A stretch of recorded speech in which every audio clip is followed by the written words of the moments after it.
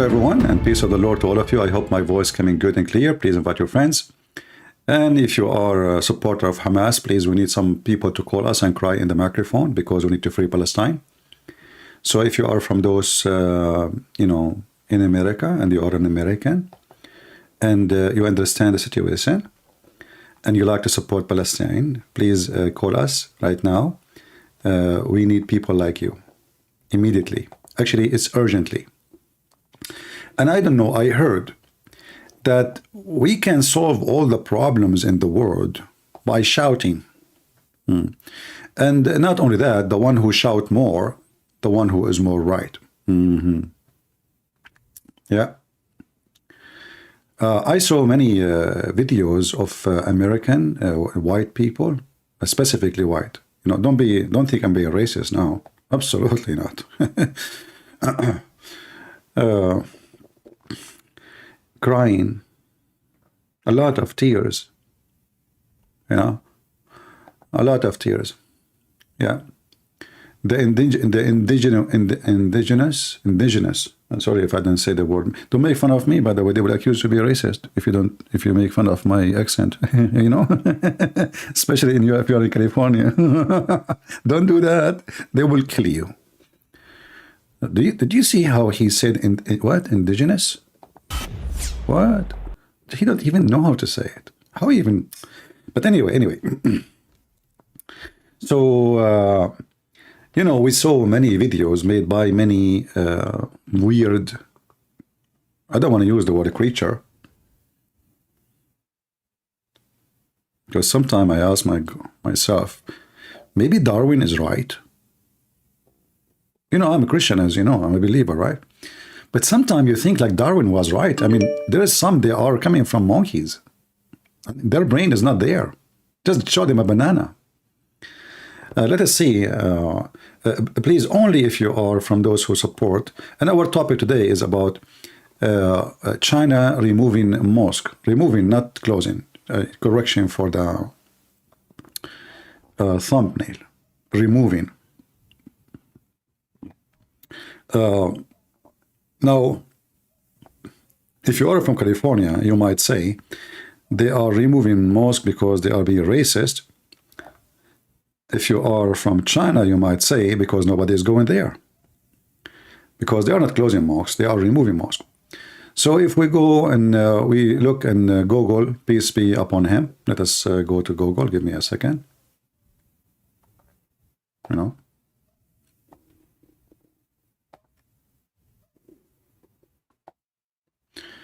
Here in The Guardian, 5 days ago, it says, closing hundreds of mosques. But if you go here, in the Independent, it says, satellite image show Chinese mosque disappearing. So simply, what they are showing in this link, you can open it yourself and play the image. I will not, because there is too much commercial. I mean, I hate those websites. You want to see something, you want to read something, they play 1,000 commercial before you see it. But you get the point. So this is 5 days ago, it says, China has been reportedly modifying thousands of mosques. And then they are showing you that the whole mosque is gone, like mosque after mosque after mosque. The total, according to them, is 3,000 mosques are gone. 3,000. Now, you notice that everybody protesting against Israel, right? And Israel is not fair. But I don't see really the Muslims protesting, and they are talking about like an open jail in Gaza, etc. And the Muslims, the only one protest, the only one is a hero, I see him, is Mimi Hijab. And you remember when he did the striptease, which was really very powerful. We have to be honest. I mean, it was really moving, an act, like a moving act to be done by someone like Mimi Hijab. And since then I heard that the Chinese are not really closing mosque no more. They are destroying the mosque. They are removing the mosque totally.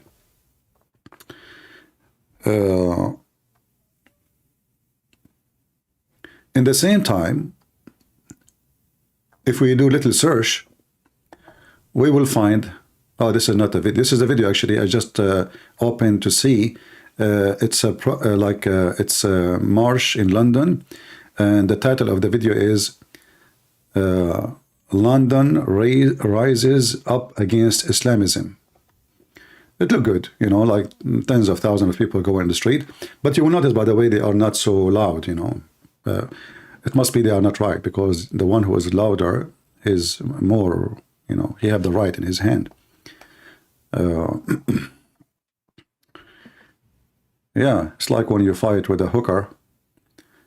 The hooker will, you know, will make a scandal. That is Islam. So where we found, hold on, we're maybe here. Let us see. Here you will see that, and here they are just counting a Protestant only, not including Catholic. Well, for me, there is no difference, as you know, between all of us. We are Christians.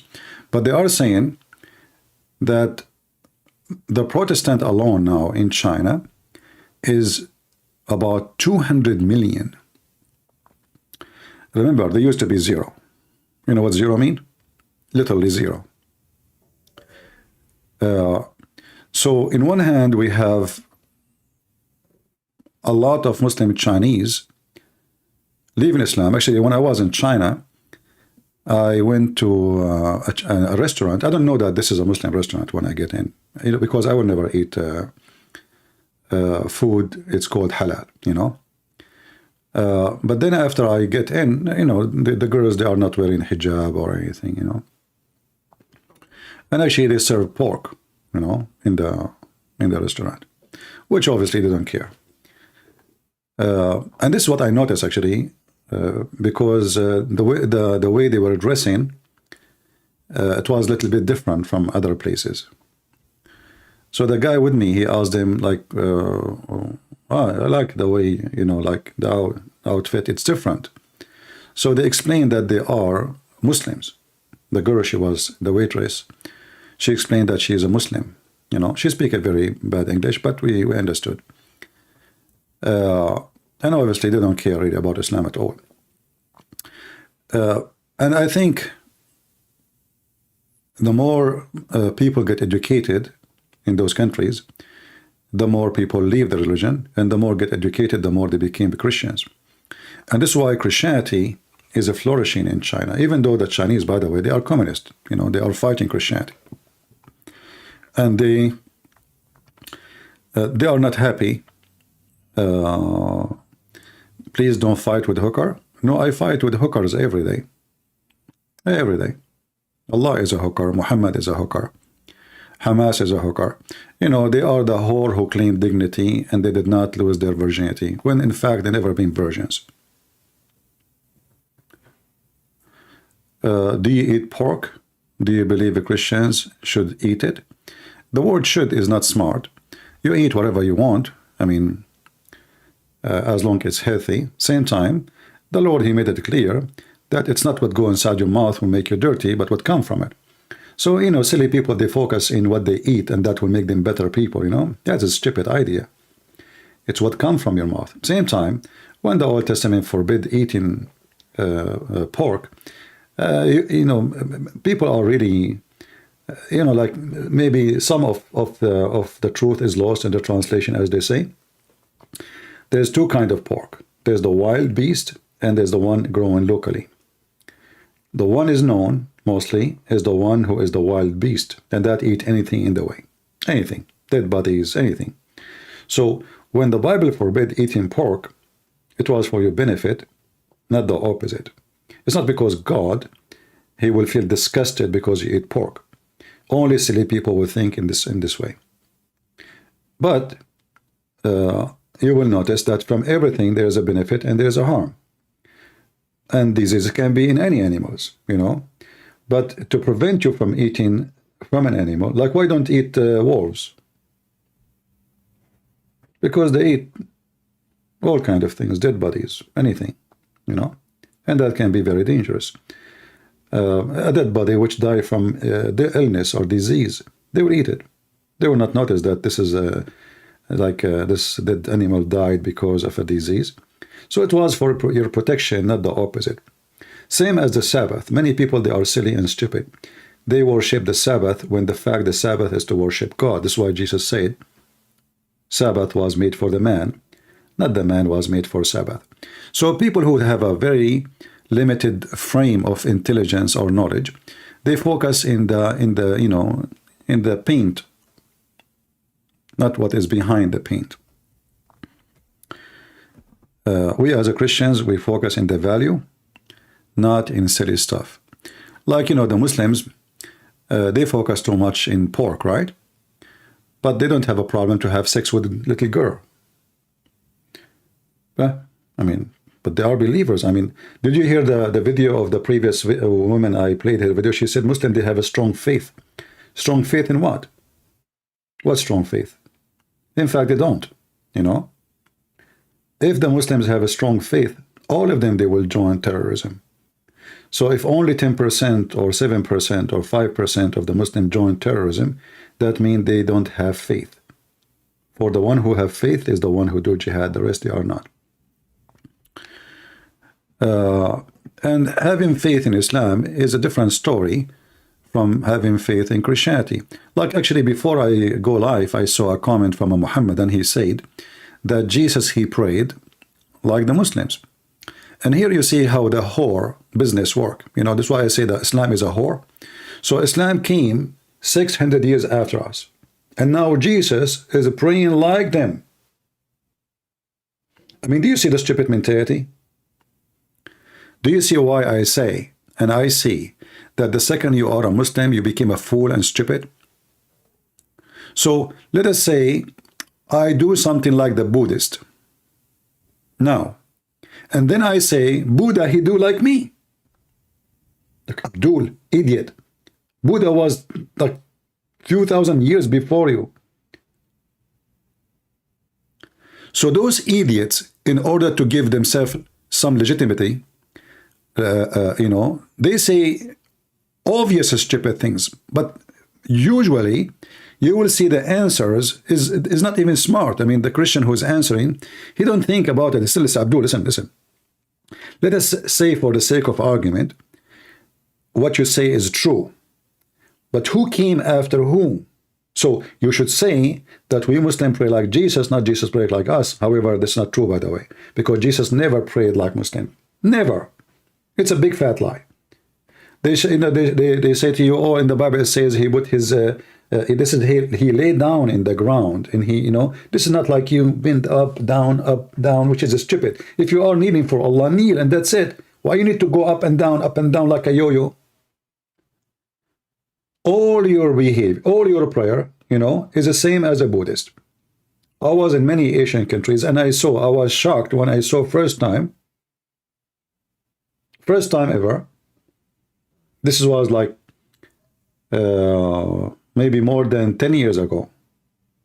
I was in Korea, and I was walking. I like to walk. I don't I don't go with anyone to tell me where to go. I don't even follow a map. I just walk.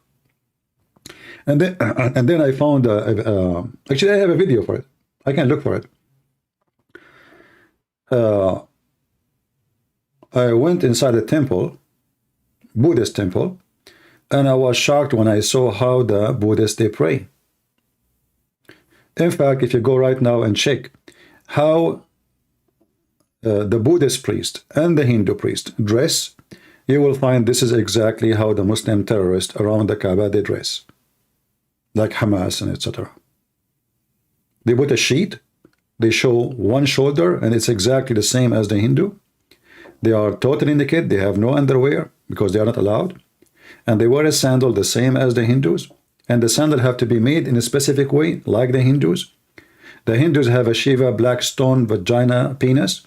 The Muslim, they have a black stone vagina. The penis is missing because the Jews, they cut it. And then the Muslims, they say that they have religion. In fact, everything you have is a copy of somebody else. Everything you have. You have zero religion.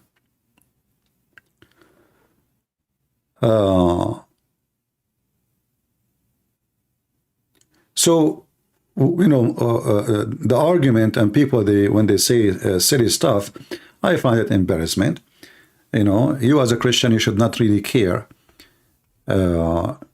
much about what is the food, as long as it's healthy.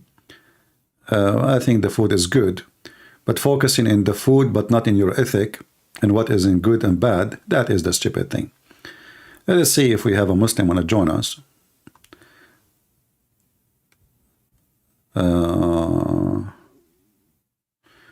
Don't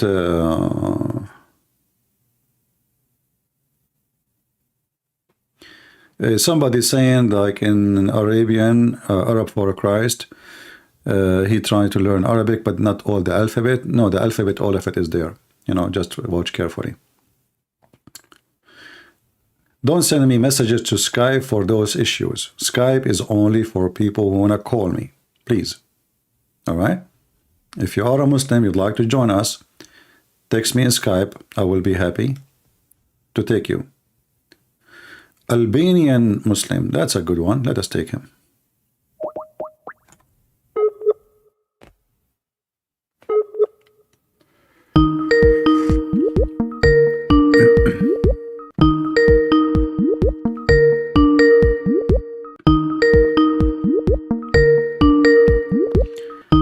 We are calling Albanian Muslim.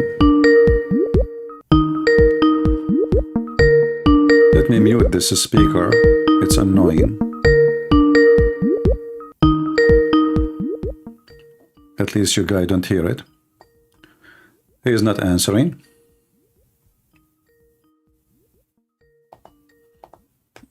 I don't know why.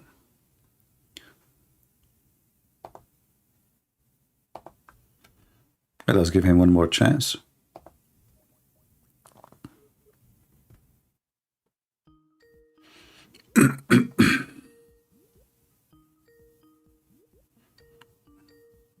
Not answering.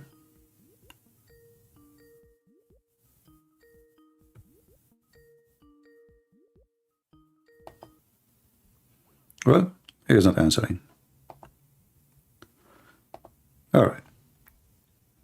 Maybe he's, you know, maybe he decided to go offline, you know. Maybe he decided to go and fight the pig and they want to kill the pig. You know, Islam is a very stupid religion. You know, I find Islam is a very stupid to the point. Even they believe that the Messiah, when he come back, he is going to kill the pig. I mean, how silly, how stupid you Muslims are. So Jesus will wait until the end of the time because he's going to have a cowboy fight with the pig. Why?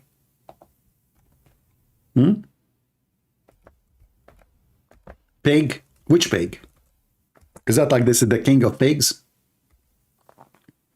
No wonder in China, you know, they are the mosques are closed everywhere.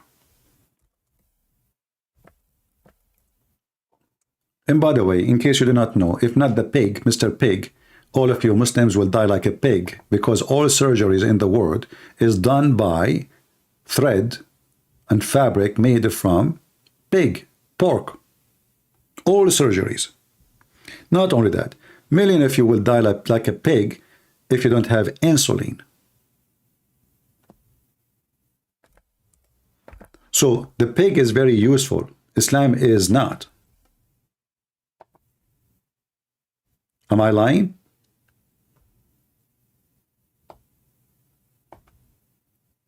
Pigs don't kill people, don't kidnap people. Pigs, they save life of people, literally. You know, when we supposedly want to insult somebody, we say pig, right? But the fact I find that a pig is way better than your prophet. Look at this pig, Muhammad. Oh, sorry, pig is, as we said, this is an insult to the pig.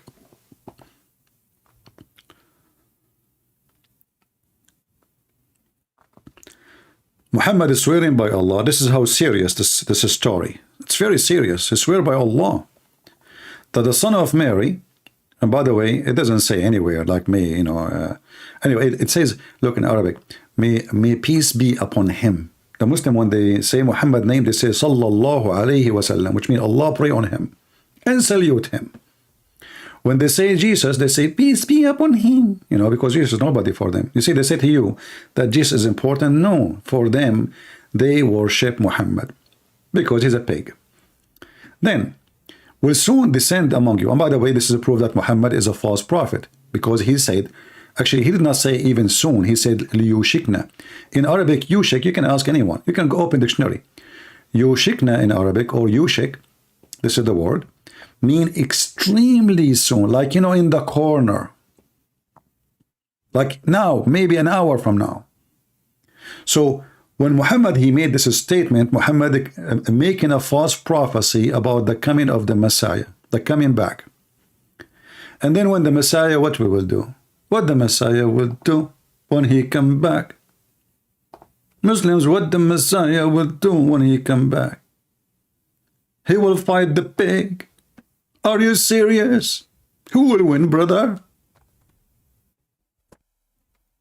Huh? Who will win?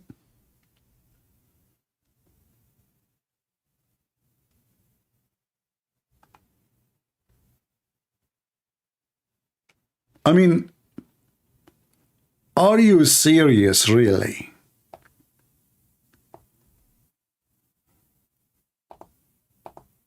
So the first thing the Messiah, he will do when he come down to this earth, he will look for the pig. Hey, pig, you coward, where are you? Oh, the pig. Oh, Messiah, please, leave me alone. You know, what do you want from me? Oh, boy. I don't know what happened to my mouse is not working. Maybe I'm out of battery. No, this one.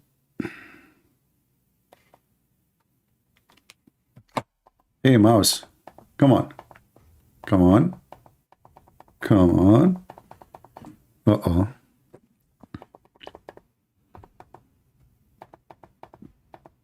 Nothing is working. What happened to you? Hold on, let me see if I charge it for a second. At least we'll move it to change it. Give me a second. What an idiot, mice.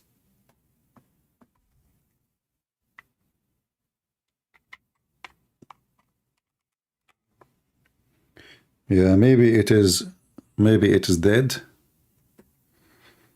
But I don't know how that how long will take.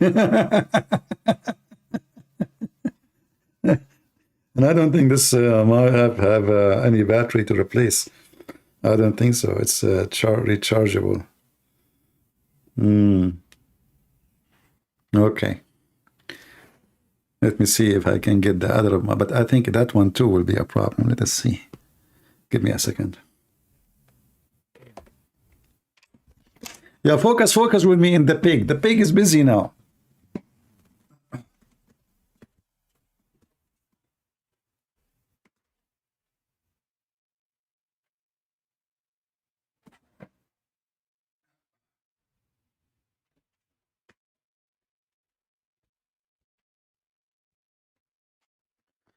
I don't know. We will see. I know how we can continue with this. Now it's working actually. Hold on. Yeah, you see, it was totally doomed without. Yeah, the battery is dead. So what I will do, in order to avoid losing the, like we hook it up for a few seconds, so we don't know how much juice we have inside it. So listen carefully. The Messiah now is coming down from the seventh heaven, especially after all the mosques in China, they are like shut down. So the Messiah now, he is going to do something very serious. And what he will do? he will look for the pig. And the pig, brother, you better watch yourself. I mean Muhammad. This is why I called him brother, you know. We are Arab. So you are going to meet the Messiah.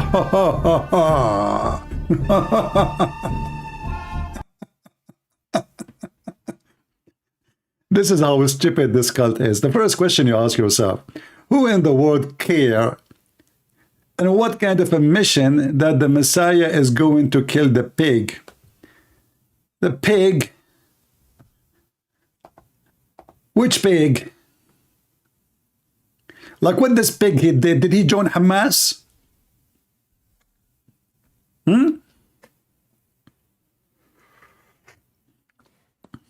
What the problem exactly, brother? This is why we find this cult stupid and silly and dummy. It doesn't fit even with someone have a little brain. And this is why they want to go with war with people, because of this stupid donkey cult religion. Nothing in it is true. Nothing in it is lawful. Nothing in it is smart. Prove me wrong. A pig?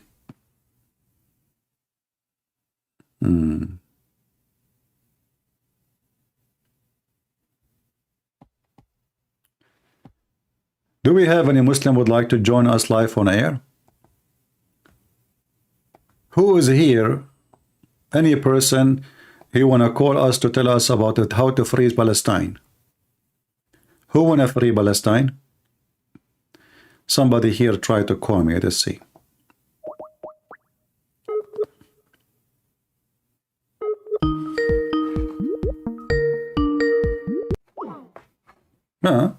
This Muslim, he hang up on me. Why you do that? Don't you want to free Palestine? Like, what the heck? Who is a Muslim here want to free Palestine?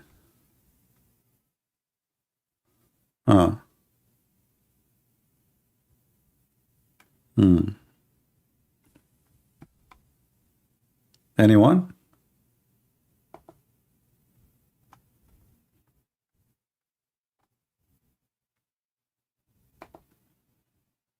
Only Muslim text me. The second I see a Christian, I will block you. Don't send me text message to say to me, thank you.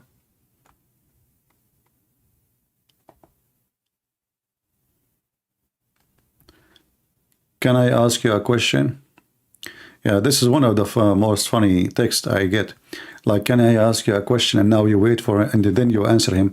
Yeah, you can ask me a question. And then it take him time to ask the question. If you have a question, just give me the question. Don't you see we are busy fighting the pig? What's wrong with people? We have a very serious issue here. The whole world is under the threat of the pig attack.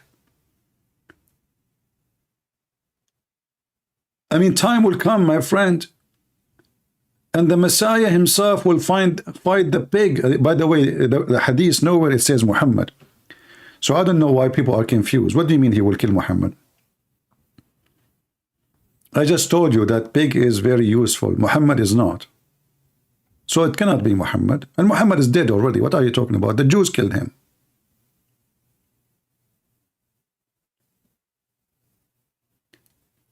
Do we have any Muslim would like to call us? We can talk about China. We can talk about killing the pig. We can talk about a free Palestine. Anything you want. I see no reason for you not to call, except that you know that you have no case. You know that this is not your land, and you are just a thief. You know that Muhammad is not a prophet, and he is just an idiot. You know that Islam is not a religion. It's just a collection of many religions. I mean, name for me one thing Islam came with is not taken from somebody. Just name one. The Kaaba is not yours. The black stone is not yours. Allah is not yours. Israel is not yours. Isa is not yours. Moses is not yours. Abraham is not yours. Gabriel is not yours. Even the name is Gabriel. I mean, how in the world this Allah is using Hebrew words to name his angels, and the best language for him is Arabic? I want to know.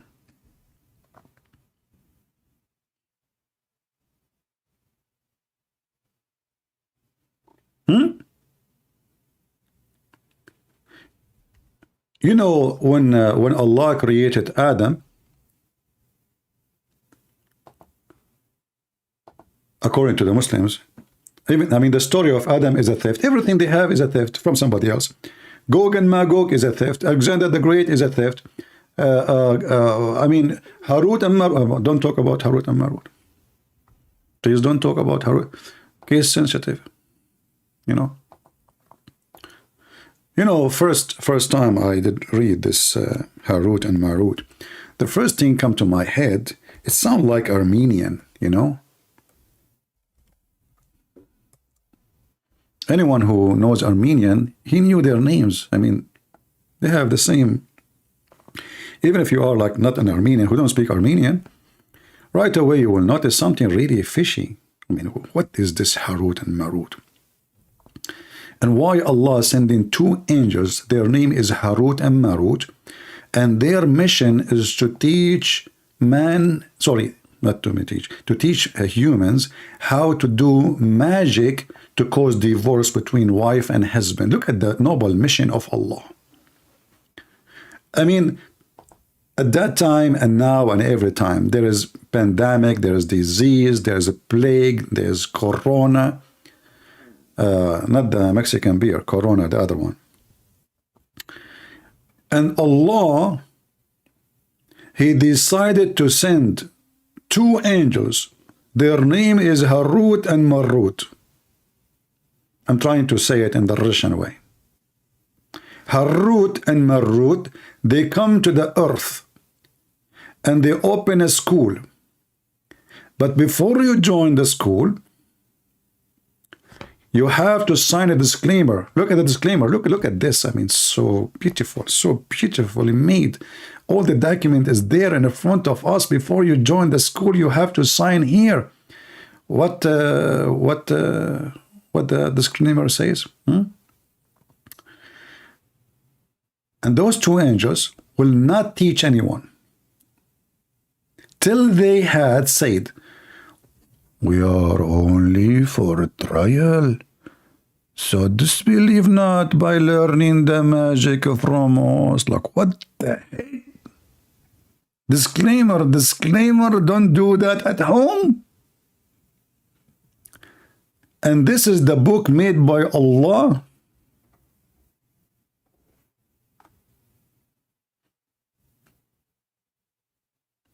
Don't do this at home. And now, look what happened. All the divorce in the world is happening because of Harut and Marut. Any one of you here is going through divorce? Do you know who did that to you?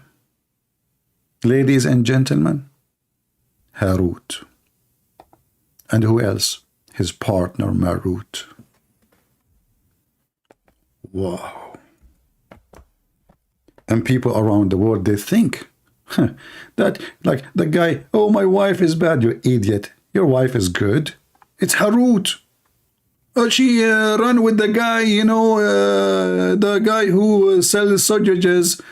Idiot. This is not the reason. It is Marut. But a second ago, you said to me it's Harut. They are twin.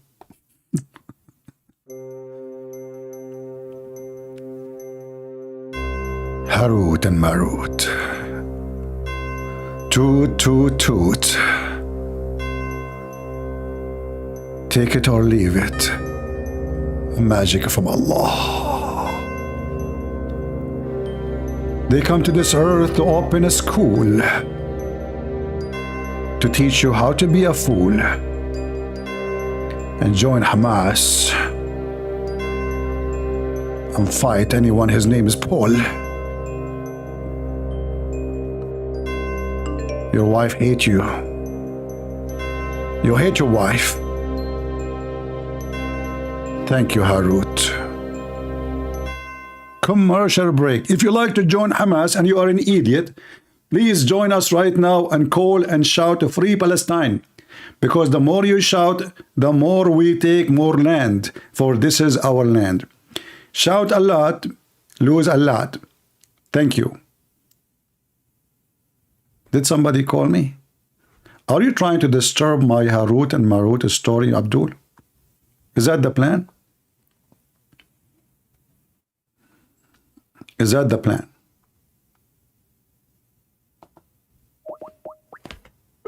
Let us see.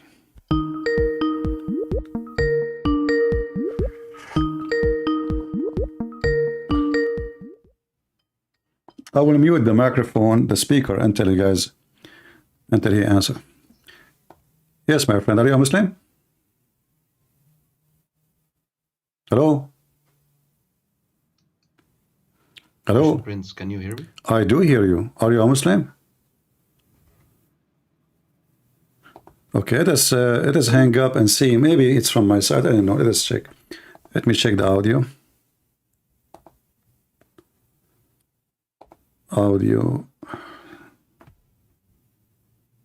Audio setting. Hold on. All right, let us see if I don't know. It looked fine. Let us call him again.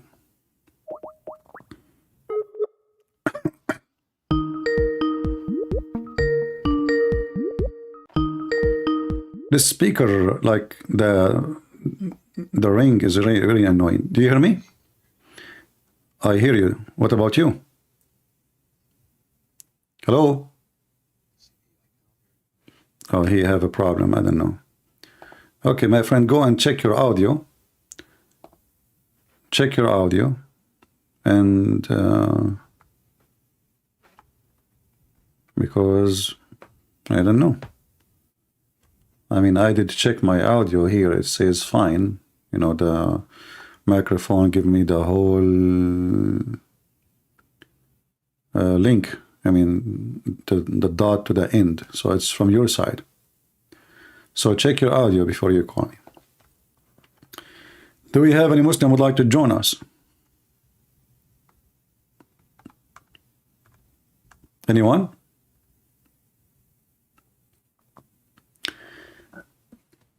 And this is what Islam is about. Muhammad, he saw a dream. Oh, sorry, the Muslim, they claim, no, he went physically.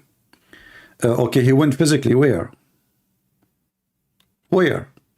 Where in your Quran says that he went even to Jerusalem? Nowhere. Not even a second. Same time, if I go to a place, that place belongs to me now. So I went to China, so China now owned by Christian Prince. How stupid, how silly. So he never been there. He have no idea what is there. And not only that, he claimed a very funny, stupid story that there was 124,000 prophet with 124,000 donkey in Jerusalem. And yet nobody, not even one person from the history or historian report that they saw 124,000 donkey, 124,000 prophet, each one of them he have a flying donkey. Where they met in Jerusalem. Where? In the Temple of Solomon. Who was waiting for them? The Messiah. The whole old Jerusalem will not even fit for 120,000. And now we have 120,000 donkeys in the front of the temple, around the temple, and nobody noticed. The Roman did not see it. Remember, this is the time of the Roman. This is 600 years after Jesus.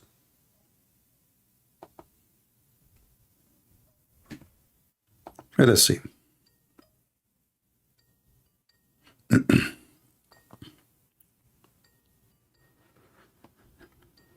Corina Abdul.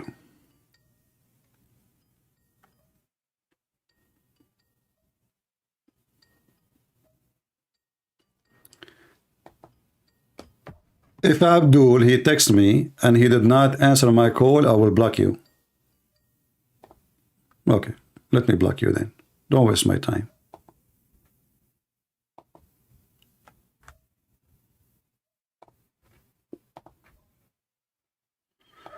Let us see this guy.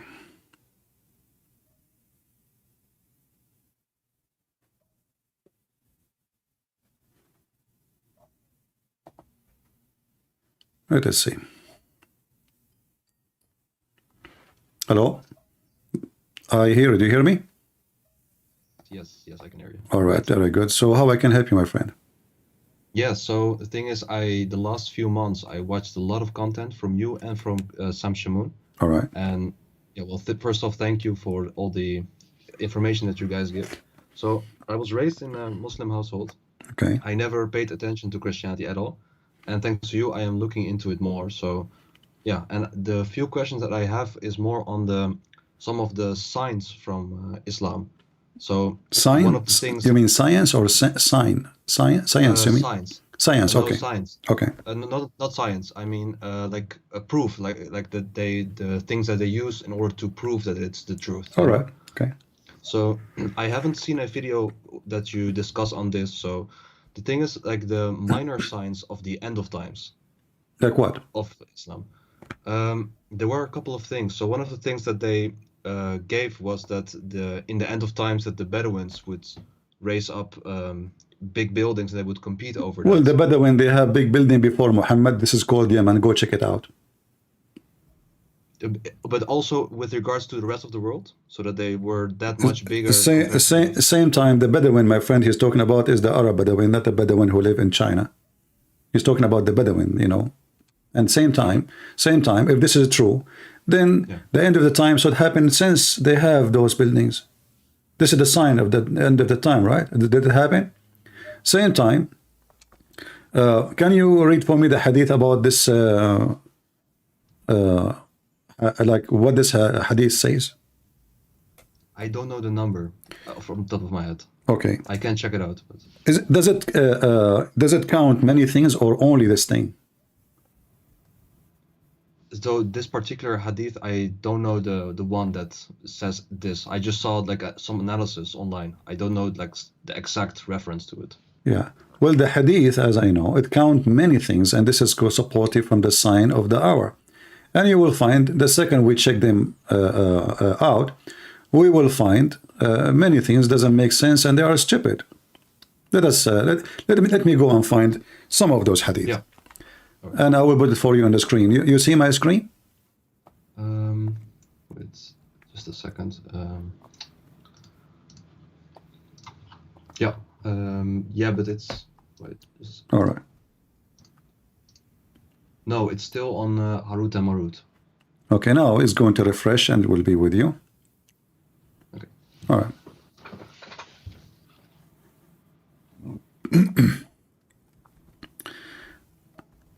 In the same hadith, it says that from the signs that if we read here, let us see. Yeah. Do you know Arabic? No, not at all. Okay. The bondswoman gave birth to her own master. So this is the signs of this has happened thousands of years before. There's many kings, in fact, you know.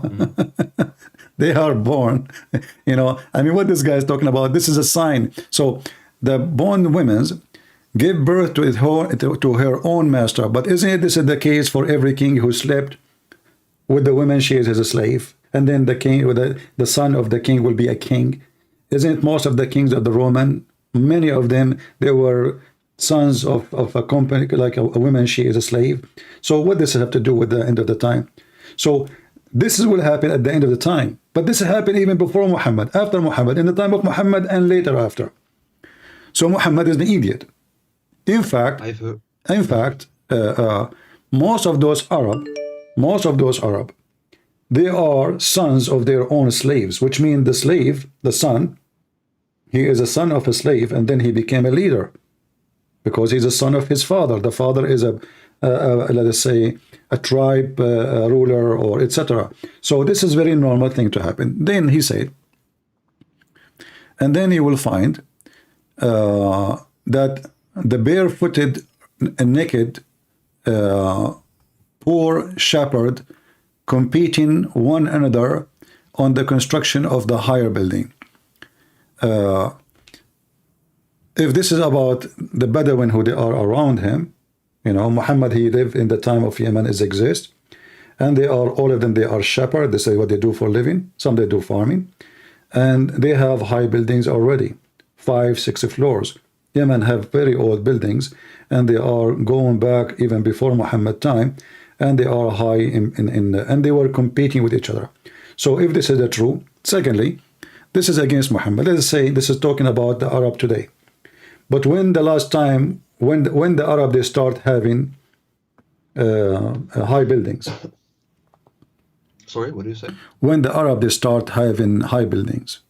The last century, I believe. But this is when everybody start having high building, correct?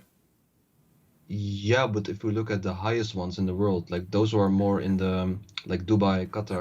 Okay, right, but like those. no problem. But this is even built by, not even by the Bedouin. The Bedouin cannot build. It's not done by the shepherd. It's done by the European. All the engineering is used. Is your, you know, what they do in Emarat. Emarat have almost 0 citizen. If you go in Emarat, you will find, you will walk in the street, you will see 500 people, and then you will find 1 local. That's it. So what is the benefit of those 500 versus 1? But it's not like it's not, I believe, the emphasis on the employees, but it's more about the ancestors of it, like the ancestors of the No, owners it says of they those are the one who will do that. They are the one, not somebody else. He did not mention that they're servants or their slaves or their employees. He said they will do that. They are not.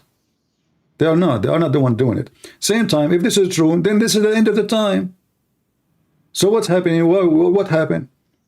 Same time. What do you mean? What happened? What happened? Nothing. What is the end of the time? Isn't this is a sign of the end of the I time? thought it's towards the end of the times. I thought like it's a sign towards. Okay, This is one I will of the- go with you. I will go. I will show you, because if Muhammad he knew the signs of the day of the, like when the time will come, then we just mentioned that he said soon the Messiah will come. He will come. He will descend between you, and he will break the cross, put down the jizya, and kill the pig. Did you see I've that? heard of it. Okay. Yeah, I've but heard. did he say the word? The word is liyushikna. The Muslim translation, even the Muslim translation, is saying soon. You're right. Okay. So if this is a sign of the day of judgment, because remember, when Jesus comes, that's it. Jesus will be the judge. That's it. It's it. This is the end. This is the end. So all those things happen already before Jesus. So, but Muhammad he said, liyushikna, almost here. Let me show you another sign of the day, end of the time. Oh, but just if I can interrupt for it. Sure. Like you say soon, but the thing is, isn't it in general also with other religions that they say soon, but it doesn't mean No. literally, like, He said in within a Arabic, year this or is the translation in English. Liyushikna in Arabic is not soon. It's almost here. It's not soon. This is the Muslim translation. But like they're even almost here. If we go with that translation, it's still not an Okay, exact that's why sign I'm of not. it. That's why I did not stop. You know, let's continue. In the Quran, chapter 54, verse number 1, it says, "The hour has drawn near." The fact, it says the word "iqtaraba," "iqtarabat as-sa'a." "Iqtarabat as-sa'a." "Iqtarabat" is so close. And the moon is split asunder. So the moon is splitting is what? Is a sign of what? Of the end of the time, correct? I would assume, yeah. Okay. This was 1400 years ago. I see. But what I mean to say is that if you compare that period Uh-huh. to like how long the universe exists or how long the Earth exists, like it's in relative sense, it's not that long. Okay. That's but, what I think. But that, you see, that means Muhammad, he lied, because he should not use that word soon. He can say, it will happen. I mean, Arabic language is very rich in words, you know. I do not need to say the word iqtarabat if it's not soon, you know. It's not like right, almost. We can go and we can see more prophecy. Muhammad, he have tons of prophecies. As an example, the Muslim, they claim that Muhammad, even he knew that the Arab, they will they will conquer, you know, Constantinople, right? Yeah. Okay. I've heard, yeah. How we know that this is even true? Because the hadith is written 300 years after Muhammad. And how we know that is even this is what happened. But let us go together and see. You will see that Muhammad, he claimed that the Roman, they will become the majority of mankind.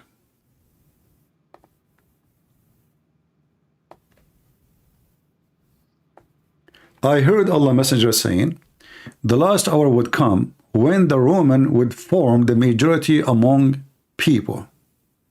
The screen hasn't been refreshed yet for that. No problem. This is Sahih Muslim, very authentic, 2898a. Is that what's happening now? That the Roman, they form the majority of mankind. It's 2898A, you said? Yeah. Ah, I see it in your screen. Never mind. Yeah, that's good. Yeah, perfect. Is it true that the Italian government, they announced that the population of Italy is declining in a massive way and they are encouraging people to have more children?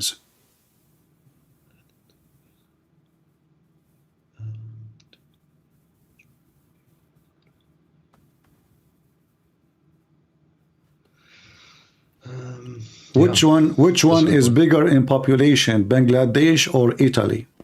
Yeah, Bangladesh, obviously. Indonesia or Italy? Yeah, Indonesia. Egypt or Italy? Egypt, yeah. So how the Roman, they will become the majority of mankind? Isn't it, and you are a Muslim supposedly, isn't it the Muslim, they are proud about their number?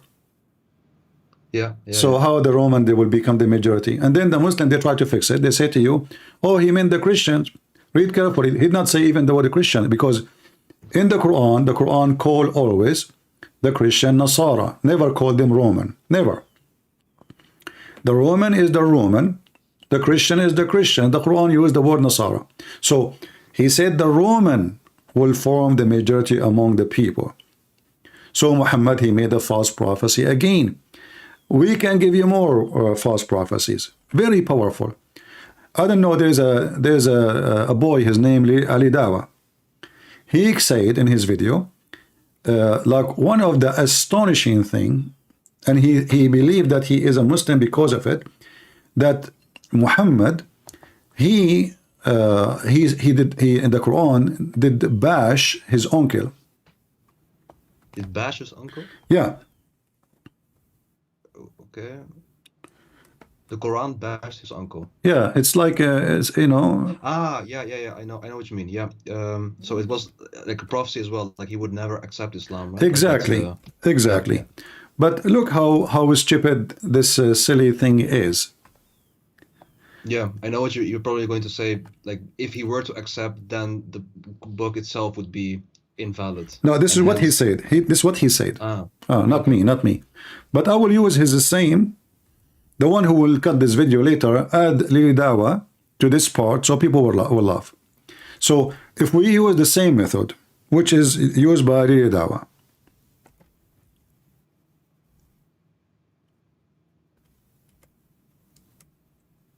we will find that Muhammad, he made it clear. Let us go.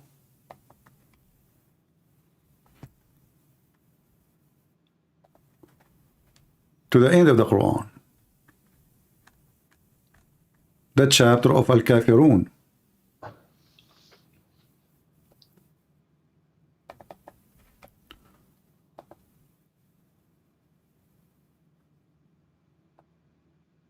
Here you will find this. Very clear proof that Muhammad is an idiot and he is a false prophet. Chapter 109, Muhammad, he says, say, O who kuffar, I will worship not what you worship, and nor you will worship which I worship. and I shall not worship which you are worshipping, which is very stupid to repeat. Already you say that.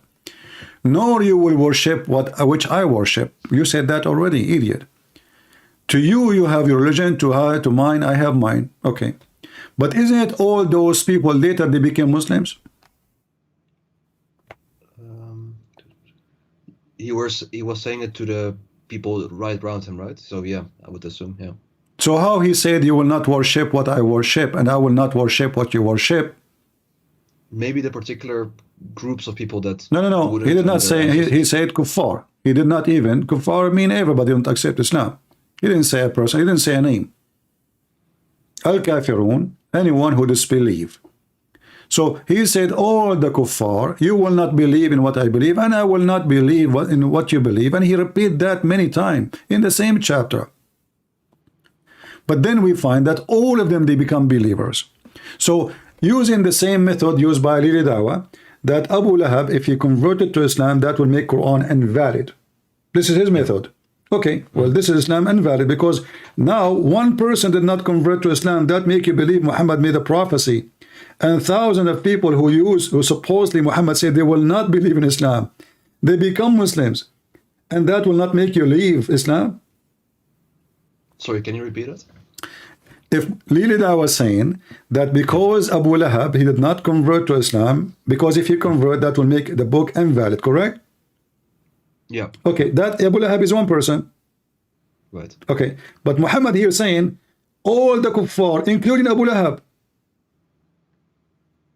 Yeah, but okay, he says this, but he says like that person, like Abu Lahab and the other kuffar. No. They do not. In that verses, only Abu Lahab. He's talking about Abu Lahab. You know, he's bashing Abu Lahab and his wife specifically, 2% only.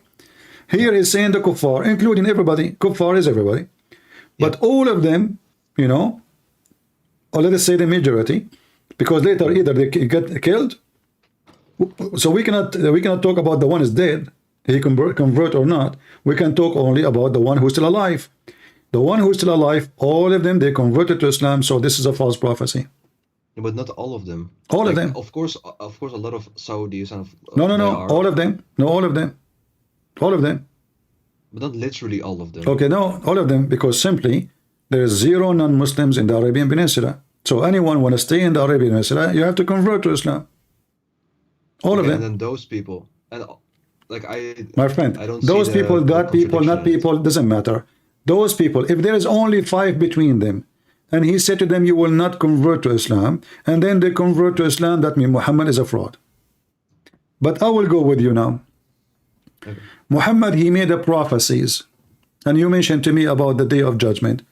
Well, Muhammad do not know about what's happening in his time, how he knew about the Day of Judgment. As an example, when Muhammad, he mentioned that how the baby is made, and the one is talking is Allah, right? And we can, by the way, we can read the hadith, but I'm going to read Quran is more powerful than the hadith, right? Because the Muslims still, they can say, as I said, it's written long time after Muhammad. It can be false. But if we go in the Quran, we will find. The problem is with the embryonal development, I have no knowledge on it in general, so I'm not a doctor, my friend. I'm not a doctor. And the only time I learned about this since high school. After that, I did not join a medical school or etc. You know, it's just something I learned in, you know, in high school. And since then, I did not have any extra education in it. Just little reading. Here it says, we made the nutfa into a clot, a piece of thick, congealed blood. Is that correct? Sorry, can you repeat it? Is it true that the sperm will become a dead blood and that will make the baby? Dead blood? Dead blood, yeah, congealed blood. I have no idea. My friend, you can search right now. I mean, I'm assuming that you are a young man and you know how to use the computer. What's your education, if you don't mind? Yeah, I've studied something mathematics, but not nothing with biology at all. Okay, so. But can your fingers search right now what make the baby? I mean, you will find it. The sperm does not transform to anything. The sperm only deliver the DNA and fertilize the egg. The only thing what I could say, like just before I read the scientific approach, is maybe this is a very easily to be understood approach. What he explains here. That's What understood? a Listen, all this method is false. This is God talking about how the baby is made. So the sperm does not become a baby. It is the sperm fertilize the egg. You see, if here he's not giving details, I will say, okay, you know what? He just make it let's say metaphorically, you know, like you are from the semen of your father. I will let it go. But no, he's talking about the stages one by one. He's talking about the semen itself, how the semen is transformed into dead blood, and that dead blood become something else. As we see here, it says it became a clot, and then into a little lump, and then of a flesh, and then made out of the little lump of a flesh bones. But this is absolutely false. None of this is true. So how this can be coming from God? I have no idea. I'm just checking a bit on Google. Okay, I want you to just to make it simple. You know what you are saying to me, that Muhammad, he knew signs of time, but none of Muhammad's signs of time is working for me. If there is anything you find it's very strong for you to keep you as a Muslim, give it to me. Let me see. No, for me it was science, not science. Like science as in the Science, whatever you want. Yeah.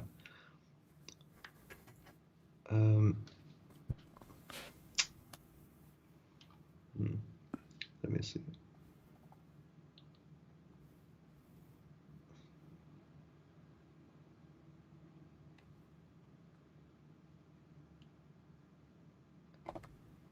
Give me something you think it's really good. The best. Right.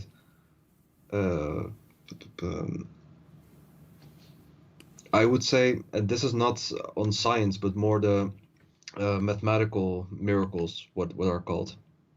All those mathematical miracles are false, and I debunk them in 2 seconds. Give me the first one.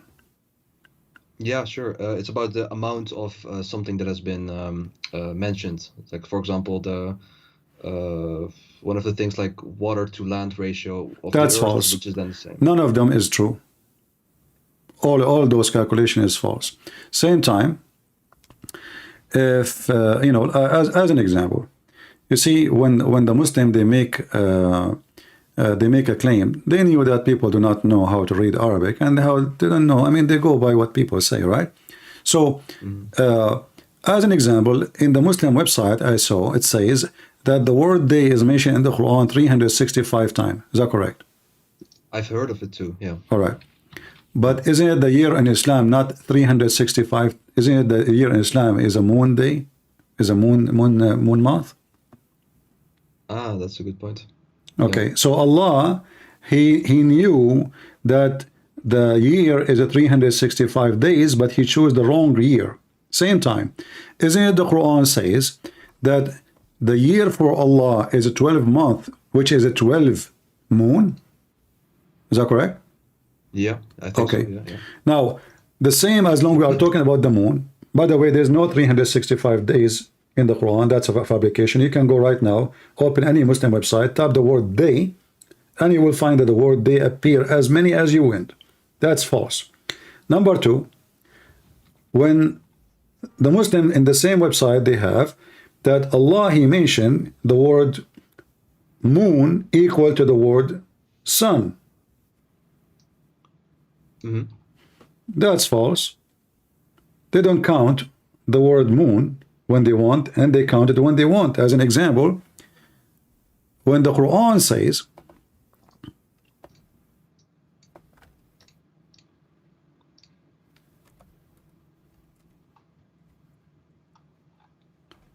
Ramadan.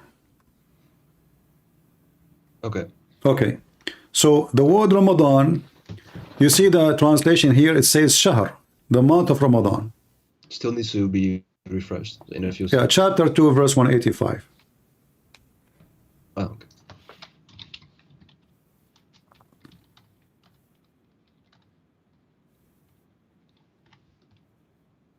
Yeah. All right. So, but the word there is not month, it's a lie. That word is a moon.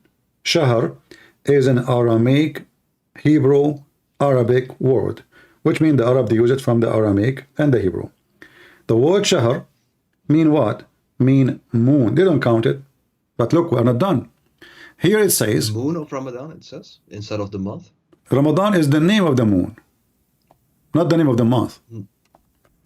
Every never heard of moon, that. okay, every moon have a name. Okay. But like if you say it that way, then the moon that belongs to the earth is just the name of Ramadan, like for the whole year, instead of just being Every particular. month is a moon in Islam, not a new month. This is not true. This is because this is coming from the old pagan practice of the Sabian. They believe every moon is a new moon. There's 12 moons. Read with me here carefully. In chapter 9, verse number 36, it says, the numbers of the months for Allah is a 12. That is again a false translation. It is the number of moons. The number of moons. Yeah. Okay. So the number of moons, not the number of months. How we can prove that? Very easy. We go back to the previous verse. Try to open two browsers so you don't exit like just a switch. Oh, just by the way, just because I can't speak Arabic, but I just looked at what moon is in Arabic. Isn't it qamar? Qamar in Arabic, yes, is exactly. But the word shahr is a word mean moon too. Qamar is a moon, shahr is a moon. But usually, every name describes the size of it. And now we will find out what we are talking about. So look what it says in the line after. It says, whoever of you cite between two bracket the crescent of the first night. The crescent, what crescent is? The small part that you can see of the moon. This is what shahr is. So there's a 12 shahr, 12 moon, all of them, they are like this, crescent moon. So whoever of you, this is why it says shahida. Shahida mean he saw, he witnessed. You don't witness a month, you witness a moon. Do we agree? Yeah. Okay. So whoever saw the shahr, which is the moon, not a month, whoever of you witnessed that shahr, which is the moon, not the month. By the way, Yeah. just to say, like, let's assume, okay, if they only use the lunar calendar, but then of course they are aware of which, like, moon, quote unquote, or which month it currently is. So then it wouldn't matter, right? Like that. It matter. The idea is if they believe it is the same moon or it is different moon. But no, what I mean to say is, how should I say? Like, for example, with the Western calendar, lunar calendar, like we don't say like the X amount of sun, but still, like, you can, if you were to every day track the sun, you can eventually like make it up in the same way as how we normally were to track the calendar. Like, My friend, even the sun calendar, you have to do correction. We have something called lab here, correct? That's correct. Yeah. Okay, so even that is not perfect, but just focus with me. Okay. The Arab, who they are learning from other nations using the lunar calendar, they used to do correct that calendar too. But look what Muhammad did. And now you will see that Muhammad cannot be a prophet from God. Did you notice that you as a Muslim, sometime you celebrate Ramadan in July and sometime in December? Yeah. Okay, why?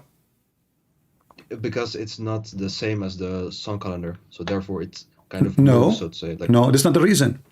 The reason is that the smart Muhammad, he decided not to do the correction. So the Arab before Islam, they used to correct the calendar. So they add few days at the end of the year to fix it. They are not stupid. They learned that from the Jews. So Muhammad, he said to them, this is from the kuffar. We will not take it. And by doing that, hadith for that? No, this is Quran. This is Quran. No, this is not statement that you make. I mean, about what? For the statement that you make, that this is Quran. He called it an-nasiyu, the ziyadatun fil kufr, chapter 9, verse number 37. Muhammad, he claimed that correction of the days of the festivals is a kufr, is an act of shaitan. When in fact, this is the only way to make the calendar work good. And now the Muslims, their July become December and their December become July. Because the year keep moving. So how that can be from God? Shouldn't Allah say to Muhammad, what are you doing, you idiot? They are doing it right. So now if you are a person who's born in January, next year you know what January is. Now because of Muhammad, January became August, became February, became March, became May, became April, because every month, every year, the calendar is moving. This is why the birth of Muhammad is all around the year. Even sometimes the birth of Muhammad can have two birthdays in 1 year, because of this stupid move of Muhammad. So how that can be from God? But just like, okay, I see indeed what the ayat that you show, but I don't know the context of the ayat, like the reason why that's this one, here we go, the context in front of you. The Quran says, read the verse before it, and you can read the interpretation if you want. The numbers of months with Allah is a 12. The months of moons, you remember the moons, not months. Yeah. And then he says, and those who they increase in the days, like they add days to fix it, those are going astray. Those are unbelievers. Don't follow them. This is kuffar. This is act of shaitan. But this is stupid. And now the Muslim, their religion is messed up. Like you ask a Muhammadan, when Muhammad was born, well, you have to go and check in the computer, not because he did not know the date. He knew the date, but he do not know now what is when it's going to be.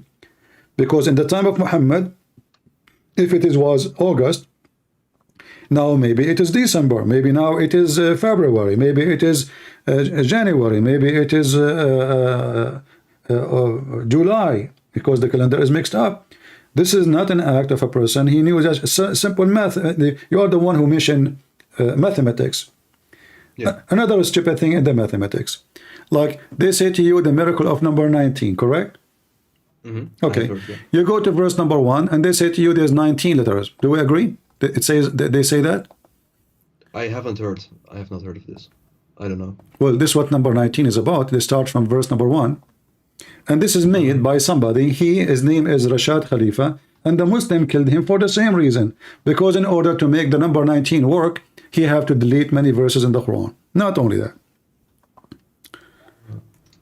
Oh, just by the way, can we go back to the moon instead of month thing? Like, let's say that, okay, in Arabic it says moon or like shahr instead of month. Yeah. But still, isn't it still not correct? Like aside from that difference in the word. It's not correct Like because the year is not a 12th moon. So Allah, he have a wrong mathematics because it's not 12 moon. Is it? No, true. If we are adding 10 days, then it's not 12 moons. Yeah. So even if you say it is 12 months or 12 moons, still it's wrong. Yeah. All right. So the Muslim, they have tons of website talking about number 19. And if you go to Al-Fatiha, the second I start calculating the numbers of the letters, I will find that they are way more than 19. You see, in Arabic, I will try to zoom in just to show you how they lie and they fabricate when they claim those claims. You don't know anything about Arabic at all? No. All right. I want you, after we finish today, you can download the video and bring a Muslim who speak Arabic very well and let him defend what I am saying, which mean against me, not with me. Bring somebody he hate me very much. Do you see? Let me open my screen pen so I can show you what I'm talking about. In the screen, we have the sentence which the Muslim they claim this is the total numbers of the letters is 19. And if we destroy this sentence, the whole numbers already is gone. I mean, the whole calculation is false. So if we look here, you will find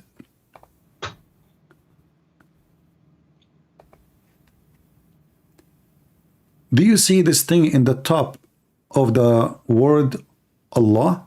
Allah. There's like I will write the sign for you so you can see what I'm talking about. Look down underneath. Do you see something like it? Yeah. Okay. This is called shadda. Shadda is something added to Arabic language to make it easy to write. What shadda is, that means here there's two letters, not one. Two letters, not one. So instead of writing the letter L twice, we put shadda. This way, the one who is reading, shadda mean extend, like you put it, put it more, longer. So when you pronounce it, you extend the way you say it. So now, here we have two letters. Okay, the number 19 is gone. Not only this, and the one after it here, Ar-Rahman, I will make a sign underneath of it so you can see it here, little one. Do you see it? Okay. So now Ar-Rahman, Ar-Rahman. You see, like when the Russians speak, Ar-Rahman. It's more than one R. So this is two more letters. There's shadda. Yeah, it still needs to be refreshed, the screen. But yeah. So Allah. Okay. The letter L have a shadda. The word Ra, Ar-Rahman, have shadda. And then Ar-Rahim here. This is Ar-Rahim. This is the letter R. And this is the shadda here in the top of it. There's two R, not one. So look what happened now. Just by adding, by looking at the shadda, we have to add three more letters to number 19. So what the total? 22 then. We are not done, are we? No, we are not. Here you will see the word bism. In Arabic, there's no such a thing called bism.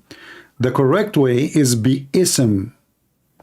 So there is alif here. That make it how many? Yeah, 23. Okay. Let us see. Do we have more? But maybe they have, during their explanation for 19, maybe I don't care. No, what explanation? We are not done. We are not done. We are not done. Look here. Do you see the word Rahman? Okay. Yeah. This is the word Rahman. Here in the top, there's a little stick. I don't know if you see it. I will write in the top of it. Do you see it? It needs to be refreshed still, so I have to wait. It shouldn't be refreshing to, I mean, I don't know, maybe your internet is let me clean this screen so you can see exactly which one I'm talking about. And again, here we go. So if we go again,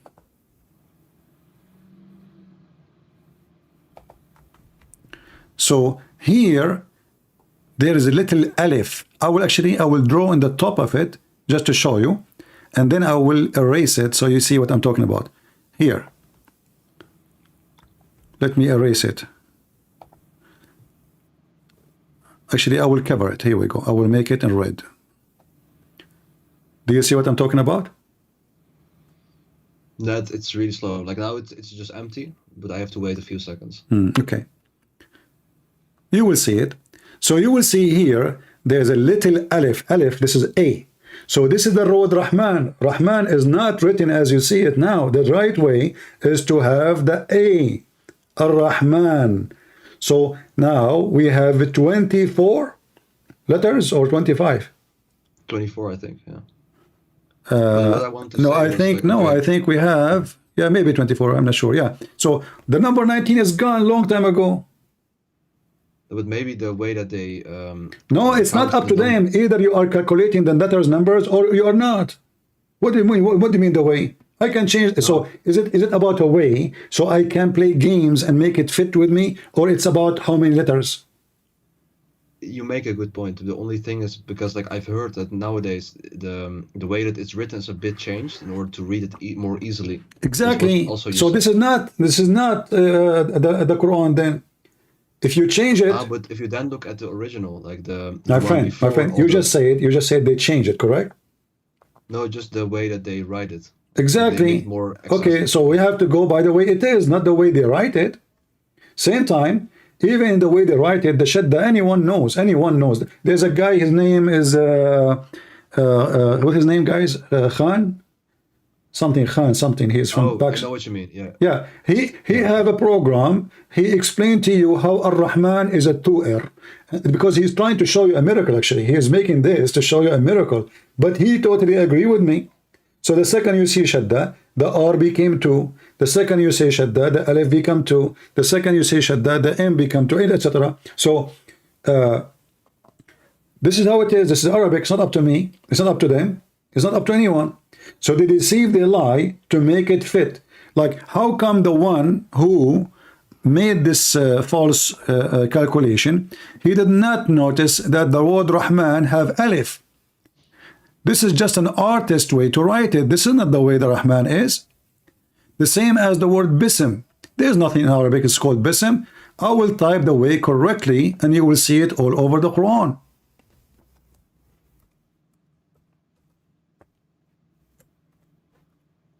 Is it possible that the Quran writing the word twice wrong? I don't think so. No. No, right? Even though I believe the Quran is full of wrong writing. Hold on.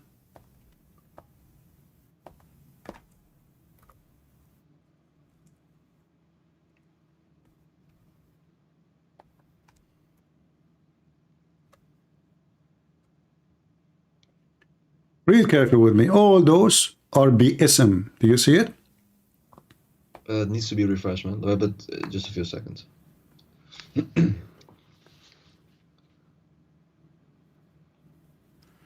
So this is the way to write the Yeah. word. This is the correct way. You know? And this is the way it came to Muhammad. As an example, chapter 96, verse number 1, it says, اقرأ باسم ربك الذي خلق. The Muslim scholars, they say that the word bism in the first chapter changed for easy recitation. So they make bi-ism bism, but that means they change. And this means they lie in everything they say. They say, we did not take a letter from the Quran. But then they say to you, we made bi-ism, we made it bism. I see. Yeah. All right. So all those scientific mathematics are false and it's fabricated. In the top of that, I don't know if you saw the video of Didat, you know, Didat, a person, he asked him, he said to him that in your book, you have a book and a CD,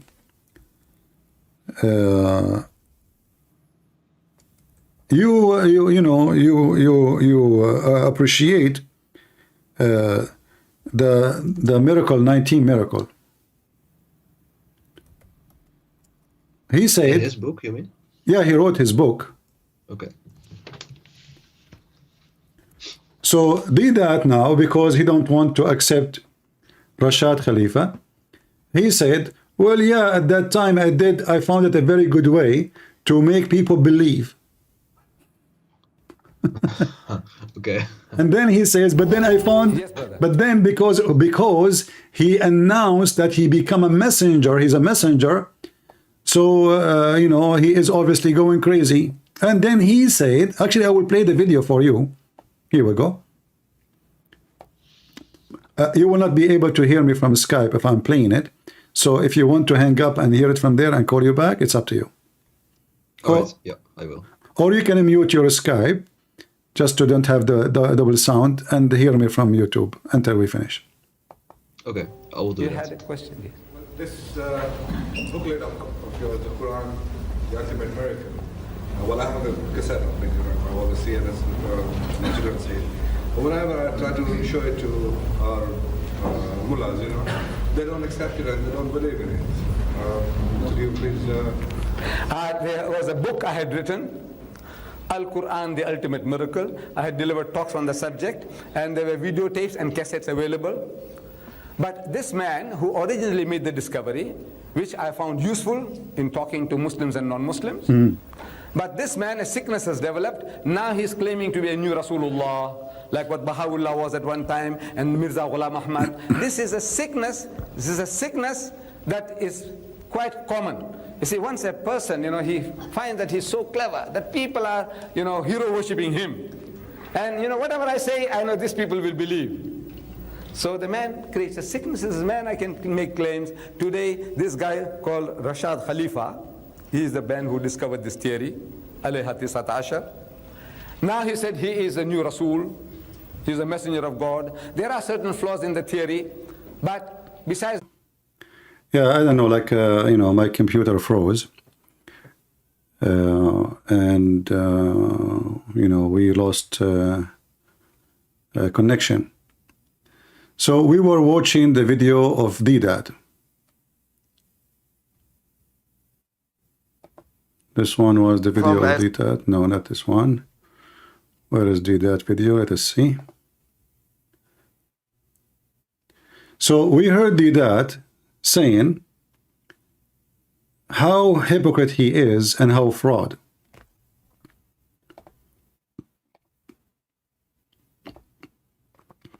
He used that statement from that guy, and he made a big chapters of it in his book. Big fortune to make money. But yet he said clearly that this method, it's a theory which have a lot of flaws, a lot of bad things, not true.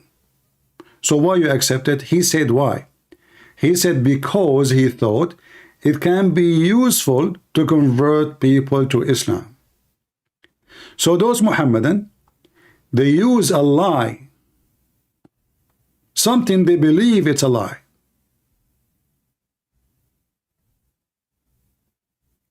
to convince people.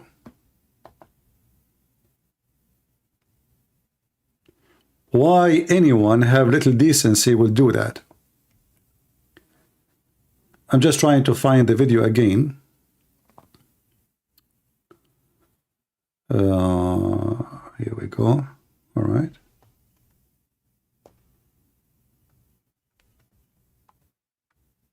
Where is...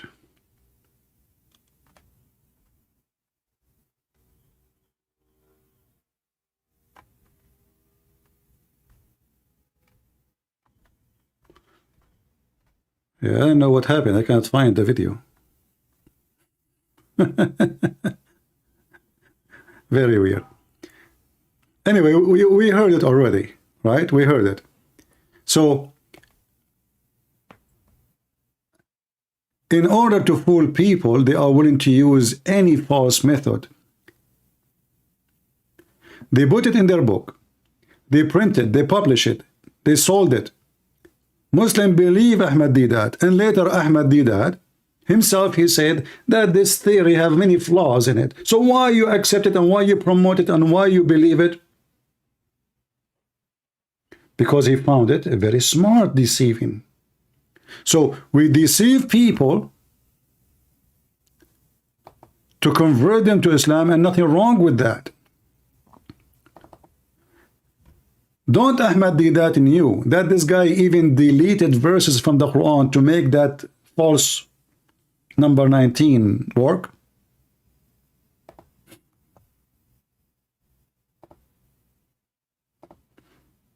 Let us call our friend back.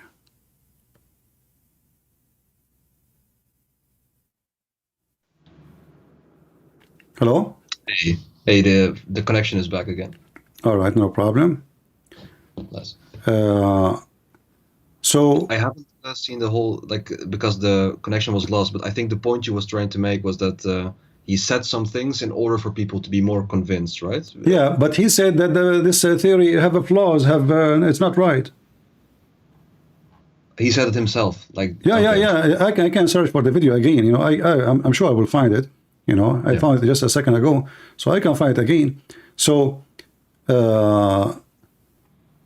he accepted the theory even though he knew it's a lie, it's not true. And he said for that, because he thought that it's good to use to convert people to Islam, and for Muslim and non-Muslims. Okay, that's very ugly. So we use something false, Yeah. and we know it's false. Remember, he said it have a flaws, and it have, it's not, it's not that something we can depend on. It have something wrong with it. But why anyone want to do that? That's very ugly. I agree completely. Yeah. If that's the case, yeah. So all of those are fabrication. In the same time, I mean, why I need to go and find Muhammad prediction? I can predict now, and something will happen tomorrow. I will show you something. Do you have predictions that are not true? That we can. Okay. Everything he said is not true. Everything we said until now is not true. So what we were doing in the last, half hour. Everything, the Roman will become the majority of mankind. Even when he spoke, okay, if I go right now,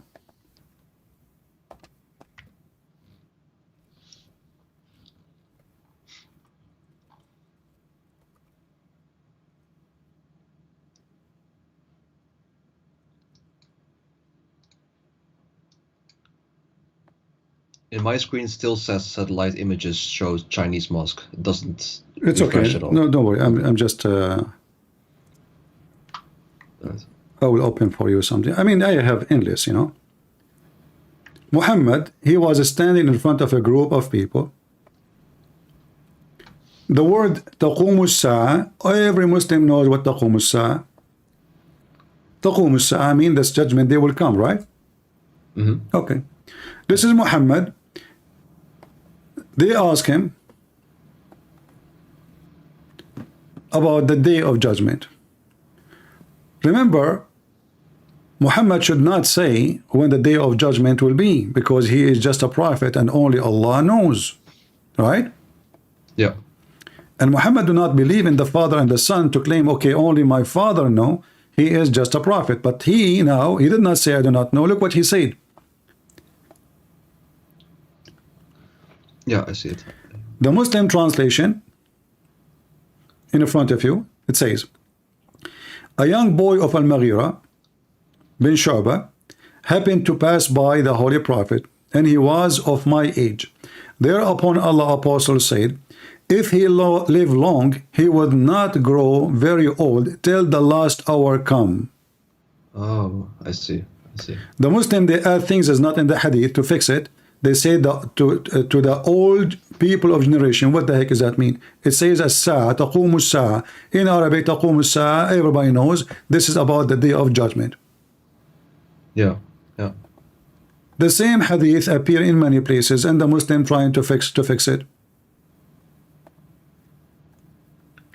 If this young boy live, he might not grow very old till he would see the last hour coming to you. Yeah, I never saw this hadith. I mean, my friend, we have tons. This guy is a fraud. Everything, that's why I'm saying to you, give me something strong, like to be, let us say, hard to defeat. Otherwise, Right. I can keep showing you stuff, endless.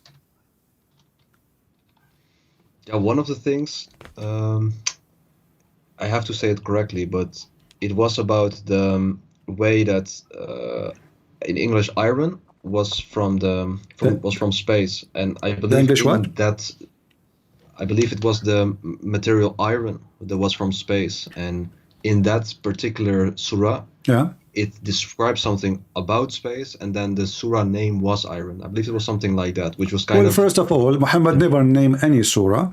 This is after the Muslim, they decide. They choose a word to be unique and to put it. However, I will go with you. So the iron is coming from the space, correct? yeah. All right. I heard at least. Yeah. That's not what the verse saying.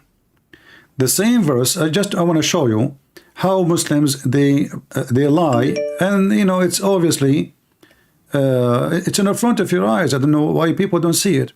Here it says, indeed we send our messengers with the clear signs, and we send down with them the book and the balance, so that man might should and hold justice. And we send down Aaron, wherein is a great might. Okay, so did Allah send Muhammad down? No, I see what you mean. Okay. Did yeah. Allah, is Allah saying he sent down books? Yeah. Is that But the only literally? thing, Is the that only is thing that is that literally or metaphorically? yeah, metaphorically. Okay. But the only And thing then is, we I send don't down know if- Aaron. Let's continue. Hold on. And then we send down Aaron. Is now you are saying that this is literally correct? I've heard, yeah. Okay, but let us see how stupid this verse. The same verse will make Muhammad look stupid, because if the Aaron was sent to the man, that means the one man was exist before the Aaron.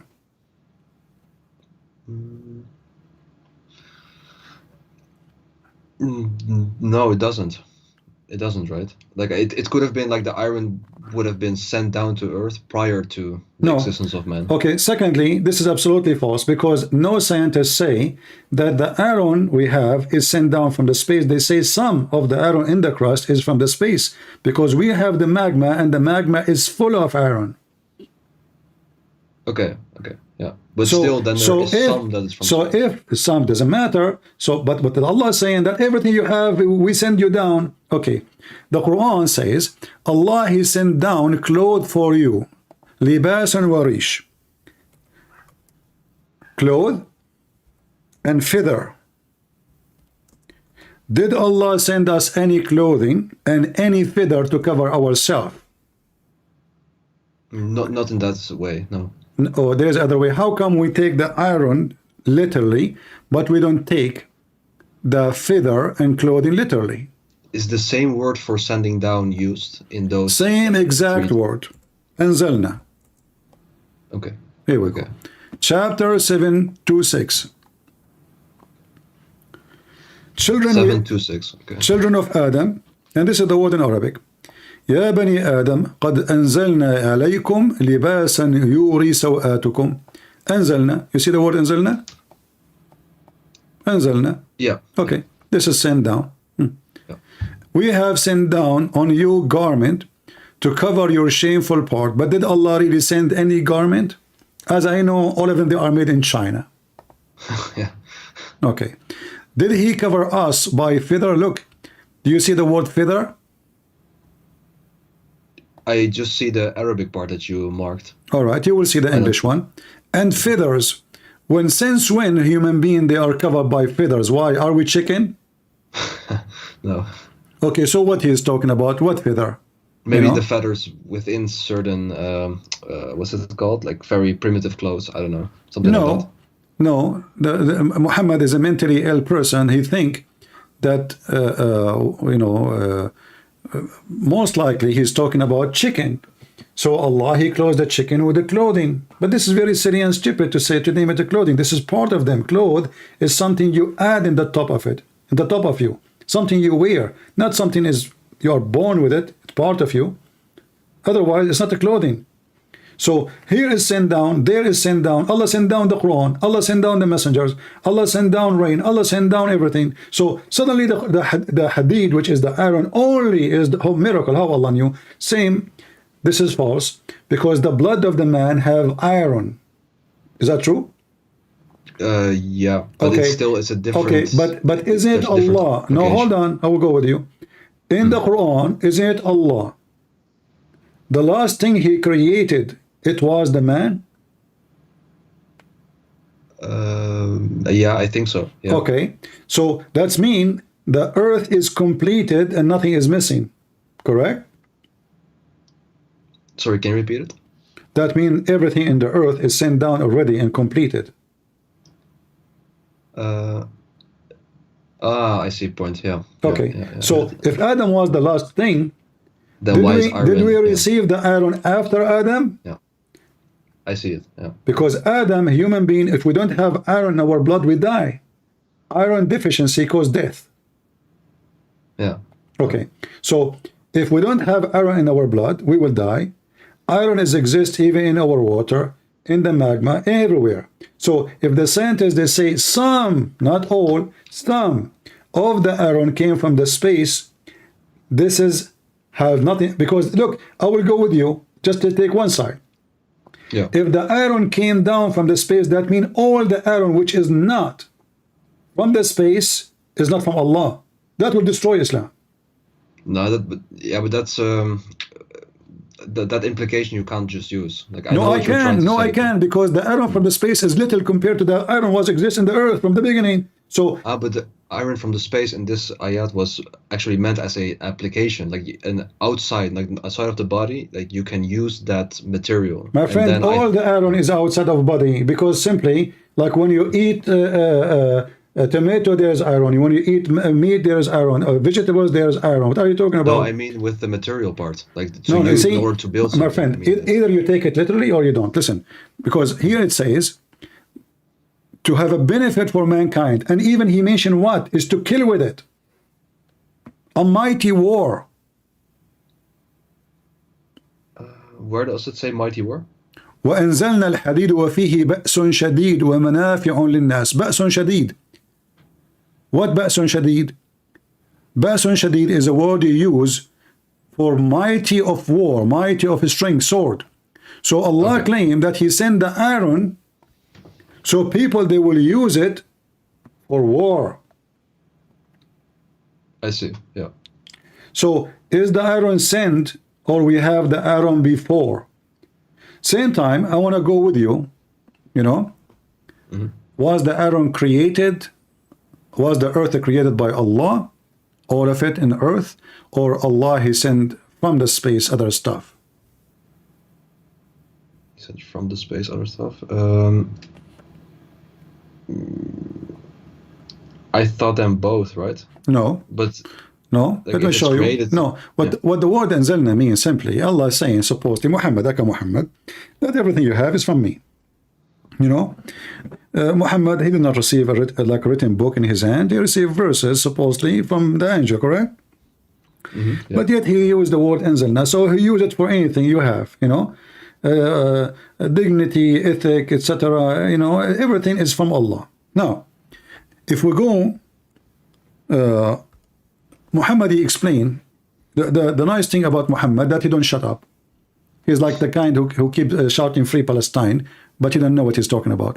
This is Muhammad explaining to us how Allah created the earth and the heaven and everything. Read with me carefully. The messenger of Allah took hold of my hand and said, the exalted, the glorious, created the earth on Saturday, the mountains on Sunday, the trees on Monday, the things entire in labor on Tuesday, the light in Wednesday. He spread the animals of all kind in Thursday, sorry, and He created Adam Friday afternoon. Right. Okay, how we will work with the scientific miracle in the Quran, according to Muslims, where it says that those came through billions of years, when Muhammad talking about Saturday, Sunday, Wednesday, Tuesday, and the whole creation is done, and now we have Adam. I see. But yeah, but then according Hold to on, we are them, not done. like- We are not done. Do you remember the video of Didat making fun of the Bible, saying how the sun is created on Wednesday? I haven't heard, but You can search for it. Here we go. This is Muhammad copying from the Old Testament when God created the sun. But in the Old Testament, you will find something different. That God, He said, let be light before the sun is created. So we have sun before the light. And Didat, he was saying, how the whole earth will have no light? He was laughing because he's an idiot. He did not know what his prophet said. So look what happened now. When they asked Zakir Naik about 6 days in the Quran, what Zakir Naik said, the Quran said 6 days, but in the meaning it didn't mean 6 days. It means 6 period, and 8 period is a billion of years. So when the Quran said that did, he's talking about period. It's not true. So now suddenly the 6 days, Saturday, Sunday, Monday, Tuesday, become 6 period, and each one of them is a couple of billions of years. This is how hypocrite they are. It says suddenly, and not only that, Muhammad, he said Friday afternoon. Don't love at your prophet. Friday afternoon, Allah created Adam afternoon. I see. Okay. Okay. Now hold on, we are not done. The second impression was great. So Allah created Adam on Friday afternoon. The Quran mentioned, isn't it the Quran says if Allah want to do something, he make it, he say B is going to happen? Yeah, was it for one particular thing, right? Or just in general? I thought it was for a Anything. specific thing that he said this. Well, hold on. So are you saying to me Allah was so slow in one thing and was so fast in one thing? No, but I thought like if he wants to do it in that way, if he just He's wants talking to about do creation, talking about creation. If he wants something to happen, he said B. Look what happened. If we go in the Quran, it says, وَكَانَ الْإِنسَانُ عَجُولًا. Okay, human being is ever hasty. What does that mean? You go to Ibn Kathir and read. It says that Allah, when he was creating Adam, he breathed into him, and then Adam, he started feeling his, his limb. He's looking at his limb. So he wanted to get up, and he could not. And then, while his spirit was coming down, Adam said to Allah, Allah, please finish me before the sun set. What do you think about this story? Chapter 17, verse number 11.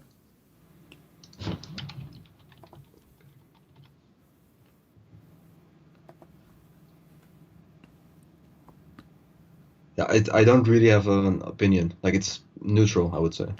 Like it's just a statement, and then I think okay. Like, No it's not problem. something that No. You prove see, it. I'm not asking you for opinion.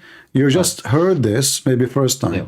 So, how Adam was created a Friday afternoon? And remember, the one is talking is Muhammad. And we are examining what Muhammad's saying, not what you said, what I said. It says here, the story of Adam when he wanted to get up before his soul reached him, his feet. When his soul was breathed into him, it entered his body from his head in his head downward. When it reached his brain, he sneezed, Hachoo! And he said, Alhamdulillah, Adam, he speak Arabic from the first day. That's it. I mean, the guy is not even finished yet. He speak Arabic. And then between two brackets, praise Allah. Allah said to him, may your Lord have mercy on you, Adam. The guy, Allah, is talking to Adam before he's done. Okay. When it reached his eyes, he opened them, bling, bling. And then when it reached his body and his limb, he started to stare at them in wonder, like, what the heck is that? He wanted to get up before it reached his feet, but he could not. He said, oh Lord, oh Allah, make it happen before the night comes. What do you think about this story mentioned by Muhammad?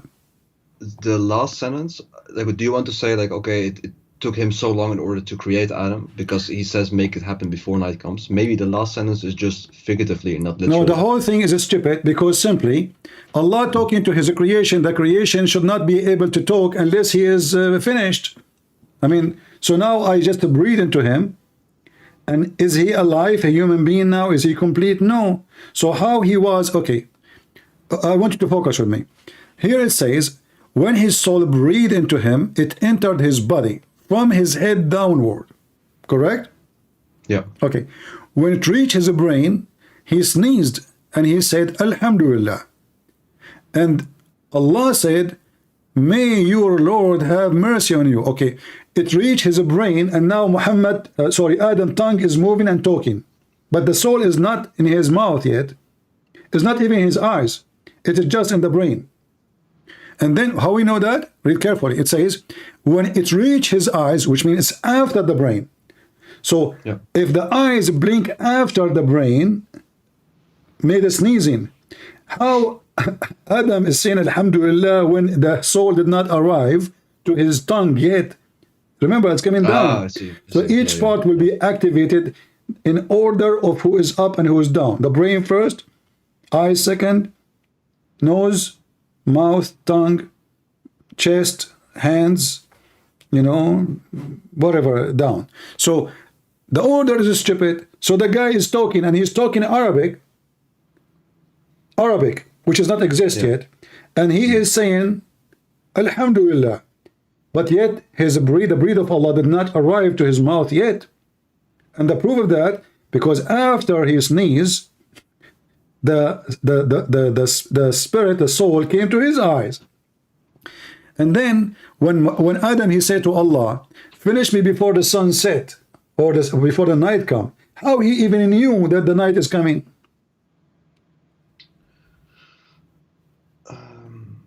Yeah, okay, but maybe he just got the information, like some instinctive information on it. That's what I would Instinct. think. Okay, so the guy, he became like, he is born with geography and he knew the sun is coming. Same time, it's same just time, same instinct. I know time. that. Okay, but same time. Finish me Allah before the sun set. That mean Allah is slow. That mean Allah, he have to finish him before the sun set. That Because mean literally, Allah. then, yeah. That mean Allah, he, at night he cannot function, he cannot see. Because what difference was going to make if it's sunset or not? Why is it what's sunset? So the whole story proving Muhammad to be a fabricator. What the heck is this? No, but just if we just focus on the last sentence, if it's literally, then I agree with your. Well, the your hadith criticism. says it's literally because it says a Friday afternoon. Does it say Friday afternoon? Ah, good point. Yeah. Huh? Yeah. Okay. So, and here now we go back to what we mentioned about the Aaron. So, which day Allah sent down the Aaron? Because after that, Allah did nothing. That's it. The creation is complete. Yeah, I see. Okay. Now, let us go to the Quran and love together. We are not done.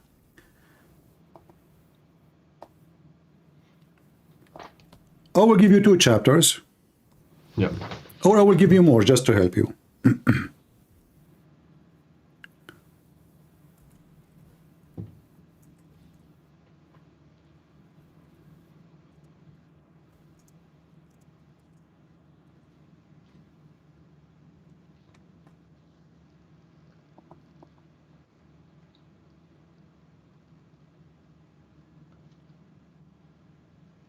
Chapter 2, verse number 2:9.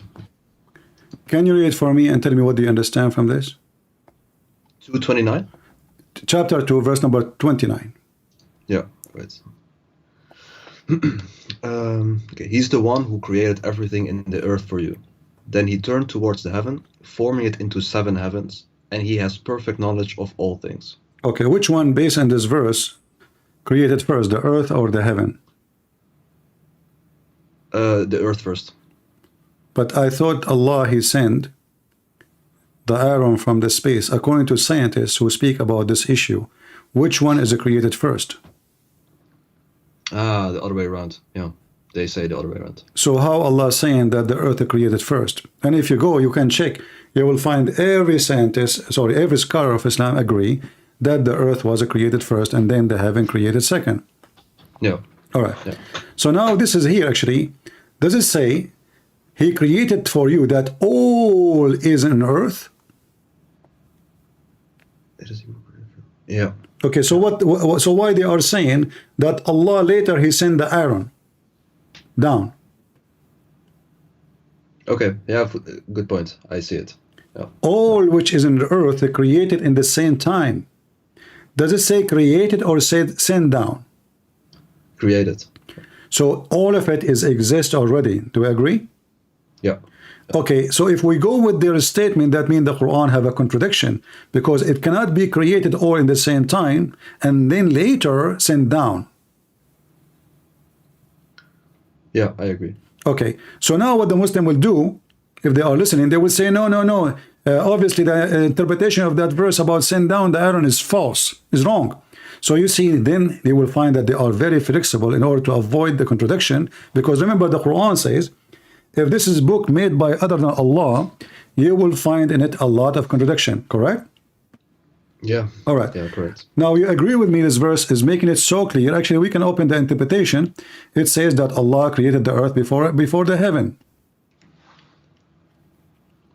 Yeah, and also in the ayat it says already. All right. But what if I show you verses in the Quran saying the opposite? Allah created the heaven before the earth. Yeah, can you show? No problem.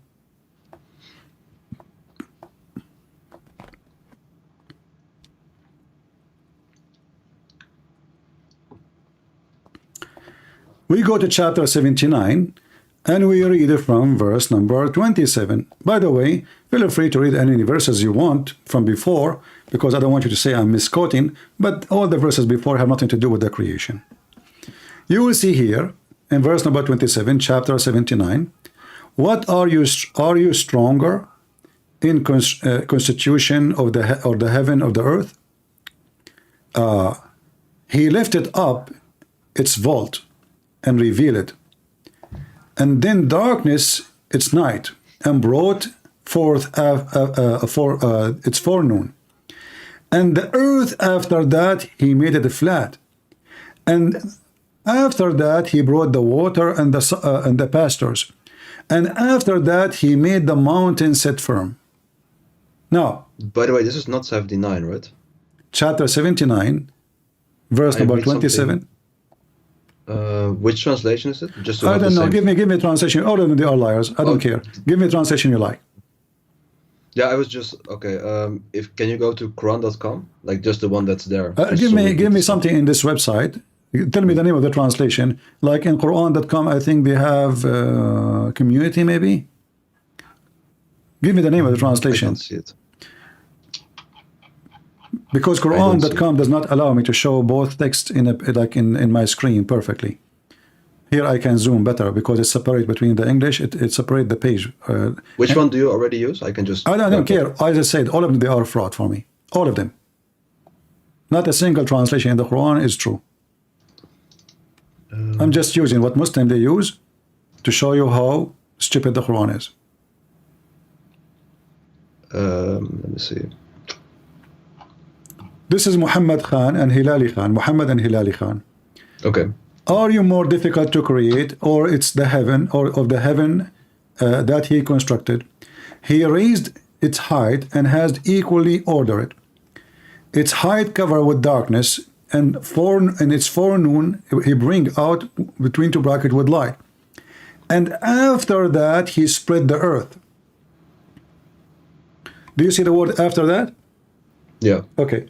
So all those things in the heaven is done before what? Before the earth, Allah start walking in the earth. But he does say he spread the earth, so in particular spreading instead of. Actually, it says a flat. The ha is a flat. Oh, he flattens the earth, you mean? Yeah. Okay, but that's okay. okay. If we go to the verse I showed you, chapter 2, where it says that Allah, He created the earth first for you, and then He went to heaven. Yeah, but I mean, here it says it spreads or it levels the earth. It's not about No problem. creation. But look what happened now. You see, now we have a problem. The verse before it says that Allah, He finished the earth, and you agree with me first. Okay? Yeah. But look what happened here. Allah start with the order, the wrong order. Allah created the sky. Allah, He raised the sky. Allah, He made the day and the night, which means the moons, the stars, the sun. And then he spreads, he levels the And earth. then He start working in the earth.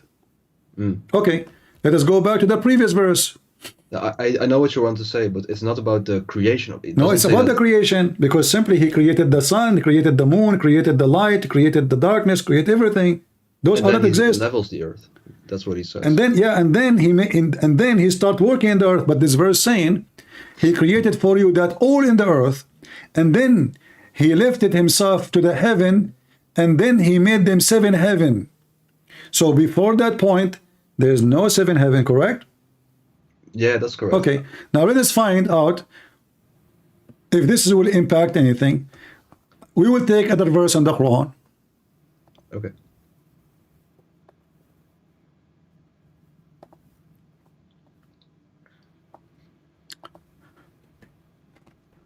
We will find this.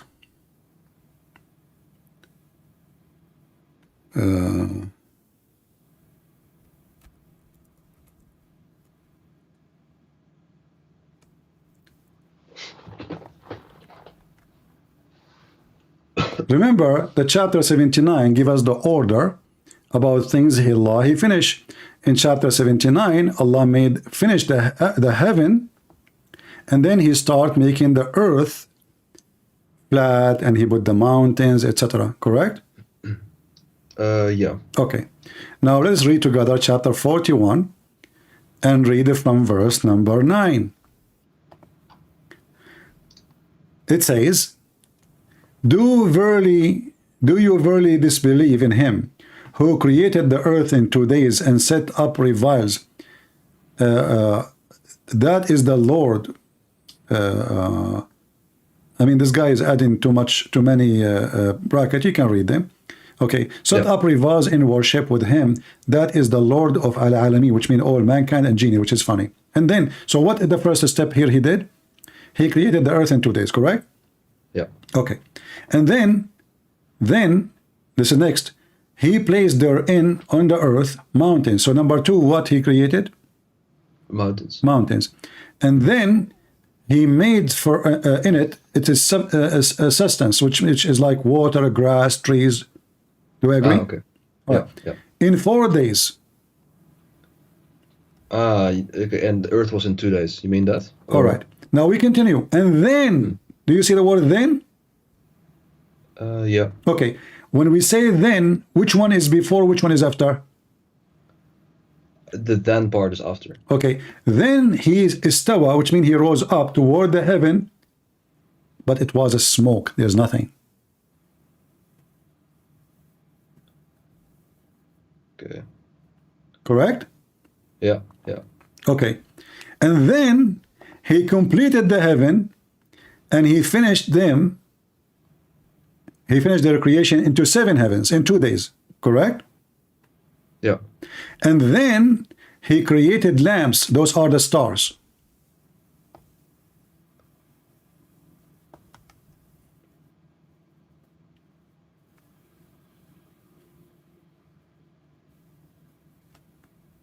Correct? Yeah. Okay. That's correct. So I want you to take now note.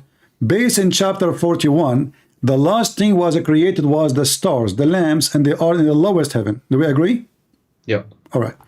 So what was the first thing was created based on chapter 41, the same chapter? He created the earth in 2 days. Yeah. Okay. Yeah. And then the mountain was second. Maybe you can write it down. So earth first, mountains mountain second, then the sustains of the earth like water, trees, etc. And then he went to the sky. The sky was nothing. There was a smoke. And then he created the 7 skies. And then the last thing he created was the lamps. Okay, now let's go to the other verse. And now you will see why we are laughing.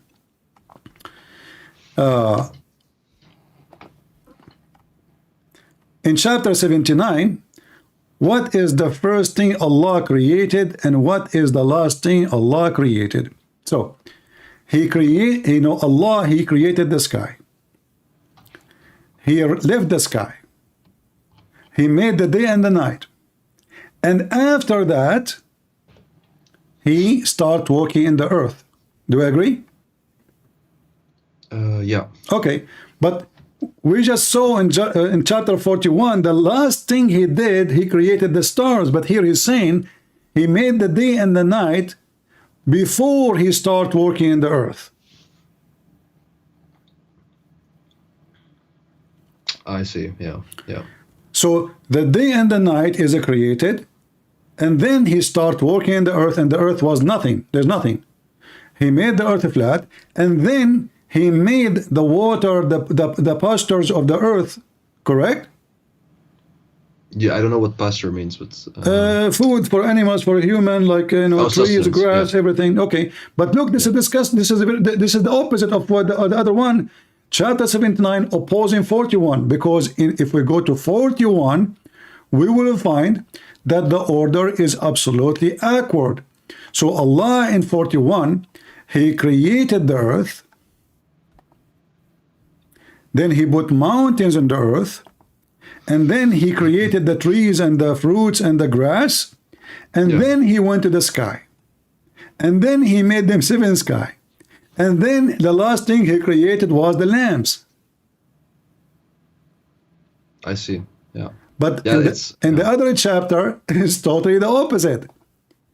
Allah made the day and the night before He started doing anything in the earth.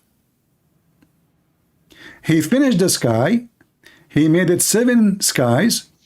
He made day and night. And then after that, and the Quran is so clear, it says after that, وَالْأَرْضُ بَعْدَ ذَلِكَ دَحَاهَا. And after that, He started working in the earth. And after that, He made water and grass and trees. And after that, He put mountains.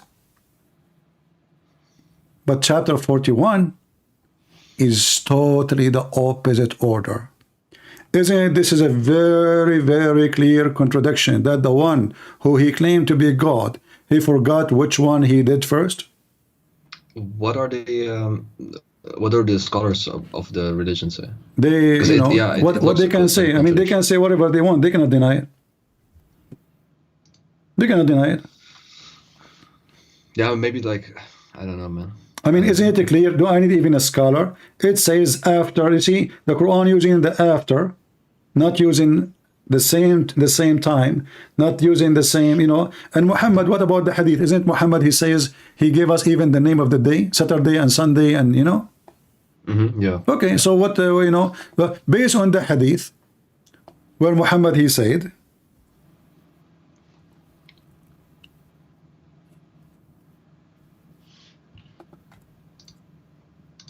and who understand the Quran better than Muhammad? That will be funny if somebody says I am, right? Yeah, So true. when Muhammad he says خلق الله التربة يوم السبت وخلق فيها الجبال يوم الأحد وخلق الشجر يوم الاثنين وخلق المكروه يوم الثلاثاء وخلق النور يوم الأربعاء وبث فيها الدواب يوم الخميس. So Allah, he created the dirt, the earth in Saturday, the mountains in Sunday, the trees on Mondays, all things entire labor in Tuesday, the light in Wednesday. He spread out the animals of all kinds. So what day created the light, which means the sun? Wednesday. Yeah, Wednesday. Okay. Now, which one created first? The earth. Second, mountains. Mountains, trees. And then number three is the trees. And number 4 is evil stuff. Number five is the light, the sun. And then he spread the animals. But look what happened here. If we count the days, just to show you that Muhammad is a false prophet, can you count for me how many days now we have in the screen? We start in Saturday, right? 7. We end at Friday. How many days total? Yeah, in total, like it's all the days are noted, so 7. This is not 7, this is 8.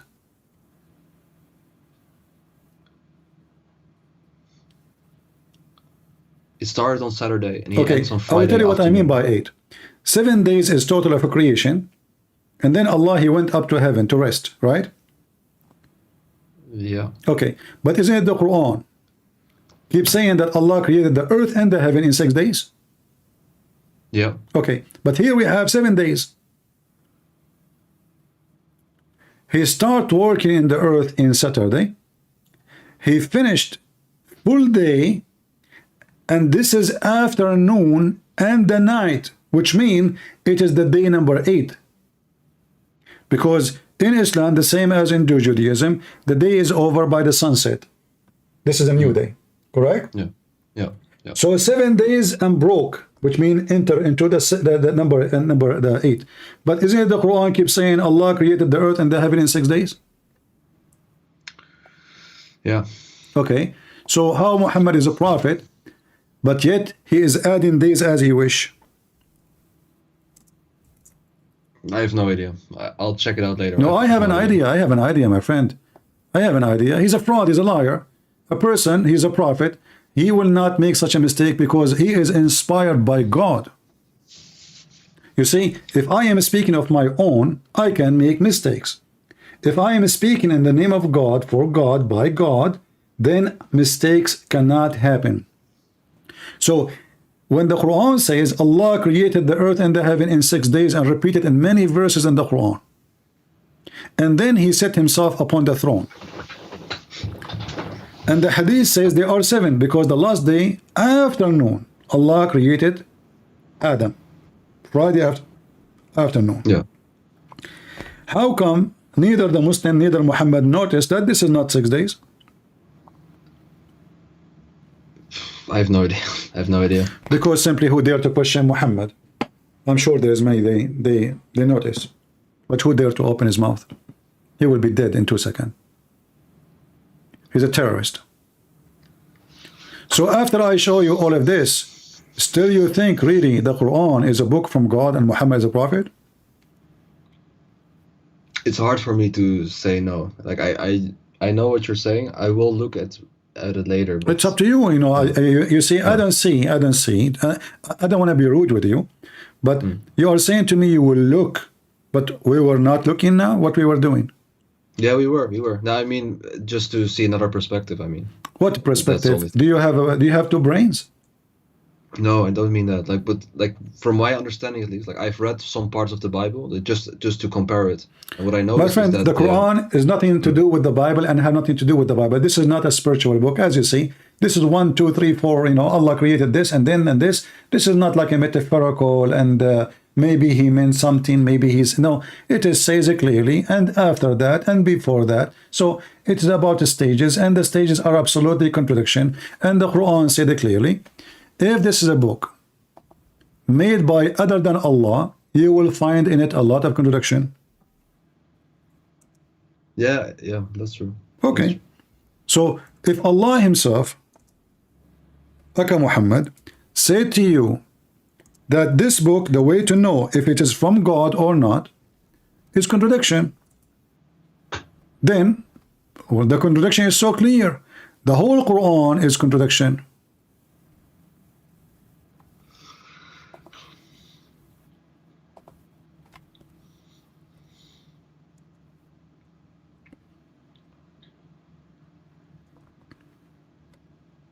You want to be stubborn with yourself, and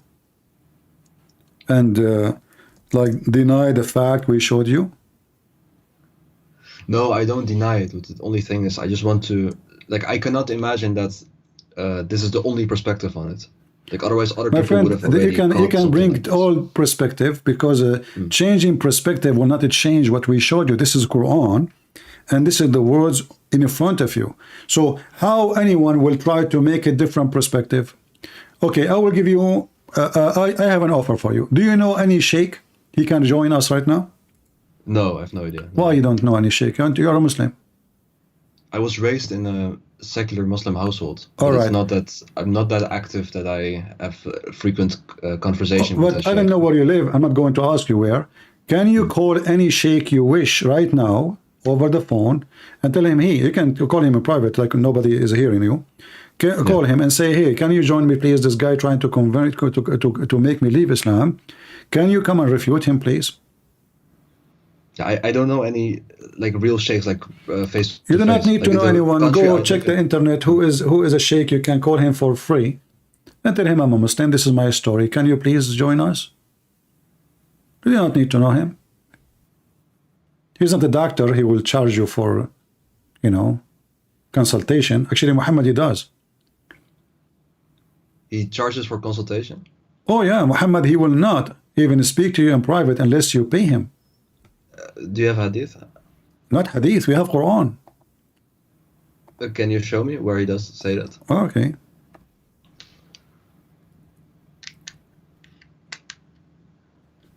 Here we go. If you want to speak to the Prophet,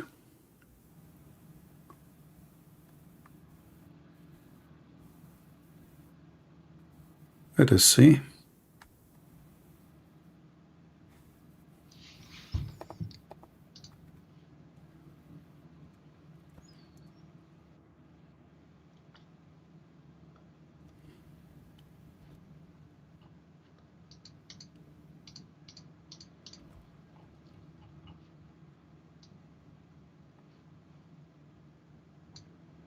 Read with me this verse. Let us show you this verse. This one will be good. By the way, did you pay me anything to talk to me? No, No, I'm just asking, in case. no. All right. I What do you only see think? the What do you Arabic, think about a person claim he is serving God, but he will not talk to you unless you pay him? Would be really weird. What if I say now to people who they are listening to me, listen, if you want to go to heaven, pay me. What do you think about that? Ridiculous. Well, this is what your prophet did. Chapter 9, verse 103. Take sadaqah, alms from their wealth. 103. Higher, yeah, think so. Okay. So when you take sadaqah from them, you give it to Muhammad. Okay. Is that so, by the way? Huh? Directly to him? Like, I thought it in general, like it's just a central place, and then it gets given to the poor people. Muhammad is a man, there's no state yet, There's no state. He's just a man like me, you know. I'm talking. He's trying to collect believers, and then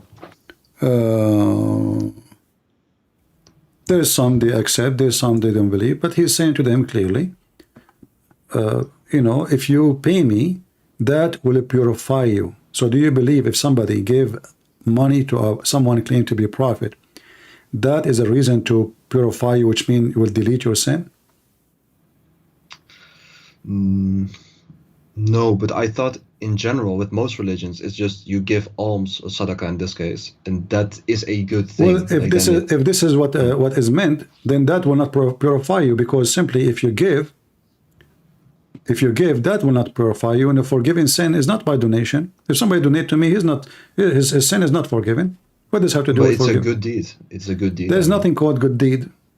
That's not a good deed. Why is it a good deed? Because simply, if you are being a good man, Yeah. so how you are going not to do a good deed anyway? So when the Lord, he says, from their fruit you shall know them. Yeah, from the So Bible. Right? it's not a deed, it is how you know the good tree from the bad tree. So if this is a good deed, well, you give it to the poor, not to Muhammad. Yeah, but this, okay, I see what you mean, but this sentence in particular, No it's just problem. about Let us go to the different one. I will show you this one. But just, I want to know, I want to understand. Like, for example, like they say, okay, take the alms from their wealth, and then what happens is like, okay, they take the alms and then they give it to the poor people. So, yeah, I don't see the particular problem with that aspect. It's not. It doesn't say it has to go directly to the prophet. Like nowadays, of course. Who is the one will go, you know, to him the money? Muhammad, he have 13 wives. What his job to pay for 13 houses? And all of them, they have slaves and servants. Who of us can open 13 houses, 13 women, 13 meal a day, extra 3, and then in the top of that to close them, food, or whatever cost of a house. How many? Not by the alms, not by the sadaqah. What is the job of Muhammad then? What he do? Okay, but I think like he especially throughout the later parts of his life, I thought he earned quite a lot of money as well as he prophesied. I thought that. Okay, so if you are a prophet, you know, the purpose of anything, there's a purpose, right? If I give money, there's a purpose, right? Yeah, of course. Okay, so does it say there that the money they will pay is made or paid to purify them, or because it's a good deed? The money that's being given is made to purify them, or is because it's a good deed? You say that? Okay, if it's a good deed, then that's not enough to purify you. Because purifying you mean erase your sin. Yeah. Okay, so if I pay Muhammad, my sin is erased, correct? But that's not what it says. It just says like give the alms like to the poor people. To do what? To do no. Where is the poor people? Where is the poor people? Well, that's what an alm means, right? That's what sadaqah means, I assume. So, you are giving it to Muhammad. But it doesn't say that it goes to him. Sadaqah, no, it doesn't say it goes to the poor. Sadaqah, he is the man. Okay, let us go. Let us find something more clear. Maybe this one for you is not enough.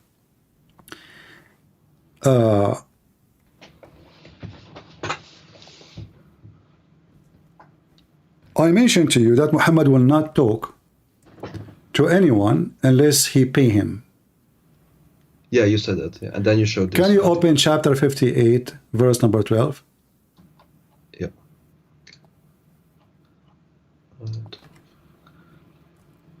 Do you want me to read it? Go ahead. Out loud? Okay. O believers, when you consult the messenger privately, give something in charity before your consultation. That is better and purer for you. But if you lack the means, then Allah is truly all-forgiving, most merciful. What is this? Okay.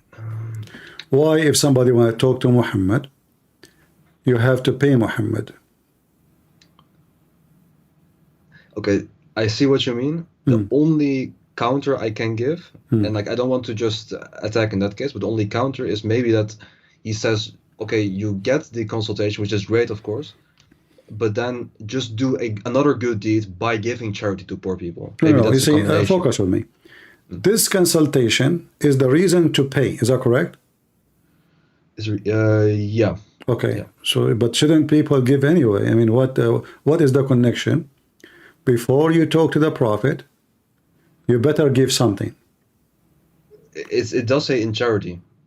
It's charity to Like- Muhammad. You see, you are focusing behind charity. It's charity for sure. I mean, you know, I pay the Prophet, but charity should not be have for return. If I give a charity and I receive return, so if I go to the doctor and then I pay the doctor in order to speak to the doctor, how in the world that is a charity? It's not. No. Okay, so Muhammad now is a prophet, and in order to speak to the Prophet, I have to pay the Prophet, and then he said this is a charity. He's just covering his love to money. Doesn't it in Arabic say something similar to sadaqah, and then it would imply charity to My poor friend, it says najwaakukum sadaqa, but this is still to meet Muhammad. The reason is, if I that say what to you, tafsir if I says? say to you, I cannot talk to you, sorry, unless you pay me. How in the world that is a charity? Can you show me the tafsir? Maybe that if the tafsir says the same The thing. as tafsir what you're always they will make Muhammad the angel, or those are Muslims who worship Muhammad. What you expect with tafsir? But even tafsir still you have to pay Muhammad. Yeah, but do they say that the charity goes My to friend, a charity. poor people? Do you agree with me that it's charity? They can What is say charity? whatever they want. Does the Quran say that charity goes here and there? No, it says to Muhammad. So anything will be added later. It can be anything. I can add now. He gave it to the poor, but the It doesn't Quran. say directly that the charity No, goes you to see, him. no, it have to go to Muhammad. Okay, when Muhammad, he was sent by God, correct? Yeah. Okay, did Muhammad promise those who give money to Muhammad multiply of reward in heaven? Sorry, can you repeat it? Did Muhammad promise that those who give money to Muhammad, they will have multiply of reward in heaven? I think so. Okay. Did Muhammad paid it back, or Muhammad took it and never, or the promise is just a promise to be in heaven? I have no idea. All right. If we go in the Quran, we will find very funny thing. Do you think God need money? No. Okay. Who is that he will lend Allah a goodly loan, so that Noah. he may multiply it to him many times? Do you know what chapter and verse? Chapter 2, verse number 245. Okay. 245. So that he may multiply it. Goodly loan. There's a goodly loan and bad loan. No, but maybe there's meant something else instead of this literal thing. Like that's Loan why is a I have loan. no idea, but it doesn't So make what sense. is the if it's purpose literal. of this loan, and why Allah will multiply to you your loan? Maybe it's something different than a loan that what we know in the financial No, world. it's about money. You can open the interpretation, no problem. Anything I say to you, by the Yeah. way, take your time and it's money. It's money. Who is the one who will lend Allah a goodly loan? Can't Allah support Muhammad with all the gold and the silver in the world? If he wanted to, yeah, So he could. why he could Allah? supply Why it. Allah begging for money? Yeah, but that's an interpretation. I know what you like. It, Not it does interpretation. look It like says this. that. I mean, what interpretation? I'm reading in Arabic, in English, whatever you want. من ذا الذي يقرض الله قرضا حسنا فيضاعفه. Do you Muslims believe that interest is haram? Yeah, it is. But isn't it this is interest? Yeah, but if it's the similar loan as we know it in the financial world, then yeah. It's money. It's money. It's not anything else. It's money. It's just money. Yeah. But what I mean to say, like, can we open tafsir for this ayat? Okay, we will go to the tafsir, chapter 2, verse number 245. All right.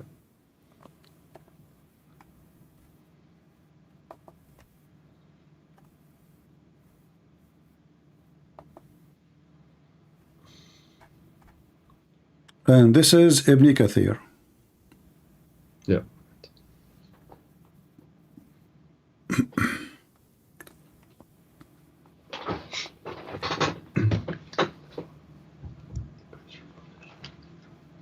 Here we go.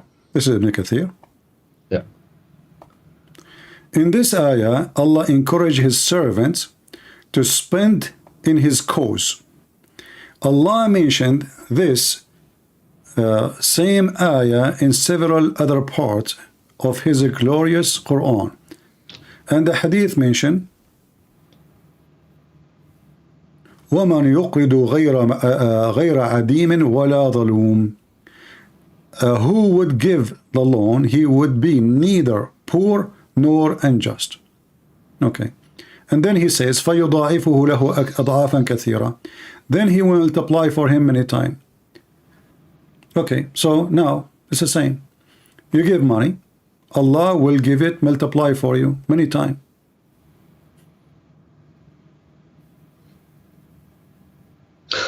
I don't know what to say, man. I don't know what to say. What Allah will do with the money? Is it really Allah to Allah? So if Allah is God, He can make the earth like, okay, I will go with you. Muhammad and the Muslim prophets, all of them, they have the same God, correct? Yeah. Okay. Did Allah provide some prophets with rivers of money? He did, yeah. Like who? Sulaiman. Sulaiman, thank you very much. How come Allah did not open for him?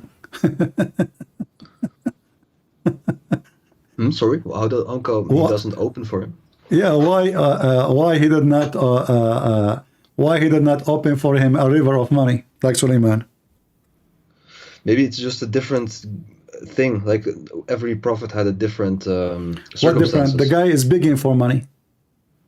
Yeah, but okay, but for example, Job or Ayub, he also what Job wanted to have. Okay, hold on. No, but, Muhammad, he need money according to you to do good things. That's true. But what Sulaiman, he maybe... need money to build a house, to build a palace. It's not a big thing. It's not a big deal. It's not even spread in religion. The guy is just building a palace. So now look what it says here. Allah, He gave Sulaiman a flying carpet. You believe in flying carpet? No. Why not? You're a Muslim. The screen is not refreshed yet. Chapter 34, verse number 12.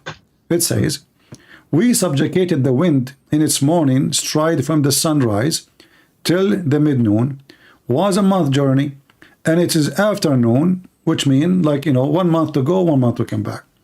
In 1 day travel, could travel 2 months between two brackets, and we caused a fount of molten brass to flow for him.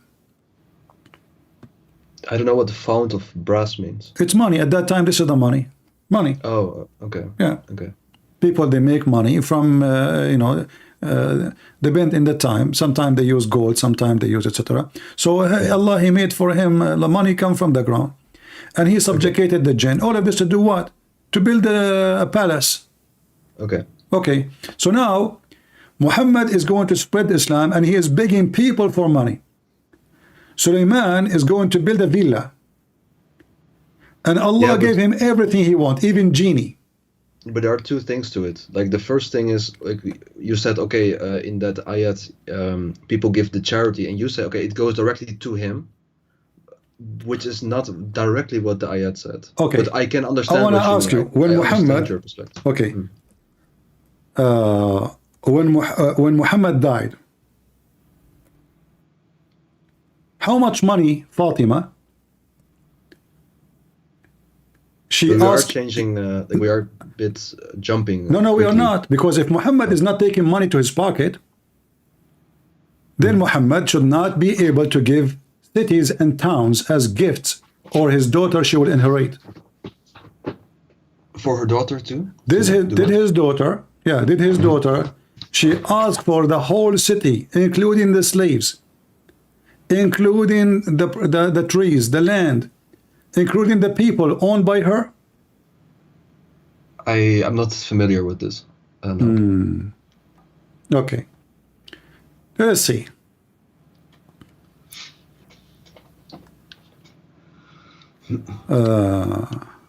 But does this have to do this with the same as the previous? Well, thing, the how charity? where I mean, this guy Muhammad, he was orphan. He have no money.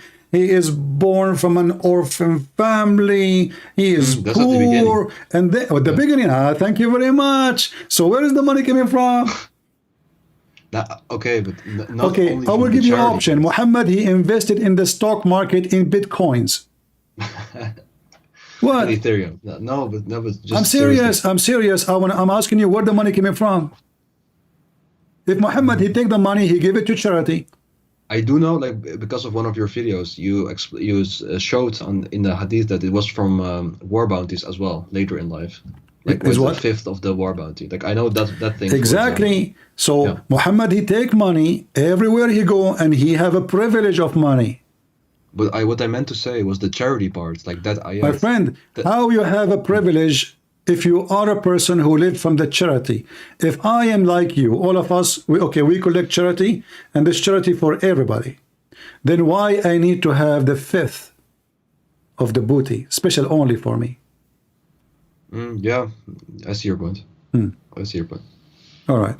And It is how a lot, and how his daughter, she is asking for the whole city to be part of her inheritance. And then Umar al-Khattab, because he hate her, he refused to give it to her. How she owned the whole city? Cities? They own cities with the people and the slaves, farmers, the whole, everybody owned by Fatima. How is that? Yeah, happening? I know what you. Yeah, I see your point, but I don't. That's not. How should I say?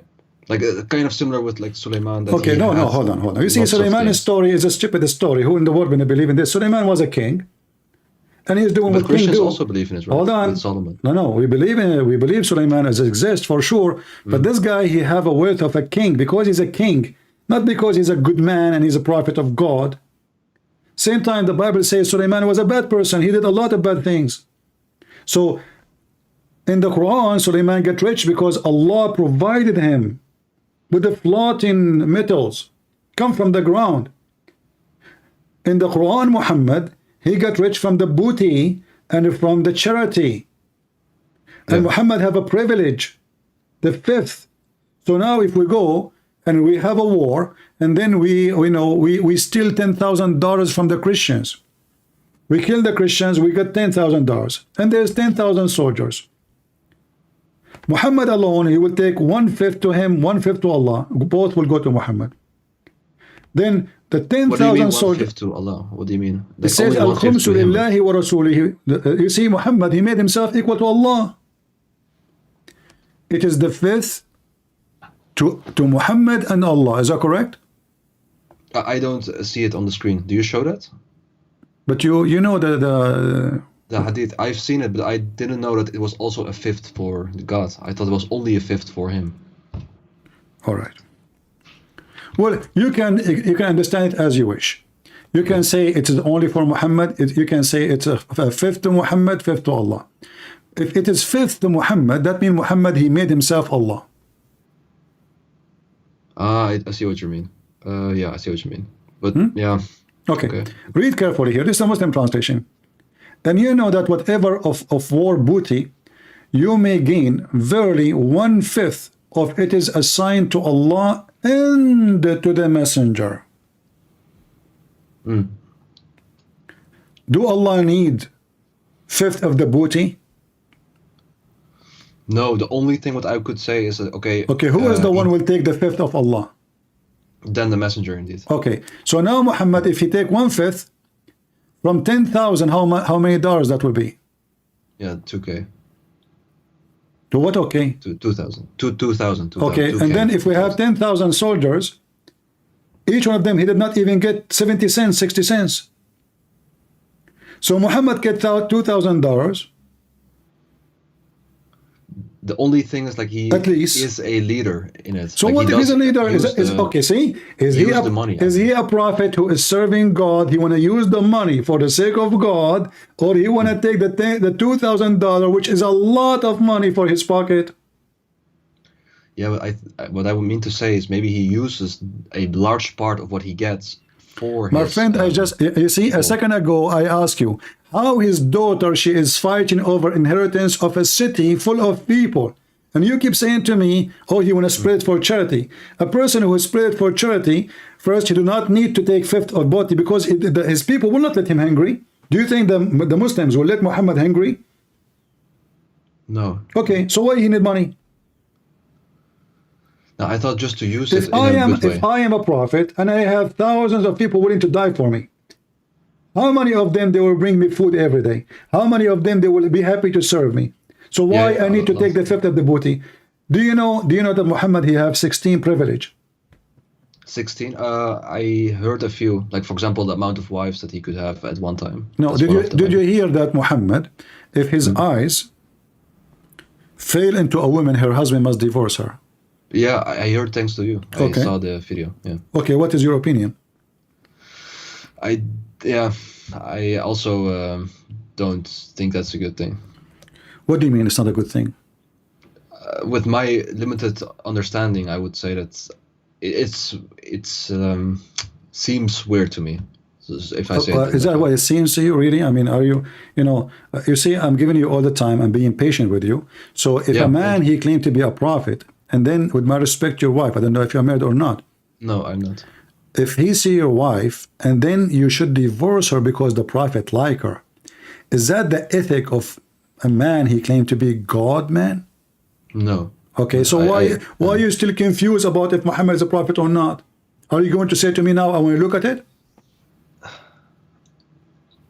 It's hard to just make a statement, like It's just not a to- statement. It's not a statement. Did I show you anything without proof? No. Okay. This is Muhammad, and this is the official government website of the Kingdom of Jordan. I can show it to you from Saudi, it doesn't matter. And this is the book of Al-Qurtubi. And here it says, if the prophet, his eyes fall into a woman, her husband must divorce her. He have 16 privilege. More than 80% of them is about money and sex. What the privilege is about. And not to make it more even disgusting, read with me. Number 10th, if he see a woman, her husband must divorce her. He must divorce her. This is Google translation. In Arabic, it says, إذا وقع نظره على امرأة وجب على زوجها طلاقها. If his eyes fall into a woman, her husband must divorce her so the prophet can F her. I see. Yeah. What do you see?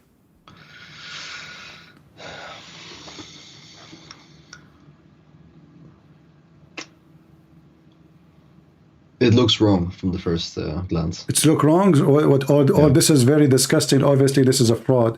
All cult leaders, they share the same thing. They want your money. They want sex. They want control and power and politics. All of them the same. The first thing you will see in a men who claim to be men of God, I'm not a priest. I don't claim to be anything. The first thing you will see them doing, they will ask women to sleep with them because they have a privilege. They want your money. They have a privilege of money, the booty, the fifth of the booty. He made himself equal to Allah. And now a married man, we're not talking about a woman, the prophet like her from the believer. He said, hey, come to my bed. No. If his eyes fall into a woman, she is married. Isn't it the commandment of Moses not to wish a woman she is not yours? Isn't it this is what adultery is about? Isn't it this is what cheating is about? Isn't it this is what disgusting a man going after a married woman is about? Yeah. Okay. Isn't it Muhammad, he went to his own son's house, Zayd, and he flirted with the wife, and actually this privilege is about that woman? Yeah. I Okay. heard. So Muhammad, he went to his son, and he saw the women alone at home, and he flirted with the wife when the husband is not there. If I come to your house, my friend, with my respect to your family, and because you are my friend, your wife, which you don't have, she opened the door for me. He said, hey, Christian Prince, welcome. My husband, he trusts you. You are his friend. and then after I enter inside your house, I started flirting with your wife. What you will do to me? Yeah, I can better not say it on YouTube. Yeah. Okay, so Yeah. are you willing to kill Muhammad? If you are not willing to say it, I will say it. Are you willing to kill Muhammad if he is the one who come to your house and he did what he did with your wife? Just a question in it, like if you're completely honest, right? Is there something similar that is seen in the Bible? Like, because I really don't know, but is there something Well, a prophet that in the did this? Bible, we have a story, like even mentioned in the Quran, about David. But David was condemned by God, and not only that, God, he made him lose his son. He did not cheat. He married the women. He sent her husband to go to war, so he died. And then he took the wife from the husband after he died, and he married her. But what God of the Bible did? He caused him misery. He punished him. And that mentioned in the Bible. Here, it's a privilege. There, it's a curse. So in the Bible, when we do something, Bible, it is making like exposing us if we do it. In Islam, the Prophet is a good guy. It's a privilege. In the Bible, it is a sin. It's condemnation. It's not a glory. It is not something he can be proud about. So the Bible condemned the man, and David, he repented to God. Yet God, he caused his son to go to die. So we cannot compare.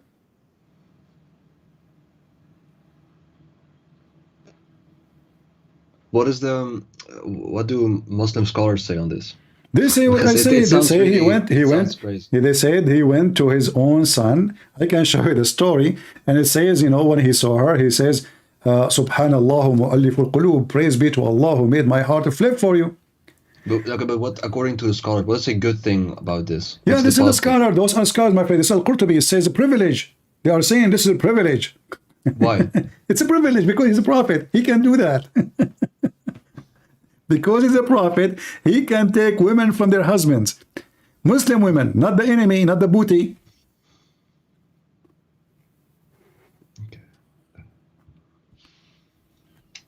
Aren't you going to leave Islam today, my friend? Still you want to say to me, I want to look at it? Mistakes in the Quran, contradiction in the Quran, the sperm coming from the backbone, and the ribs of the women. Who is the crazy man when I say that? I want to ask you, do you know where hail coming from? Hell? Hail. Hell? Where it comes from? Not hell, not hell, hail. Like the Hail. ice. Oh, just like the snowstorm kind of thing, right? Yeah. mean that? Yeah, the ice, like the ice rain. Yeah. Where is coming from? It's just what's the English word? From the clouds, so to say. So I don't know how to explain. Like it gets formed in the clouds. I heard that hail is coming from mountains in the sky where Allah, he break it and he throw it at us. Yeah, if you can show me. I show you what? I'm just fabricating a story now. Okay. So what do you think if I say that? Is that like a good thing or? I don't think so. No. So you think it's a bad thing, a stupid thing, a smart thing? Give me a title. Describe me. Do I look stupid for you if I say so? Yeah. Okay, thank you. I appreciate your honesty. I hope now you will not change your mind after 2 seconds. This is what the Quran says. Allah, look at what the Muslims they do to fix it. They say he sent he sent from the sky hail like mountains. When in the Quran it says من السماء من جبال فيها. He sent down from the sky from mountains in it. From where? From mountains. So the God of Muhammad, he think that there's a flying mountains like the movie Avatar, and he break ice and he send it on us.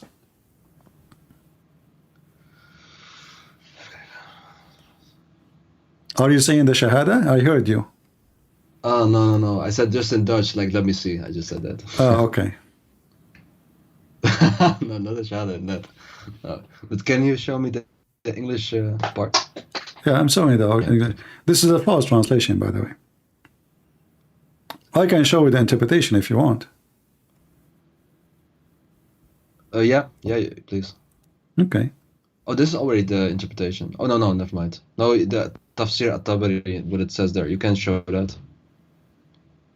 I will show you whatever you want. You will see that the Muslims, you know, through time, they try to change the interpretation. So like if you, because now we know that this is stupid, so what the Muslim they will do, they will change it. They will not say this is what it says. So if we go right now and check, let us see here.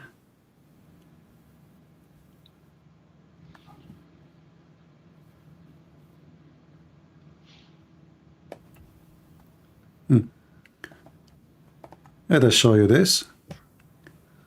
And then we will show you another one. Okay, you know what? Let me, because it's in Arabic, I will use Google. Let me use Ibn Kathir in English. Is that better? Yeah, that's so good. All right. So we go to Ibn Kathir in Arabic, in English, sorry. For that will give us a better ability to read. Chapter of An-Nur.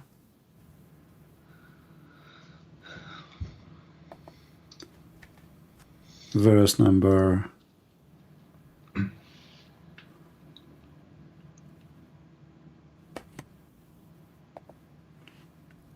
I hope people are watching, they are learning, you know, and they are taking notes. I advise people who they are watching later, you can download the video because, you know, it's full of reference. All right, verse number 43, 44. All right. So read with me what Ibn Kathir is saying.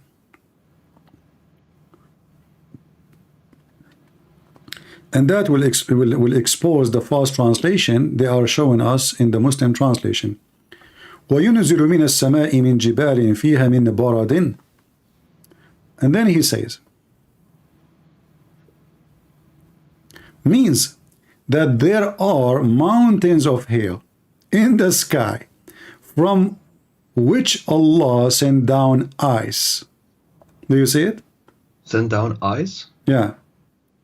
And then he say, look what Ibn Kathir is saying, because some they try to fix it. He said, as for those who say mountain here used as a metaphor of a cloud, they think that the second min is also to describe place which is the ice coming, and thus it's so he's refuting them, you know. But the Arabic is so clear. Allah sent mountains. Allah sent from mountains from heaven. We can go to different interpretation. Chapter 24. Yeah, but it wouldn't make like the thing if you take it literal. My friend, there's no other. The Quran. I mean, you know, I find it very funny. It says talking about something physical. It's not about spiritual, like somebody touch your heart. It's talking about rain and ice. And so what metaphor? Okay, what is the metaphorical of ice coming from mountains? Go ahead, give me. I have no idea, man. Okay, so this is, you know, okay. So he sent down from the heaven mountain where is hail. Do you see it? Yeah. Let me see.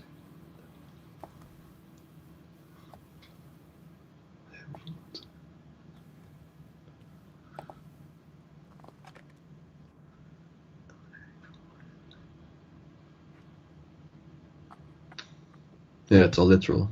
He means literal, yeah. So still you want to believe in Islam after all what I showed you?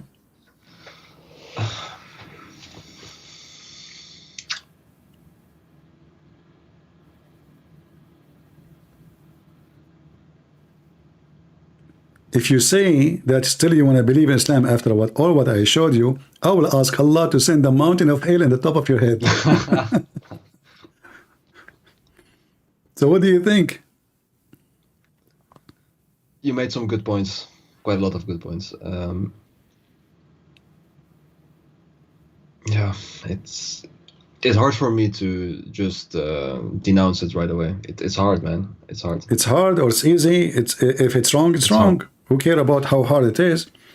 You know, I mean, hard is hard. Yeah, so, but is it better to leave such a stupid thing? Or so is it easier to stay in following a stupid religion and stupid prophet? Is that easier? That will make you, but actually that will make even more horrible, because you know now that this is a stupid religion, and now you are saying to me it's hard to be smart. I choose to stay stupid. Which one is more hard? To stay stupid, following a stupid man, claiming to be stupid is a smart prophet, or to be a smart man, not following a stupid man? Okay, let me just say something else. The thing is that I do know that God exists. I've thought about it quite a lot, read a lot of different things. I know that for sure. It's also why I read the Bible a little bit, just as a starter. But it's I don't have a good alternative completely defined for myself. My Or friend, not just for there's myself, nothing. but We are not talking about alternative now. We are talking about, are we going to follow something we are convinced it is wrong and false? No. Alternative is something different, you know. Okay, I will find something different, but we will not just find something just to find something. If it's true, we will find something truthful, but we will not stay with something false just because I need to find alternative. So, do you denounce Muhammad to be a prophet of Allah? Yeah, but that's the thing. Like, I can't just say it because I don't want to be a complete atheist. I don't think that's a good Who said thing. you are going to be complete atheist? As if you believe in God, you're not atheist. Atheist, somebody don't believe in God. So you can denounce Islam now, and then you start your search journey. You believe in God in your heart, and then you will find what you are looking for. I'm not asking you to be somebody told you I'm an atheist. I'm not. No, I know. I know. Okay, so I did not ask you to become an atheist. I said to you, do you denounce Muhammad as a prophet?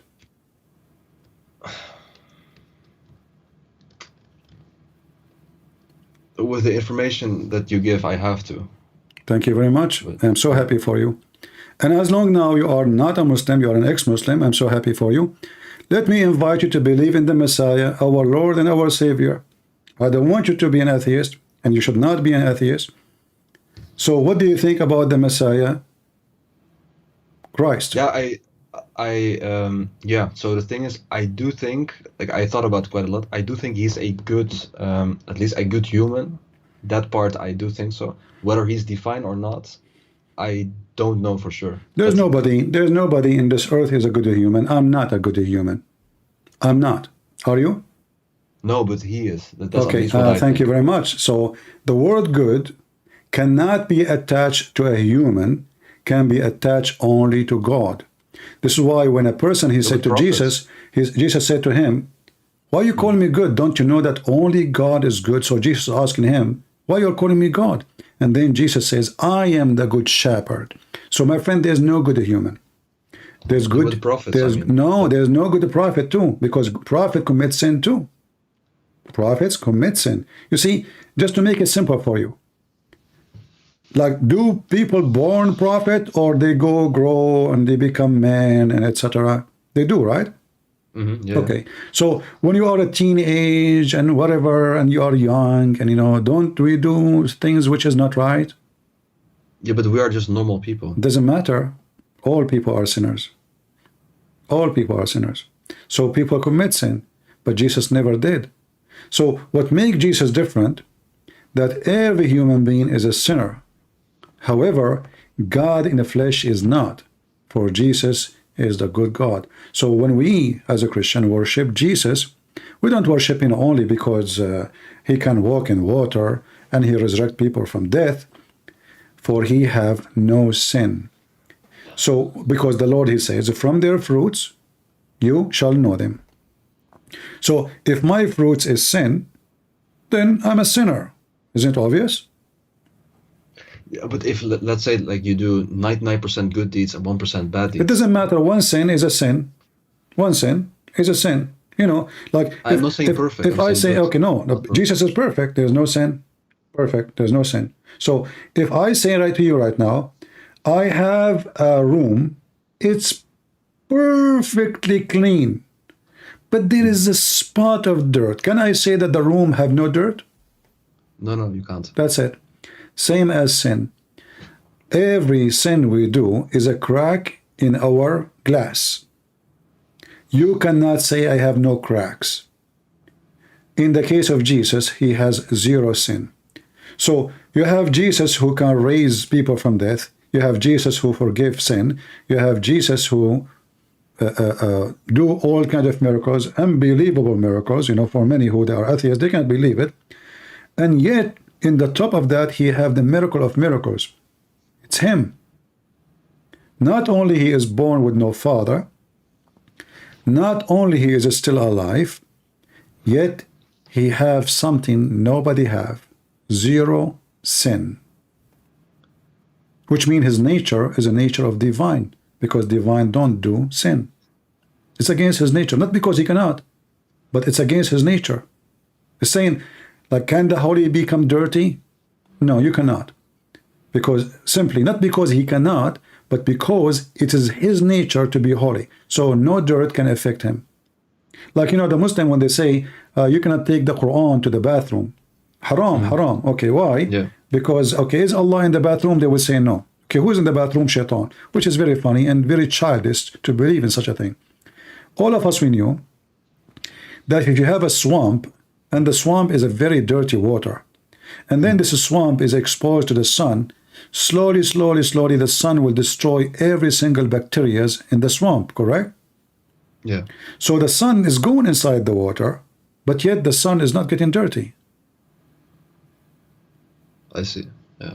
That is how Jesus is. He go through this earth, which is full of sin. That's why he said, I am the light of this world.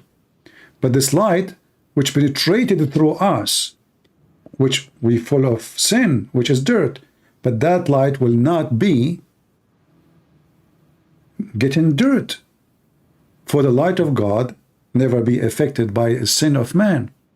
But just So- another question. If we look at, for example, in Judaism, like just an older Abrahamic faith, there isn't a concept of multiple person in one God, so to say. No, that's false. You know, from the first book of Genesis open, it says God and his spirit, you know. And then you will find in Genesis how God, he appeared to Abraham. Appear as what? Three men. The Lord himself, he came to Abraham as a three men. And then Jesus said, before Abraham I am. So we have tons of stories, tons of verses from the Old Testament proving that God the Father, God the Son, God the Holy Spirit. God is a man too, not only just God as the Father, God as a man. So when when Abraham, he saw the Father, he saw God, and God, he came to him in the form of a three. God came to him, like, why he chose a three? I mean, Yeah. why not four? Why not five? Why not six? You know. So always in the Bible, the numbers mean something. They are not. It's like it's a fiction movie. Numbers have to be connected with God message. So when God, he came to Abraham, and Abraham, he bowed down to worship God. God who came to Abraham was a man, in the form of a man, and he called him Lord. And the Lord, he promised Abraham and his wife to have a son. And Jesus says, before Abraham I am. When the Jews, they said to him, what are you talking about? You're not even 50 years old, yet you claim that you before Abraham. He says, truly, truly, I say to you, before Abraham I am, and he saw my day, and he rejoiced for it. So Yeah. and at the same time, like you will see a Muslim speaking about the monotheism, he think he have something powerful. You see, monotheism is not an advantage or disadvantage. If somebody, he believe in 7,000 million God, but they are real, well, he's not wrong. They are real. Yeah, I agree. I agree. So the idea that you believe in three God and you believe in one God, which is not true. We don't believe in three gods. But even if they say so, it's a very silly thing. Is it about how many they are, or it's about how truthful what you believe? Yeah. So if I refuse the 35 million gods of the Hindus, it's not because the number is funny. It's because the belief is funny. But if they are 35 million God, then what they can do about it? It's me who decide how many God they are. So if the God of Muslim, he says, I am 5 gods, can the Muslim laugh at it? No. Suddenly the monotheism, there will not be monotheism. Just because Muhammad says so, they follow. So it's not about how many, it's about who is your God. The ethic of Islam is down zero. The logic of Islam is so stupid. Like, what is the logic? If I believe in God, this God will make my penis English. It's even silly and stupid. What is the logic that I will have women who will never get jealous and they will be ready for me for sex? Women I never met. That is nothing but temptation of the devil. What is the point of a prophet teaching me to be good by seeing a woman walking in the street and then get horny and go to my wife, or to go after a child, she is 6 years old, and then I want to teach people about good ethic and I am the ethical prophet?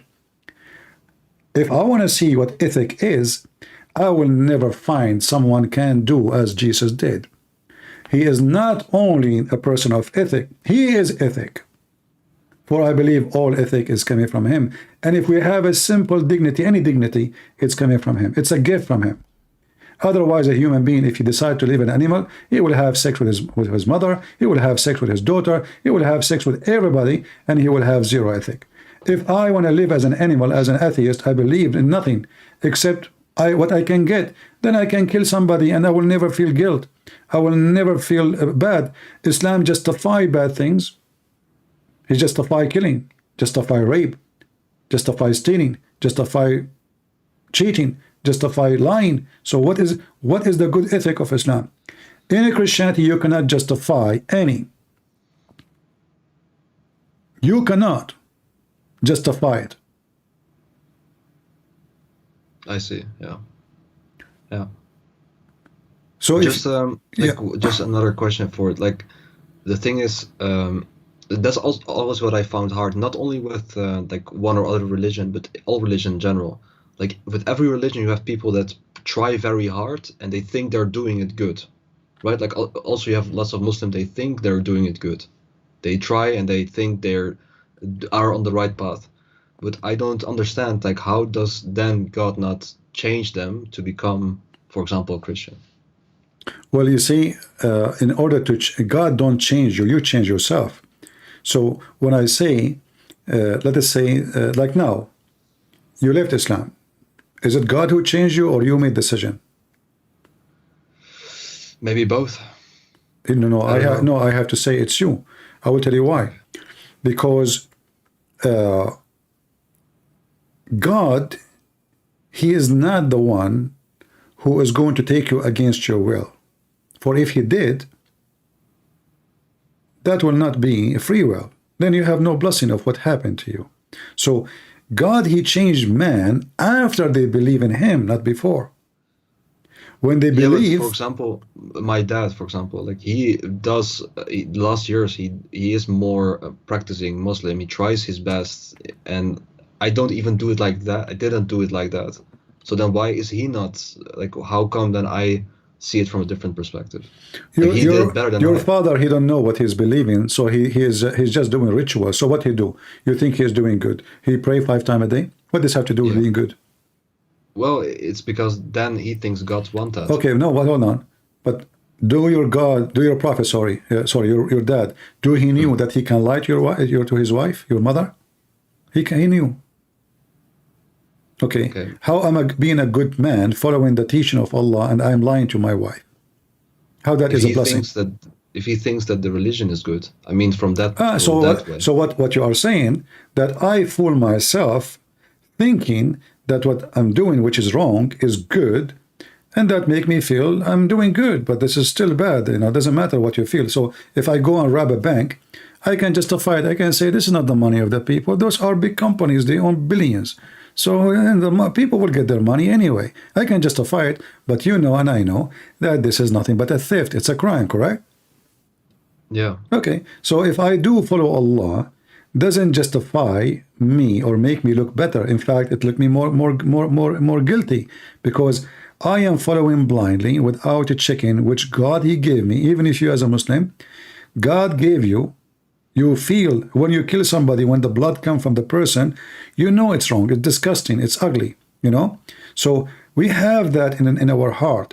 But Islam do its best to kill it. Islam, it killed the human person inside you. Christ resurrect you as a human. Islam killed the humanity. Christ resurrected humanity. There's a huge difference. When those Hamas, they go and kidnap children, 8-month-old, and rape a girl, she is not even 6 years old, and then they bring a woman, she is not even almost 100 years old, all of this for political gain and military gain. Where was the ethic? What about you go and you fight the prisoner, the Israeli, and even if you want to take a prisoner of war, you know, if this is what you want to do in 2023, then why you are crying if they come and take all of you together as slaves? If you do that, they can do that to you. If you go and rape women, they should come and go and rape women for you. So if Muslims believe in Islam, then they should believe that what we do to others is going to be done to us. Muslims are supremacists. They believe that they are superior and they have the right to rape everybody. You know the hadith where it says, Muhammad, he said, that the best of mankind is the one who go and bring them with the chain around their necks. Do you know the hadith? No, I don't know. Okay. So Muhammad, he said the following hadith.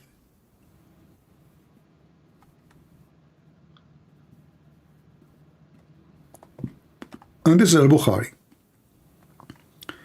You are the best people ever, raised between two brackets to the benefit of mankind, chapter 3, verse 110. And the funny, by the way, the Muslim, they keep making speeches about the Jews that they believe that they are chosen people of God, when the fact the Muslim believe in the same thing, but in a very disgusting way. So look, they are the best of mankind for the benefit of mankind. When you see the word benefit, you think, oh, that's a good benefit. Yeah. What is the benefit? To bring them with the chain around their necks until they embrace Islam.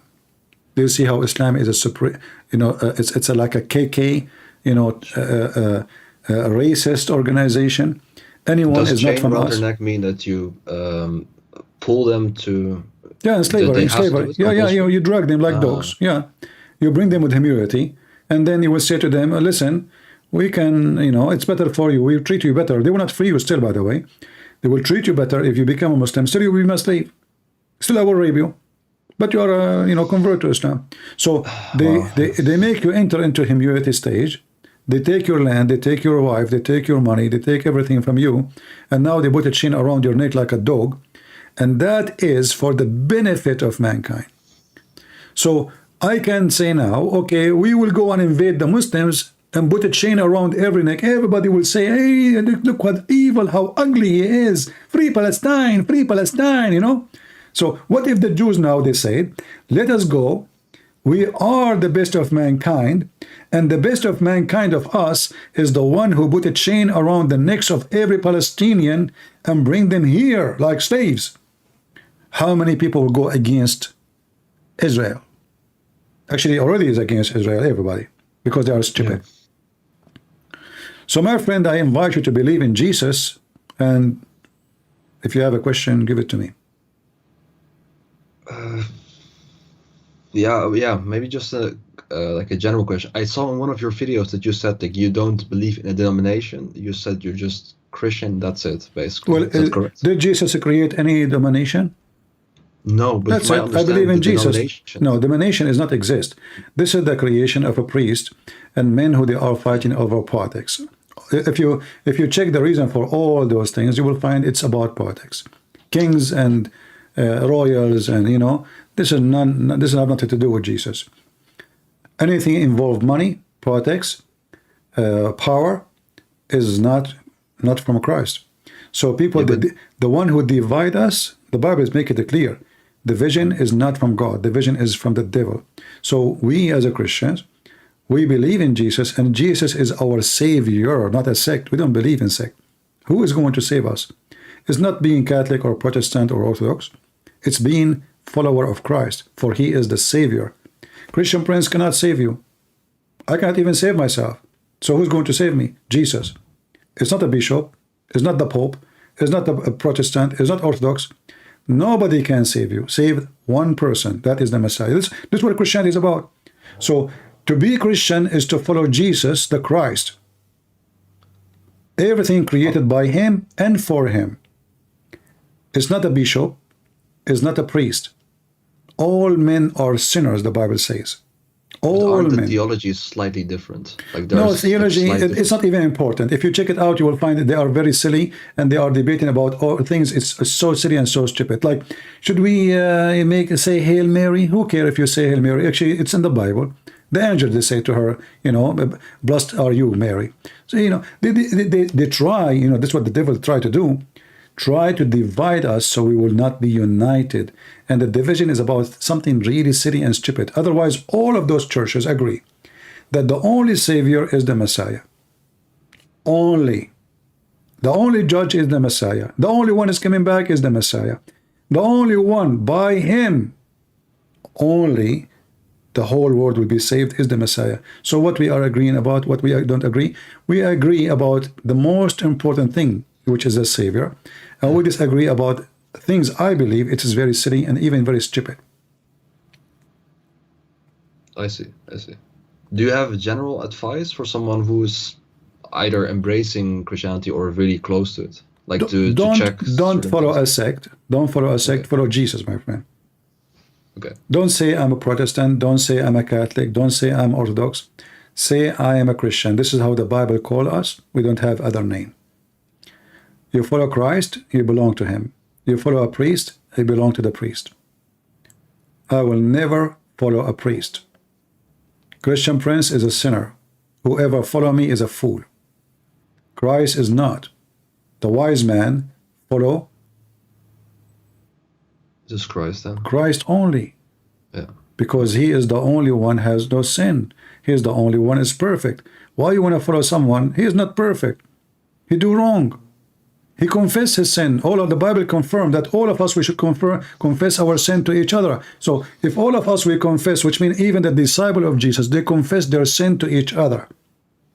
Which means we don't even follow the disciple of Jesus. We follow what God gave them to tell us. We follow what God said to them to tell us. We are not their followers. We have one master, that is the Messiah. And how do you do it with church, for example? Like, how do you decide what church you go to or not go to? I say, you know, through my experience, I have thousands and thousands of Muslims who left Islam talking to me. I always say to them, you go to a church, you see where you find yourself comfortable, beautiful, you know. You find that there is a spirit of God in that place, then that is the place. Because if you don't feel, because a church is just a building, and there is people, but there is some, they are fake. There is a priest who is there for money. There is a priest, he is not a man of God.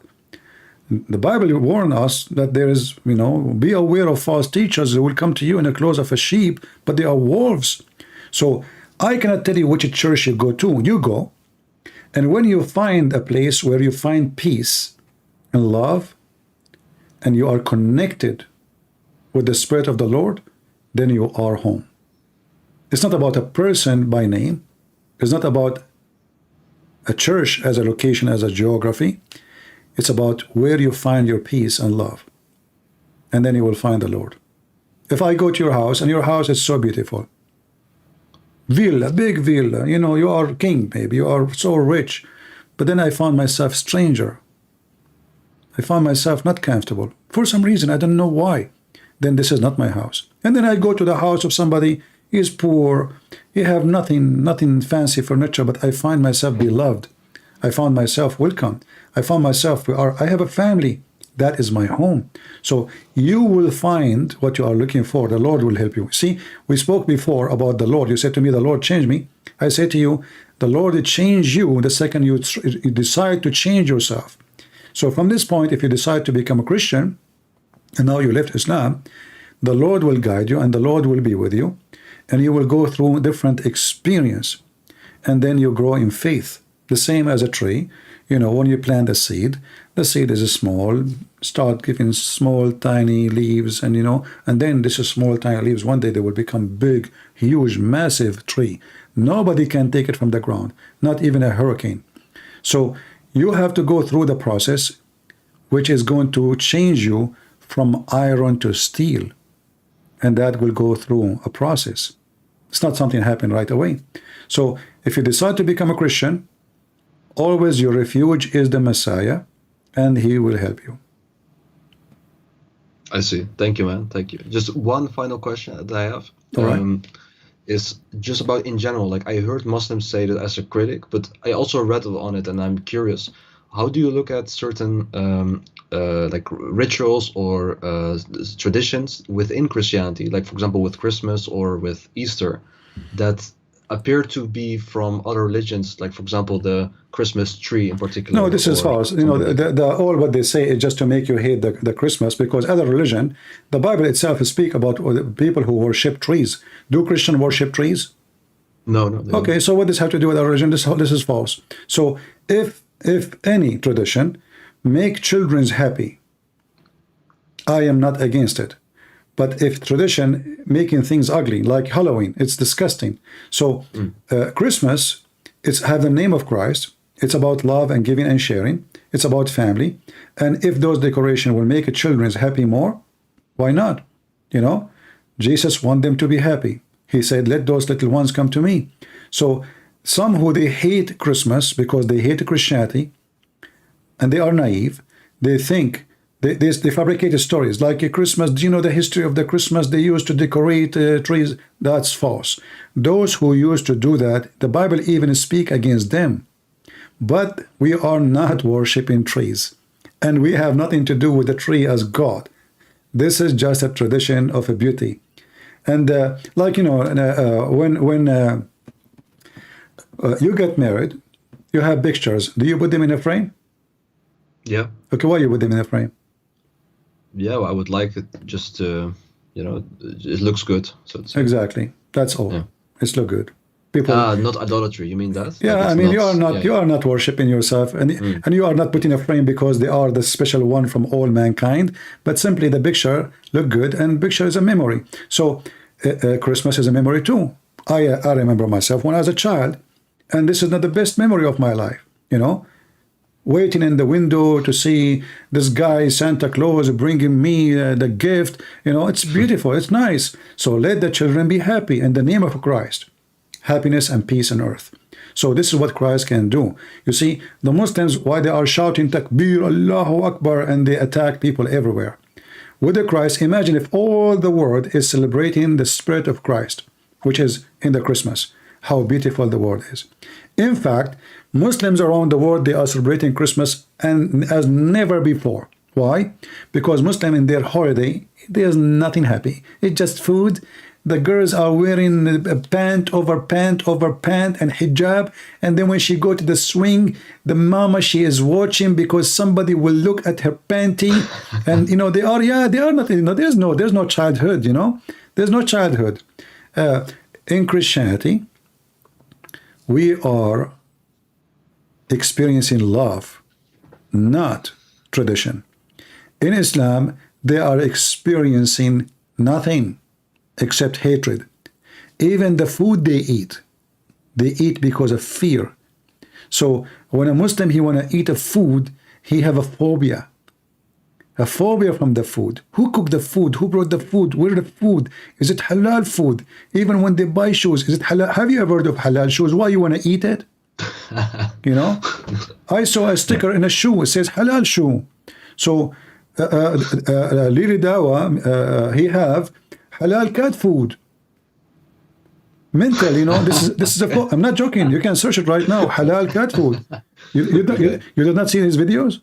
No, I've All seen his a few, video, but- he sell halal cat food. So they are obsessed with rituals and stupidity. Halal cat food, I mean, it's a cat. The cat eat mice, the cat eat fly, the cat eat cockroaches, and now you want to sell halal scam, you know? So if you are a fool, you are a fool. Everybody will fool you, you know?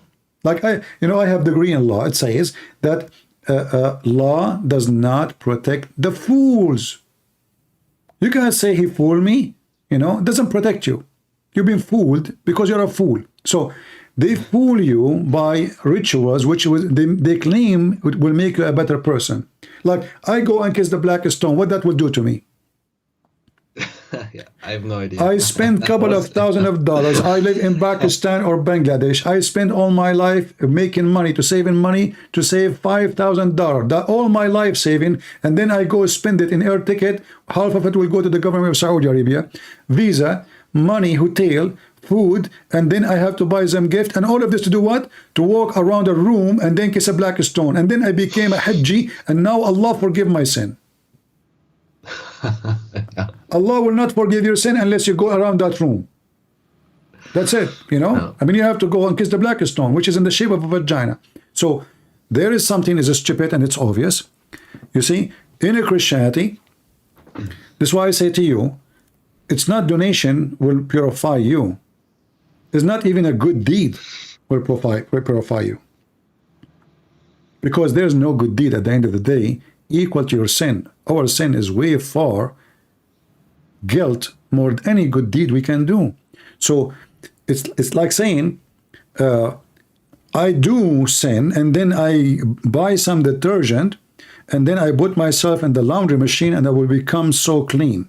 That is a very silly idea, because sin is in your mind, is in your brain, is in your breathe, and things you do in life. You know, we walk in the street, we see things, we wish things, we get tempted, and we cannot really claim, nobody can claim that he is a person who can kill sin. In fact, what happens every day, that sin is killing us. This is why the Bible says the wage of sin is death. The Bible did not say the wage of sin is death unless you pay God. God, you cannot bribe God. You cannot. You can bribe a government officer. You can bribe a cheating man. But God, you cannot fool him by money, or, you know, hey, I made a donation. Hey, you know, my sin is forgiven. That doesn't work. So we are forgiven by the grace of God. But however, our good deeds as a Christian should come automatically. That's why Jesus said, from their fruit you shall know them. And the good fruits is not you even going in the street and say, hey, I want to give you donation, and shouting about it. The Lord, he mentioned that if you give it with the right hand, don't let the other hand know. And he warned us not to pray like Muslims who pray in the corners so they can receive the glory of everybody. So the Messiah, he says, when you pray, you go to your closet and you close your door. So you pray to your Father, to your Lord, in a private, between you and him. Nobody saw me praying. I pray, I don't pray, none of anybody's business. Muslims are a hypocrite religion. They even have like when I was a kid, I go to a house of a kid in my age, and his father sitting in the sofa, and he have little rock, and he keep hitting his face, his forehead with it. So what your father doing? This is funny, you know? Yeah. He says he is making dark spot. Why he's doing that? He said because people will think that he is praying all day long. Really? Oh yeah, this is why you see Hamas. Yeah, I'm serious. This is why you see Hamas. They have that dark spot in the top of their head, because this is supposedly showing that how many rak'ah, how many bone down. Ah, right. Yeah. I didn't know. Because the Quran says simatahum ala wujuhahum. So you know, it's a hypocrite religion. So now every Muslim who want to have he want to prove himself that he is, you know, he's a believer. What they do? Let me show you this picture so you can understand what I'm talking about. Yeah. Look at this. I just see it in a few seconds. Satanic. I mean, this is satanic. This is Satan. I mean, what the heck is that?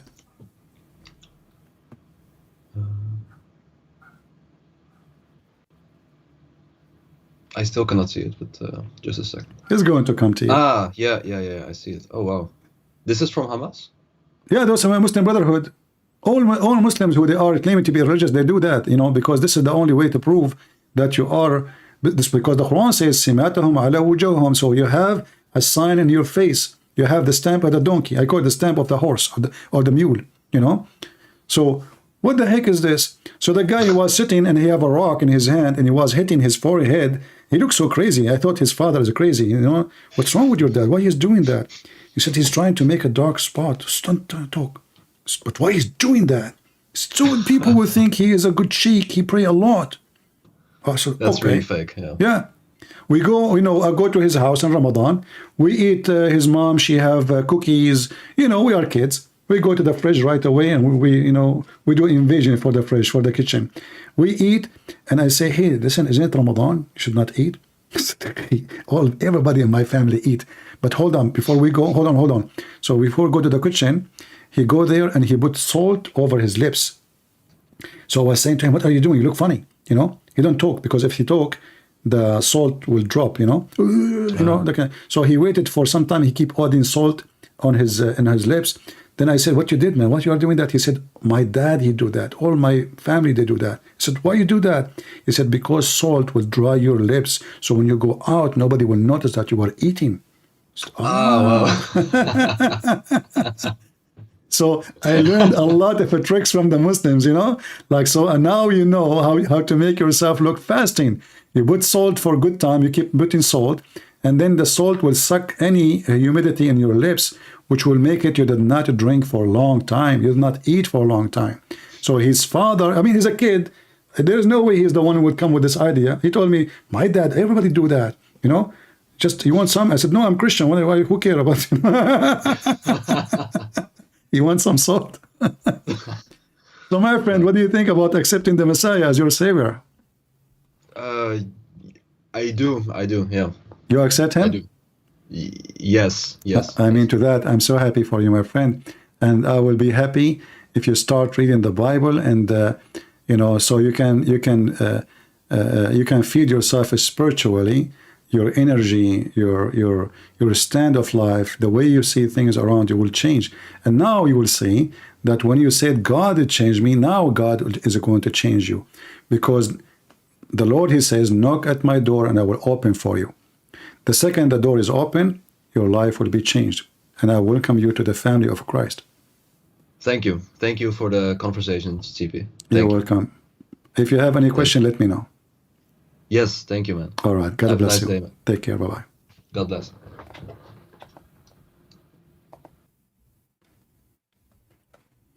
All right.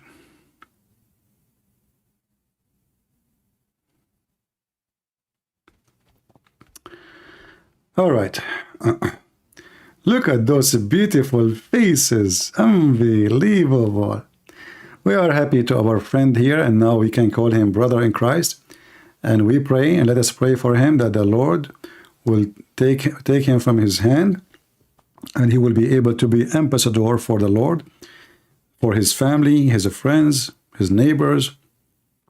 So he will be able to bring more and more people to the truth. And as always, the truth will set us free. We are happy for you, my friend, my brother in Christ. You called me as a Muslim. You live as a Christian. What a wonderful thing. So read the Bible, and when you are ready, you go to the church, you think you find comfort in it, and then when it's time, you need to do baptism. So to announce yourself in the front of the Lord and the Holy Spirit, you receive the Holy Spirit that you are a Christian and you witness to Christ, so Christ can witness for you that you are a child of God. The Bible says there is a happiness for one soul is redeemed, one soul is coming back. Just one. And that is the difference between Islam and Christianity. Islam destroys souls. Islam destroys life. Killing, bloodshed, all kind of madness. With the Christ, soul is the soul of a human being is resurrected.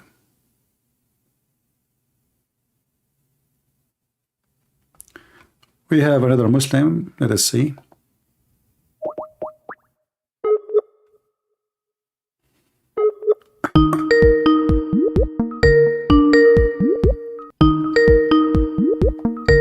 Let us mute this microphone speaker here. Hello? Hello?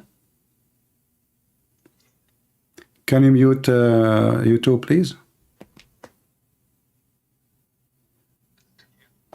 Yeah, I hear you. Go ahead. So, brother, I was just watching this call with you and another Muslim brother. Okay. However, a lot of things that you describe in a way that suits your argument. All right. Can you describe it yourself in the way suit your argument?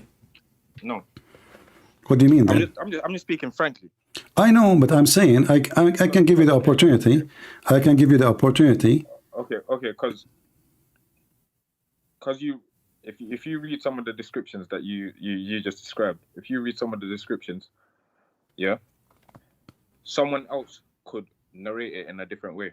No problem. I will give you the opportunity to give me the variation for anything you want. Okay, let us go. So when I said to him, which one Allah created first? The earth, or the mountains, the trees, or the lamps, which mean the stars? Give me the answer. Go ahead. Pardon? I couldn't hear you. Okay. When I said to the gentleman, you said you were listening. So I was showed. listening, I was listening. Okay. So if I say to you now, I'm not going to give you any interpretation. I do not even give interpretation. So if I say to you, which one Allah created first? Listen carefully, please. Which one Allah created first? The lamps, which mean the stars, or the trees and the mountains? The stars. The stars. Yeah. Okay. So are you firm from this interpretation? Pardon? Are you sure? I suppose so, yeah. No, I don't want suppose. I want a sure answer. Yeah, I'm sure. You see, we are talking about religion. We are not talking about I guess, I think so, maybe, Yeah. All right. So we heard our gentleman here. He is saying the stars is created before the mountains and before the trees. All right. So let us go and see if that is true or not. Do you have your Quran with you? Yeah, I do have my Quran, yeah. Okay, I want you to open for me chapter 79. Chapter 79. All right. Chapter 79, you can read if you want, from verse number 27, 20, 28, 29, 30, 31. Go ahead.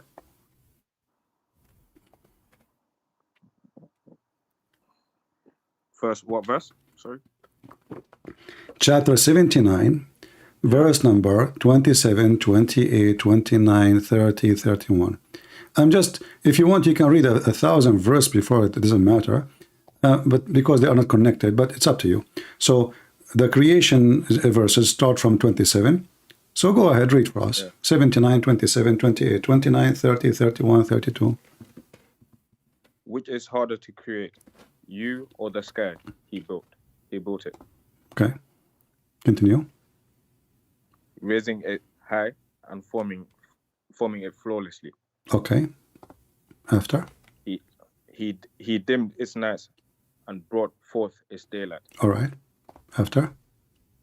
As for the earth, he spread it out as well. As for the earth, or after that? As for the earth. Oh, this is a lie translation. Hmm? This is a lie. I'm not saying you're lying. I'm saying the translation is a lie. What translation you're reading? What translation you're reading? I'm reading it from the Quran. Okay, what translation you're reading? What do you mean? What translation? Do you know Arabic? Do you know Arabic? I can't speak Arabic fluently, no. You can? No. Okay, so I'm asking you what translation you're reading. I'm reading from the Quran. I know, but this is a translation. As long as it's not Arabic, it's a translation. So what's the name of translation? What do you mean? What the name of the translation? What the name of the translation? There's Shakir. There's Yusuf Ali. There's name. Who is the translator? 1 second. It doesn't show that in this one.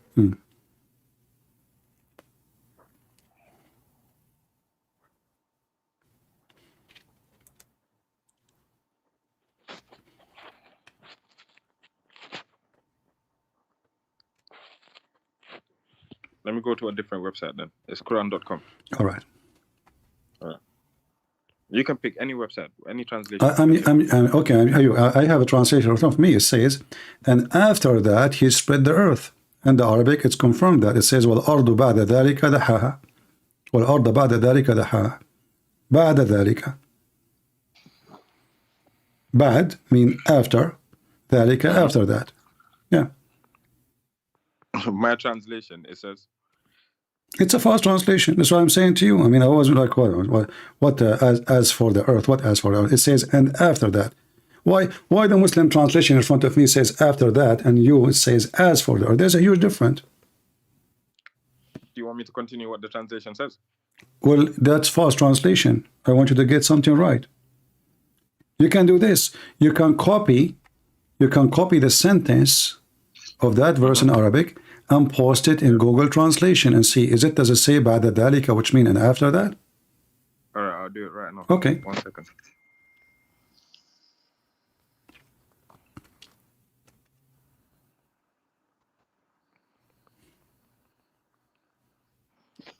You did not give me yet the name of the translator you were reading from.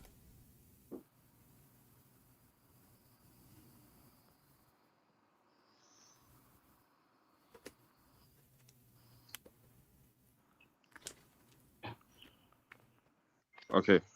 In Google Translate, in Google Translate it says, and after that he spread the earth. Thank you very much. So now, Okay. so now me and you agree that the correct translation is after that, correct? It's okay. Let's continue. Okay. All right, but we are done. It says here in verse number 29 that Allah created the day and the night before he started working in the earth, and then after that he brought the water and the pastures, and after that he created the mountains, correct? Yep. Okay, this is in agreement with what you said, because you said to me the light, the lamps, the stars created first, correct? Yep. Okay, this is a chapter 79. Now let's go to a different chapter. Go on. All right.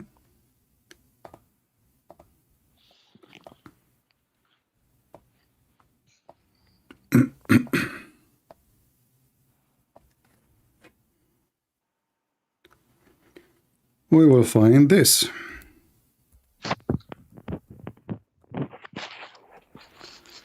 Open chapter 79.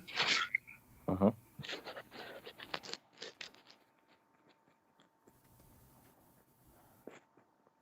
Actually, we were reading something, right? Sorry. Let's go to 41. 41. All right. If you can open two browsers so you can compare, you know, like don't close the other one so we can compare. You put them next to each other. Okay. So if we go to in chapter 41, in This verse. translation is from Mustafa Katab. Dr. No Mustafa. problem. Okay. Let me open Mustafa Katab. Mustafa Katab. Mustafa. Does it matter for you any translation, or some Muslims they lie? It doesn't matter. It doesn't matter. Okay, then let us keep it in Hilali Khan because I'm using it all. Okay, here. So chapter 41, verse number 9, 10, 11, 12. Read for us, please. 9, 10, yeah? Yeah, chapter 41, verse number 9 and 10 and 12, Okay. 11, 12. Ask them, O Prophet, how can you disbelieve in the one who created the earth in 2 days? All right. How can you set up equal with him? That is the Lord of all worlds. Okay. He placed on earth firm mountains standing high, showered his blessings upon it, Okay. and ordained its means of sustenance, Mhm. totaling 4 days exactly for all who ask. Shall I continue? Yeah. Then he turned towards the heaven when it was smoke, saying to the earth, submit willingly or unwillingly. They both responded, we submit willingly. So he formed the heaven into 7 heavens in 2 days, assigning to each its mandate, and we adorned the lowest heaven with lamps Okay. and for protection. Look what happened. According to this chapter. Almighty, all knowing. Okay, so what is the last thing Allah created in chapter 41? The last thing. The last thing he said, what The stars, the right? stars. Yeah, Okay. all right, yeah. But you said, remember I asked you, which one Allah created first? The stars or the mountains? You said to me the stars. So when we did read 79, that in total agreement with what you said, correct? All right, correct. Yeah. But here is the opposite. The last thing Allah created is the stars. So here, in fact, the first thing Allah created, it was the earth. The second thing is the mountains. There is totally the opposite. So what's your point? You're trying to say that the What my plan? This is isn't it the Quran says if this is a book made by other than Allah, you will find in it contradiction. yeah, it's Allah. It's the book of the Muslims. But I'm saying This is the book of what? This is the book of what? You're trying to say. I'm not trying. I'm not trying. It's you who said. It's you who told me that the stars was created before the trees and the mountains. And then the Quran, you told me when we did read the other verse that the one created at the end is the stars. So if Allah is one God, how he in one verse in chapter saying that the last thing is created is the stars, and the first one it was the earth and then the mountains and then the trees, and in the other one is totally the opposite. Did he make a mistake in the order? Did Allah created the earth twice, 3 times, 5 times? He forgot. Okay. In chapter 41, yeah. Yeah. Where does it specifically say that just because he in that verse it mentions the stars last, but where does it specifically say? Okay. If you read with me, Okay. does it say then he rose up in verse number 11?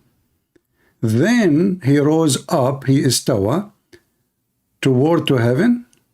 Does it say then? What Verse number 11. Does it say then? Are you reading from? Chapter 41, verse number 11. Does it say then? He said then he turned towards the Exactly. So what after now? Everything is after. Then, after that, he went to the sky. And he started doing this. So anything after then is something after he went to the sky. That's why he went to the sky. استوى على العرش استوى ثم استوى إلى السماء وهي دخان. The sky was totally smoke. There's nothing. In fact, if you go to Ibn Kathir, he will say to you that even the smoke which is in the sky is not the sky. It was from the earth smoke. So this earth has a smoke, and the smoke coming up, there's no sky. So then Allah, he went up to heaven, and then he made them 7 heaven, and then he made the lights. You remember? No, it doesn't say that. It doesn't say that then. It says. It says then. It says then. It says then. 7 heavens in 2 days, assigning. Okay, my friend. It's okay, I'm reading. My friend. We adorn. My friend. We adorn. Yes. Okay, my friend. Does it say in verse number 11, then he left up to heaven, and you agreed yes? You said yes? Yes, I read it. Yeah, okay, so everything happened after that. Isn't it after this then happened?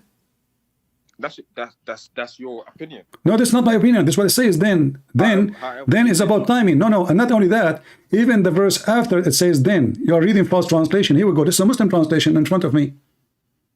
The website I have, I have in front of me. Huh? What one is your translation? Tell me.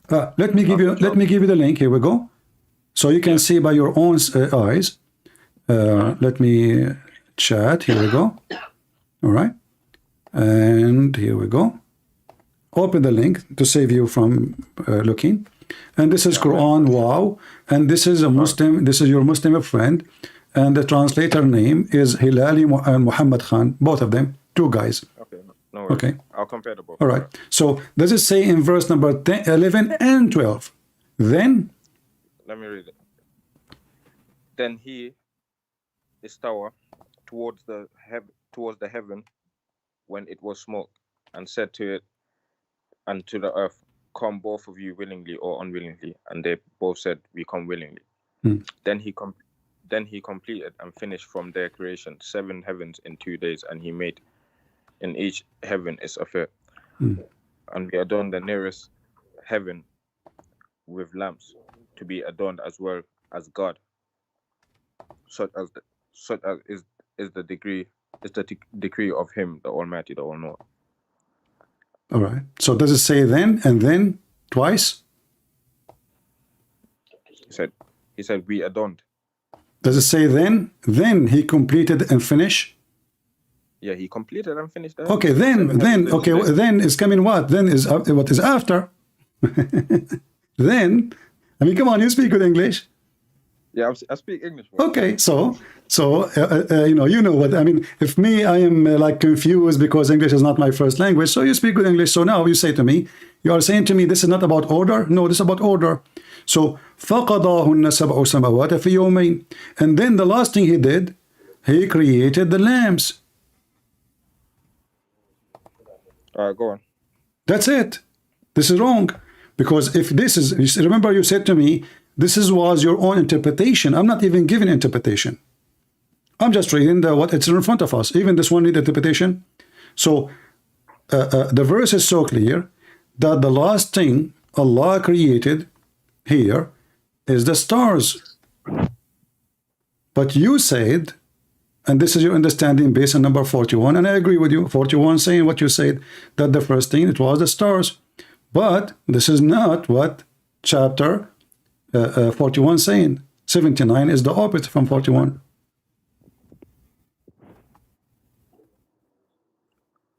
In this one, it says adornment. What? Okay, okay. Lambs, my friend. Listen, I understand what point you're trying to make, but let's continue. That's it. What to continue? What? If this is God, he don't remember which one he finished first, which one he created first. The Quran says, if this is a book made by other than Allah, you will find in it a lot of contradiction. Allah is saying that. So do you have another example of your ideology of contradiction? Okay, within but the Quran? But do you agree with me this is a contradiction or not? Brother, I don't agree that this is a valid statement of a contradiction that you're trying to imply. You have to prove it. Does it say then and then mean after? It does mention then. Okay, so it's after. When Allah created the lambs, when he was in the earth or after he went to the sky? When he created the lambs. Yeah. On the earth. When he was in the earth or after he went to the sky? In this verse. No. In your understanding, hold on. So when Allah created the stars, when he was on the earth or after he rose to the heaven? This verse, it mentions that. I'm not asking you about this verse. I'm saying, give me the answer. So in your understanding, not my interpretation, not any interpretation, yeah. Allah created the stars after he rose up to the heaven or when he was on the earth? In my understanding, it was after he before he created the earth. Before he created the earth? That's what chapter 79 says. We read it. But chapter 41 says what? It says then after. Okay, I agree on what you're saying. Okay, so this is the opposite. That's it. Islam is gone. You can't say Islam is gone. Yeah, because my friend, okay, so when you're God, he said, if this is a book made by other than Allah, do you accept what Allah made as a condition for you to accept the book or not? Or you don't accept? I accept the book. I'm a Muslim, 100%. Oh, no, I'm saying, do you accept the condition? The condition. He said, if this book is made by other than Allah, so what is the proof that this book cannot be from God? If you find in it contradiction, do you agree with this or you don't? Can you speak Arabic, bro? I am an Arab. All right. So you want to tell me that? See, my friend, why you don't answer? Do you agree with your God when he said, if this is a book made by other than Allah, you will find in it contradiction? Chapter 4, verse number 82. Do you accept that or you don't? That in the book of Allah, you will find the contradiction. No, he is saying, if this is the book, focus with me. He said, if this is a book made by other than Allah, which means the shaitan, if this is a book It's not made made by by other than Allah, my friend, who is going to make books fabricating the word of Allah, save shaitan? You already have your ideology of you have a bias. You have a Answer, bias please, answer, outlook answer. So, of Islam. do you agree with this verse that Allah said, if this is a book not from Allah, you will find in it contradiction? Do you agree with it or you don't agree? I don't agree, brother. Oh, so you don't agree with the Quran? I agree with the Quran, but I don't agree with the narrative you're coming with. But the Quran is saying that, not me.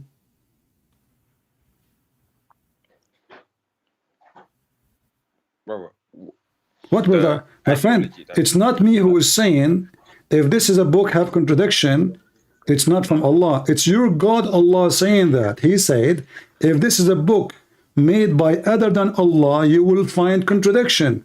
And now you are saying to me you don't agree with it? where is it? Where is it? Chapter 4, verse number 82. Alright.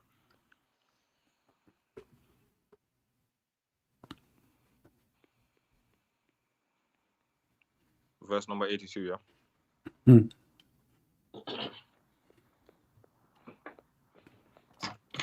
So the Quran is not from Allah, because if Allah in the Quran saying, if this book is made by other than me, you will find in it contradictions.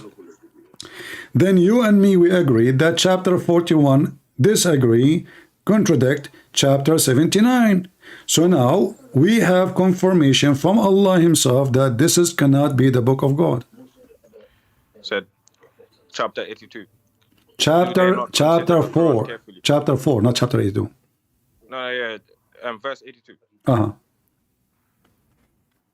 Do they not consider the Quran carefully? Had it been from other than Allah, they would surely have found therein much contradictions. And we found contradictions. And you agreed already.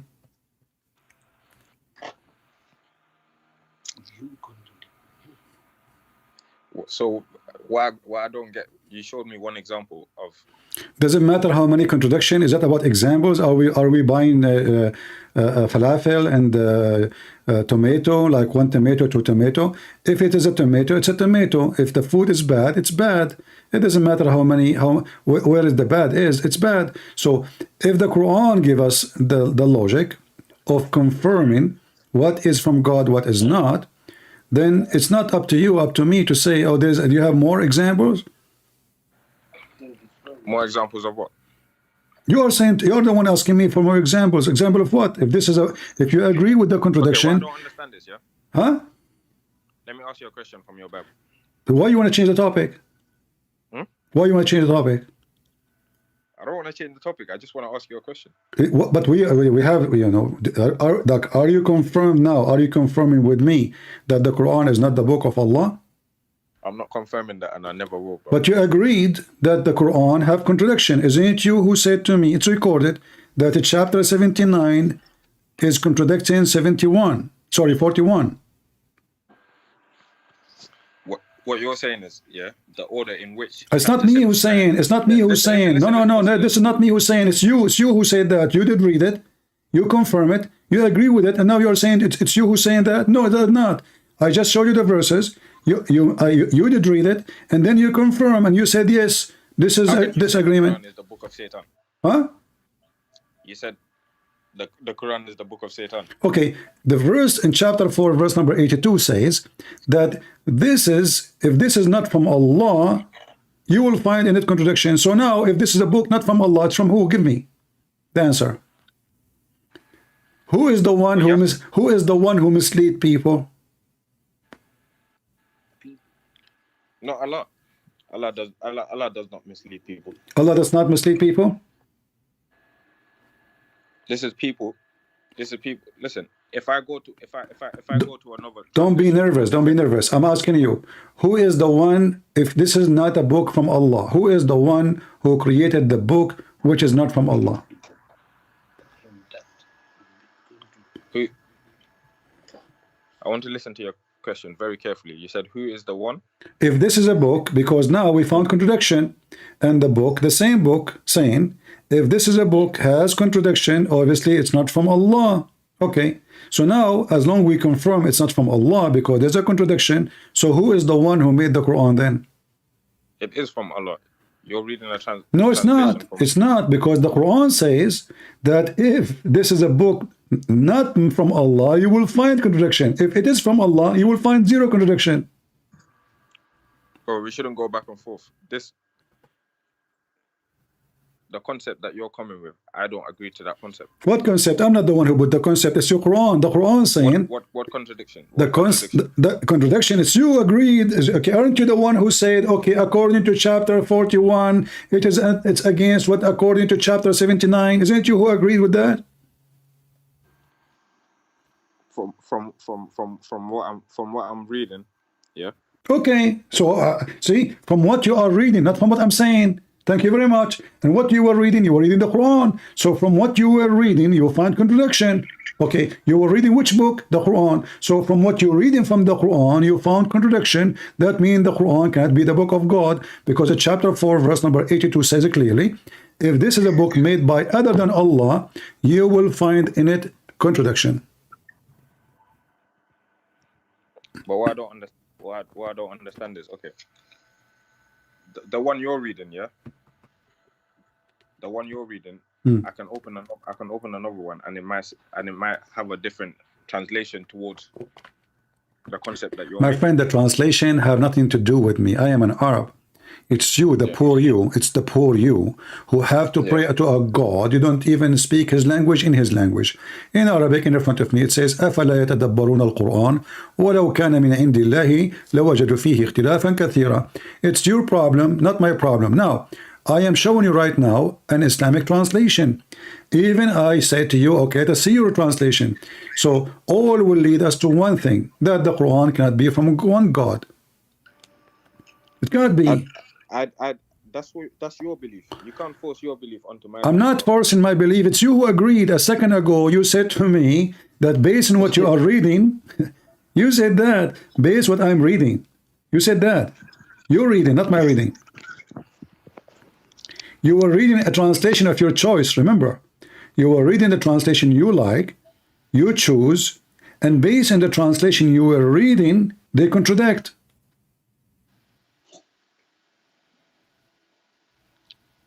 How though, brother? That's why I don't. Let's skip the topic. Let's go to another topic. Give me another contradiction. No, you said to me when you called me.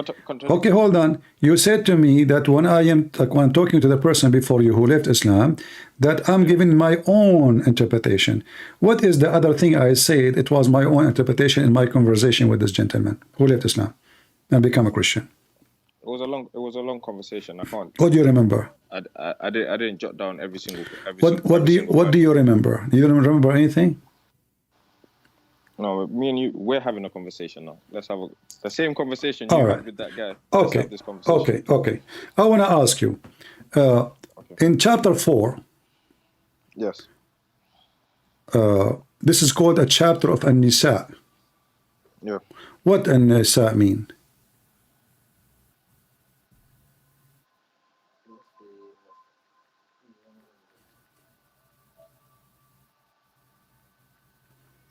What did you say, pardon? Are you taking time to look and Google? I will help you. Chapter 4, An-Nisa, mean the chapter of the women. Yeah, go on. Okay, what the chapter of the women have to what we are reading? How we are calling it the chapter of the women, but as you see, look what we are reading. I mean, what is this? What does this have to do with women?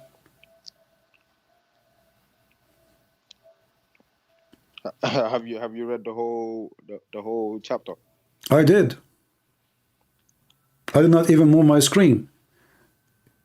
It says that if you find a contradiction in this book, this is not from Allah. Okay, this is the chapter of the women. What does chapter of the women have to do with the verse we are reading? Chapter about ladies.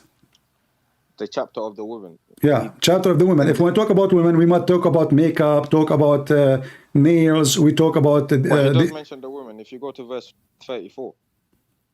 He mentioned women. 34. Yeah. Okay, so why the whole chapter called the women when most of it is not about women?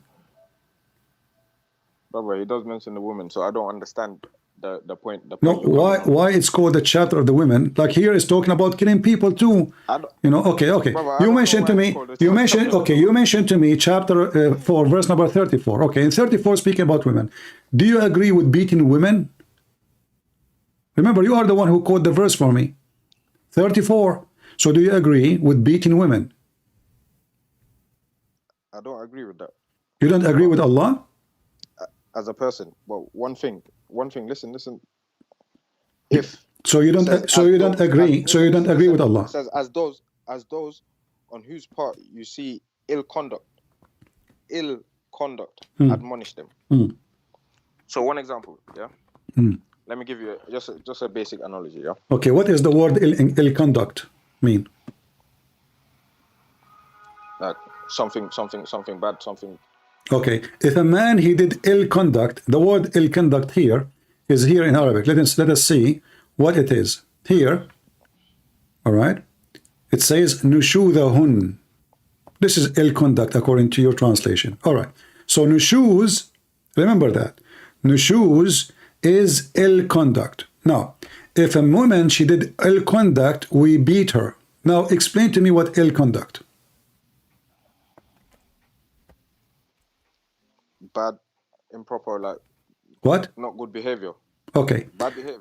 All right. So if a woman, she did a bad behavior, we beat her. What if a man, he do bad behavior? Can the woman beat him?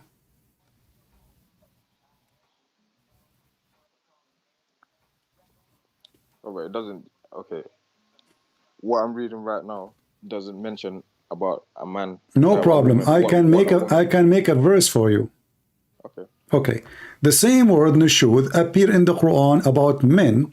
Remember, you are the one who says bad behavior. Do you know what bad behavior mean? Like what? Being disobedient. Disobedient. Okay. Are you sure? Okay. Let me give you an example now. Uh-huh. Yeah. Uh-huh. Let's say you had a wife, but your wife is doing some evil things towards you. Like what? And then you. Like what? It could be many things, brother. Like what? Like what? Like what?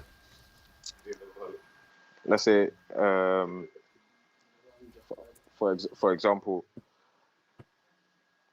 she's putting something in your food or something that you don't know just because of. Like what? What do you mean putting something for you? Like she's trying to kill you? Yeah, maybe. Let's use that example now. That's false. Where you are getting this from, my friend? Pardon? A person tried to kill you, attempted murder. This is not Yeah. sometimes someone you school her. You know, if somebody trying to kill you, he commit a murder because he might succeed. What are you talking about? You are making false things. Do you have any interpretation support what you are saying? I'm not saying, we're talking about just in general. Yeah, no, it's not in general. You cannot say that. You gave me an example which is a false example. Nushudahun. Okay, you know what? I will go with you guys. So if your wife, she is putting something in your food to kill you. All right, I will go with you. In a second, everybody will see that you are making things up. Okay, what if the man, he did the same act, nushud? What we do with the man? What should the woman do to the man? Yeah. Remember, you said that the word nushud mean putting poison in the food to kill you. No. I don't put words in my mouth. I did not say the word nushun means that. I told you, give me an example. You said to me, she is putting something for you in your food. Ill conduct. Okay. Give me an example. What is nashud ill conduct mean? Ill conduct is, brother, it's bad behavior, something bad. Give me an example.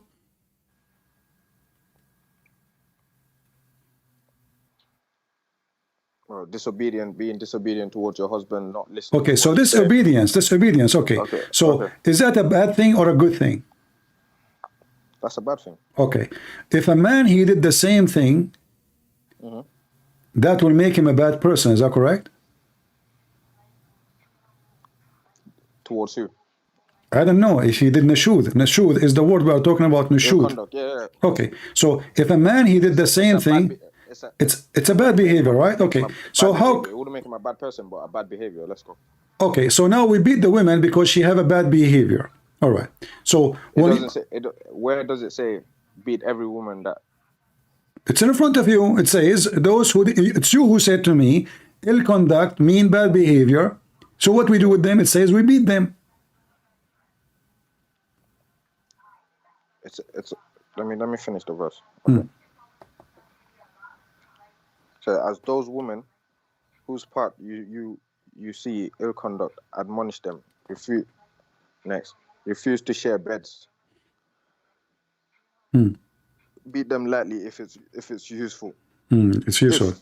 It says in the if- Quran. if- It says in the Quran, beat them lightly if it is useful. It says that in the Quran. If it doesn't say go. It doesn't say Where it says if, where it says if, can you show me the word if?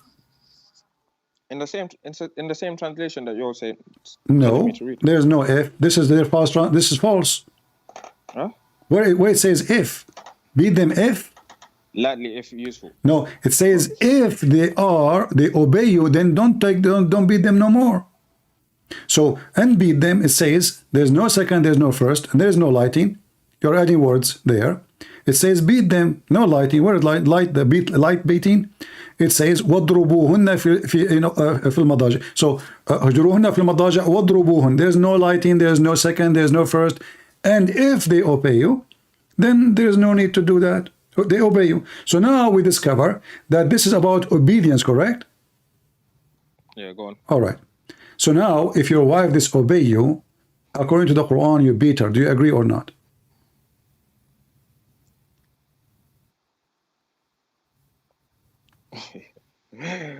Brother, Why you are laughing? Are you laughing at the Quran?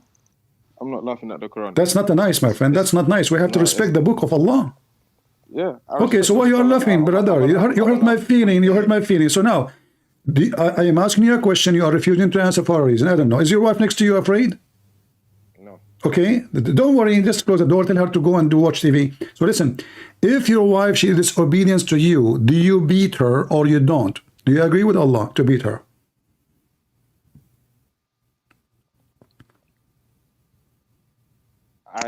I personally don't agree on beating women. But one thing. Okay, so you don't agree with Allah?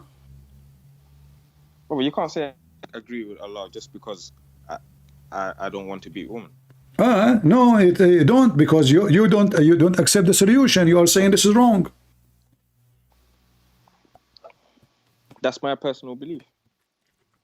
A Muslim don't have a personal belief. You see, remember, when you called me, you said to me, this was your personal interpretation. Now, it's you who's doing personal game. It's not up to you. It is the Quran saying, you do this with them. This is the solution from Allah. Do you have a better solution than Allah's solution? The Quran gives you guidance as a Muslim. Okay, the guideline says beat them. If. What if? Beat them lightly if. First, there's no lightly. Stop lying, my friend. Why you are adding? Why you are adding words? That you sent me. I'm reading from the link that you sent me. Well, I am reading the same link. Here we go. Let me. I don't know. I want to see where it says lightly. Here we go. I will send you the link. Here we go. Yeah. How you are reading from the same link? I have the same page. Here we go. Okay. Open Yeah, it. read it. Open it. Read it. What it says. Open it. Go ahead. I'm in it. Okay. Where it says lightly, it says beat them. I don't see lightly. 1 second. And those who you fear may be rebellious, admonish them, banish them in their couches, which is false translation, in their rooms, and then and beat them. There's no lightly. And this is a translation, and this is a translation. Oh, this is a translation of Arbery. Hold on. Arbery. I'll send you the same link. Yeah. Okay. And tell me if I'm wrong. All right.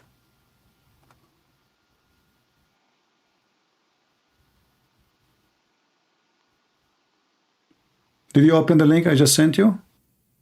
I opened the link. Okay. There's no lightly. It's a fabrication, not in Arabic.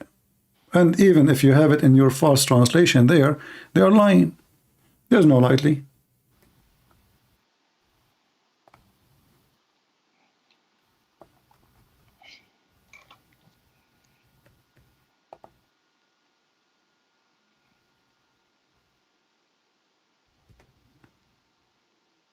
you seen it?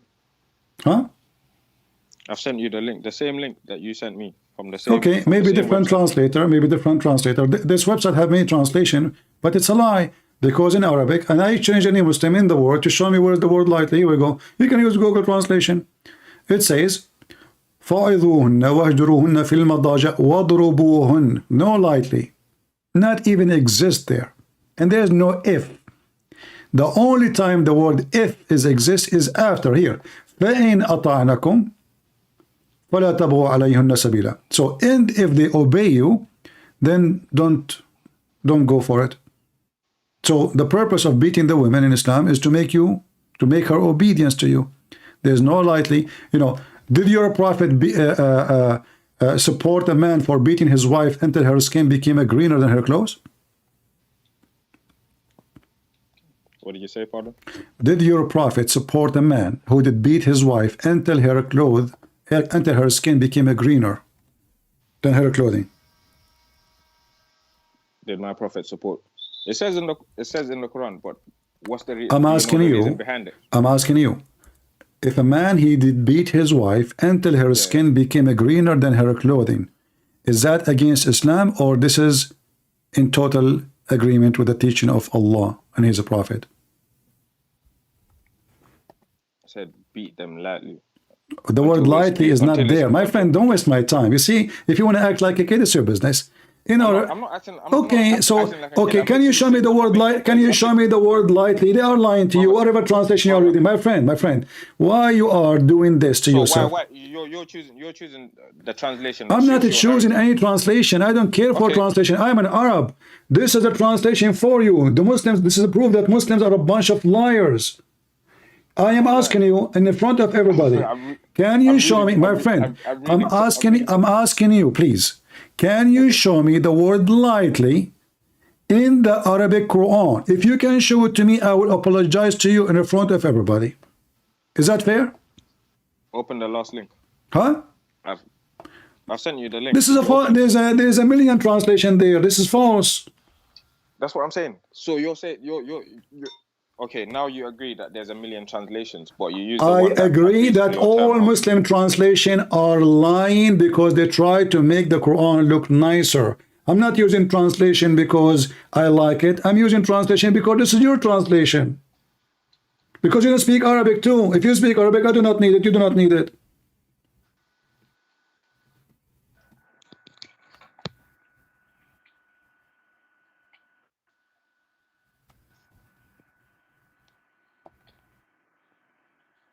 Hello, can you hear me? Yeah, I'm asking you now. Can we find the word lightly exist in the Quran or only in the false Muslim translation?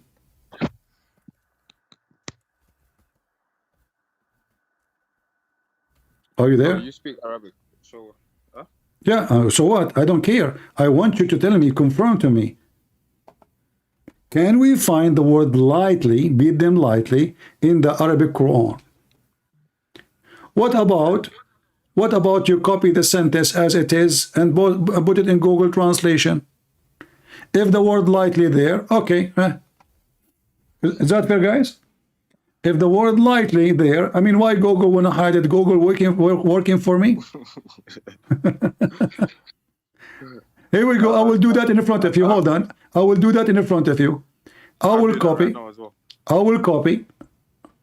the sentence, Here we go. And I will go to Google Translation. If the word lightly there, then this gentleman, he was saying the truth, All right. This is Google. Do you see the word lightly?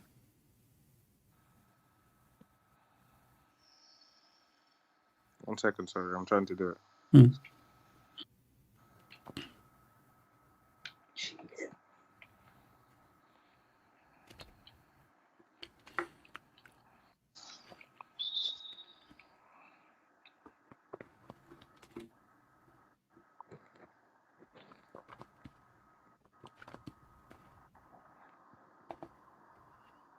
You can use Google from your side. Yeah, that's what I'm trying to do, sorry. Okay. And tell me if you can't find the word lightly. If there's no lightly, it means they are fooling you and lying to you. Shame on them. They are adding words to the Quran. It's not there. A translator, yeah, a translator should not add words. If Allah did not say lightly, you don't add lightly.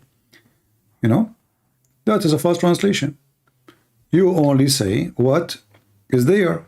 It's not up to me to add things.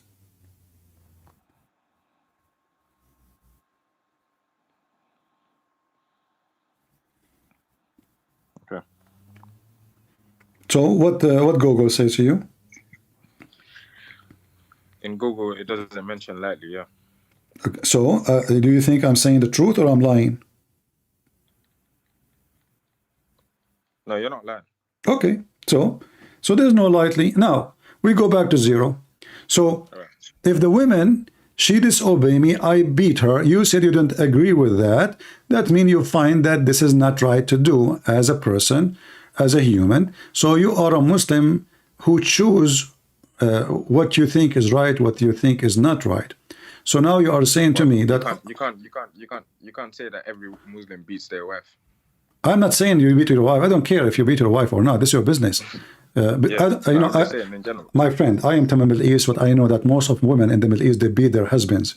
You know, actually in Morocco, they have organization to defend men right, because most of them, they go wounded to the hospital because their women, they are big, they are so huge, and the men, they are so small. So men, they get smashed in the Middle East. So now the Quran is trying to give the upper hand to the man, because women are the one really strong, and women, they are stronger than them. This is what happened to your prophet when you have a fight with Aisha and Hafsa. Do you remember what happened? What happened? Muhammad, he asked for the help of Allah. Okay, why you want to ask for the help of Allah if you have a fight with your wife? Oh, to seek guidance from Allah. What do you mean? Seek what? If you, why do you want to have ask for help for Allah if you have problem with your wife? No, he's asking Allah for protection from his wives. So who is the one beating who? So what you're trying to say is his wife used to beat him. Are you telling me if I am calling Allah, if I call the police now, says, please come here, my wife, she is, you know, I need protection. What does that mean? What it mean that I need protection? Does it specify that the wife was physical against? So you need protection from his wife from what? He can divorce her. Divorce her. He don't even dare to divorce her, obviously. He's afraid. That's why he's asking Allah. Okay, did he call the Muslim to come protect him too, or only Allah? From what you're saying, it's only Allah. I did not say that. I'm asking you. I said, did he call the Muslims to come and protect him, or only Allah can protect him? I'm not sure about that. I don't want to say something that I'm not sure of. Ah, well, I can help you. So if I call Allah and every believer to come and help me, is that clear that Muhammad was beaten by his wives and he did not know what to do with them? Does it say that Muhammad was beaten by his wife? Well, it says okay, my friend, it says that he is calling Allah for protection. Allah is sending warning to the wives. If you are, you know, if you go against him, Allah is his protector. This was my point at the start of this conversation. Saying that you're using your own ideology to describe certain things in the way. No, you explain to me. You explain to me. Okay, if I call the believers to involve that. Okay, so if you have a fight with your wife, do you call the neighbors and everybody in the town to protect you? Did it specify that he had a fight with his wife? So what he have? Did it specify? Yeah, it says he have a fight. Yeah, it says the wives going against him. The wives are against him. The wives are against this man. So if not a fight, so it's what? Why you are calling all the neighbors and all the town? That could mean, okay, the wife is against him. That could mean that his wife is disobedient towards him. Okay, It we could go mean back to different- it zero. could be- Wonderful, guys. it could- His okay, wife it can could be. mean- Hold it could on. mean different things. Okay, his wife is But this disobedient. is- Hold on, so listen. You see, you just made it more horrible. You just said it No, could no, be. no, no, no. You just I said said it his could mean- wife could it be. also mean- His it wife. also- Listen. His wife could be disobedient, but chapter 4, verse number 34 says, beat them. But he's asking Allah for protection. Okay, how a person he can beat you, asking Allah for protection, if you are the one who can beat?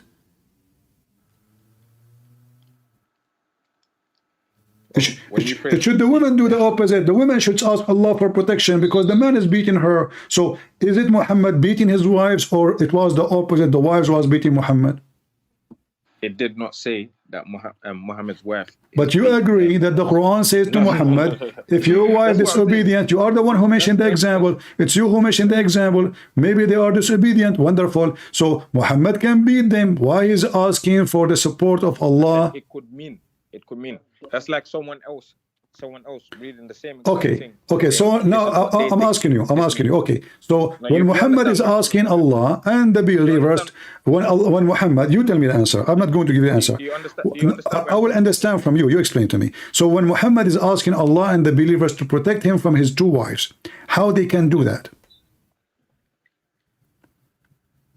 Maybe talk to her, give her advice. Huh? Protect him. Protect him. It says protect him. I cannot give you a direct explanation of why he's seeking protection from his wife. What about the angels? Should we call? You cannot conclude from that statement that his wife was beaten. Okay. Should we? Okay. If I ask for the angels too. You just told me just 5 minutes ago. You just told me that the word lightly. If it doesn't say it lightly, then fair enough. Where does it say? Where does it say that the wife was beaten Muhammad? Because he's a man. And the man is asking. Okay, hold on. Okay. I'm going with you. Okay, I will go with you. So where it says beating him. I'm going with you. Hold on. I'm going with you, my friend. I'm going with you. So as long Muhammad is not being beaten, why he need the whole universe protection from two women? You tell me the answer. Go ahead. I don't know. You see, you avoid answering by saying, I don't know. What a smart answer. I'm not avoiding because no, hold on. By facts, okay. What fact?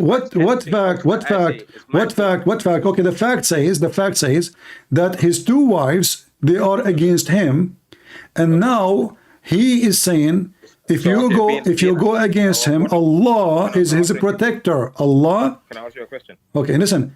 What the word protector mean? Protection.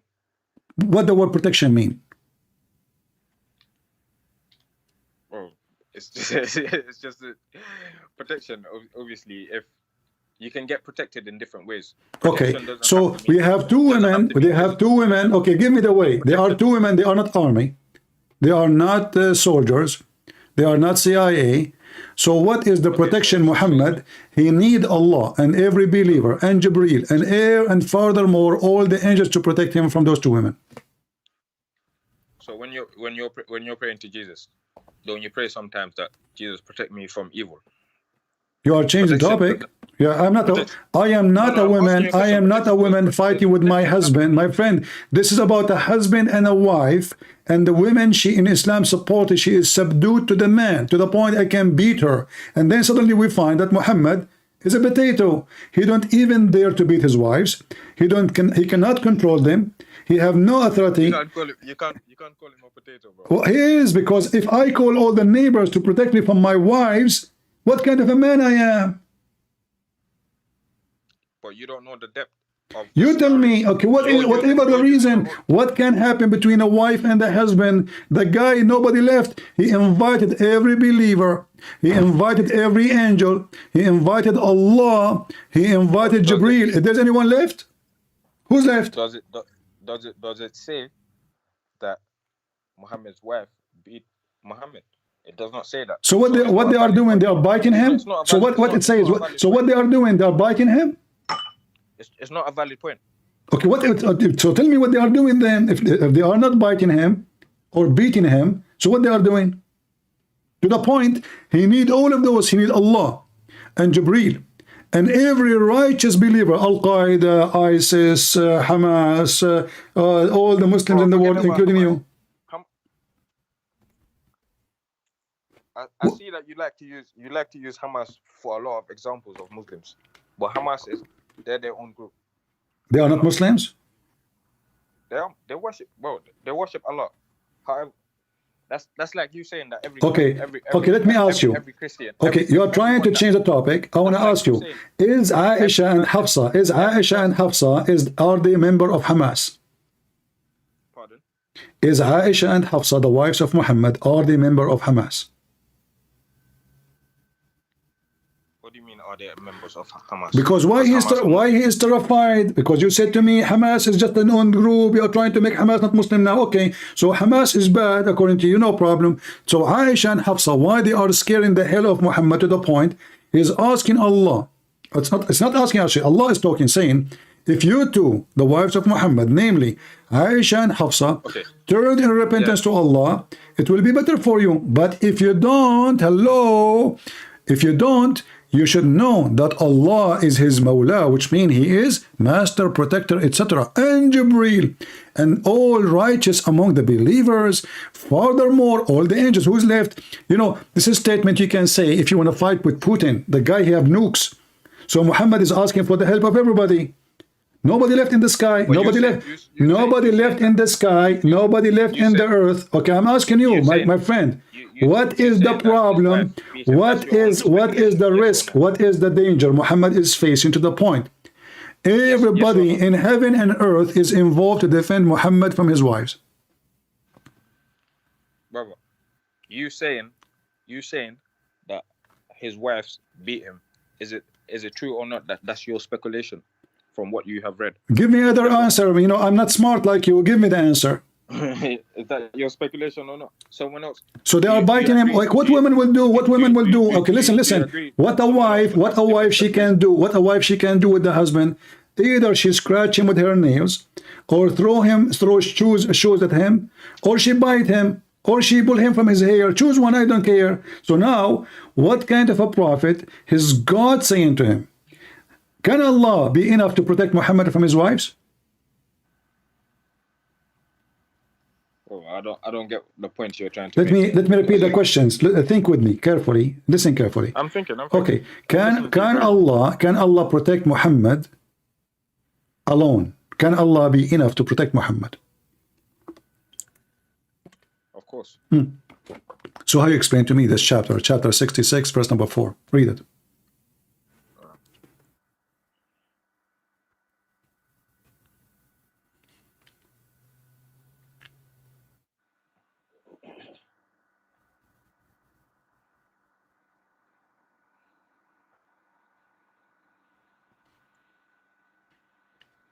Okay, if you both, let me read it from your one. So we have the same description. Okay. 66, verse number 4. Yeah. If you two,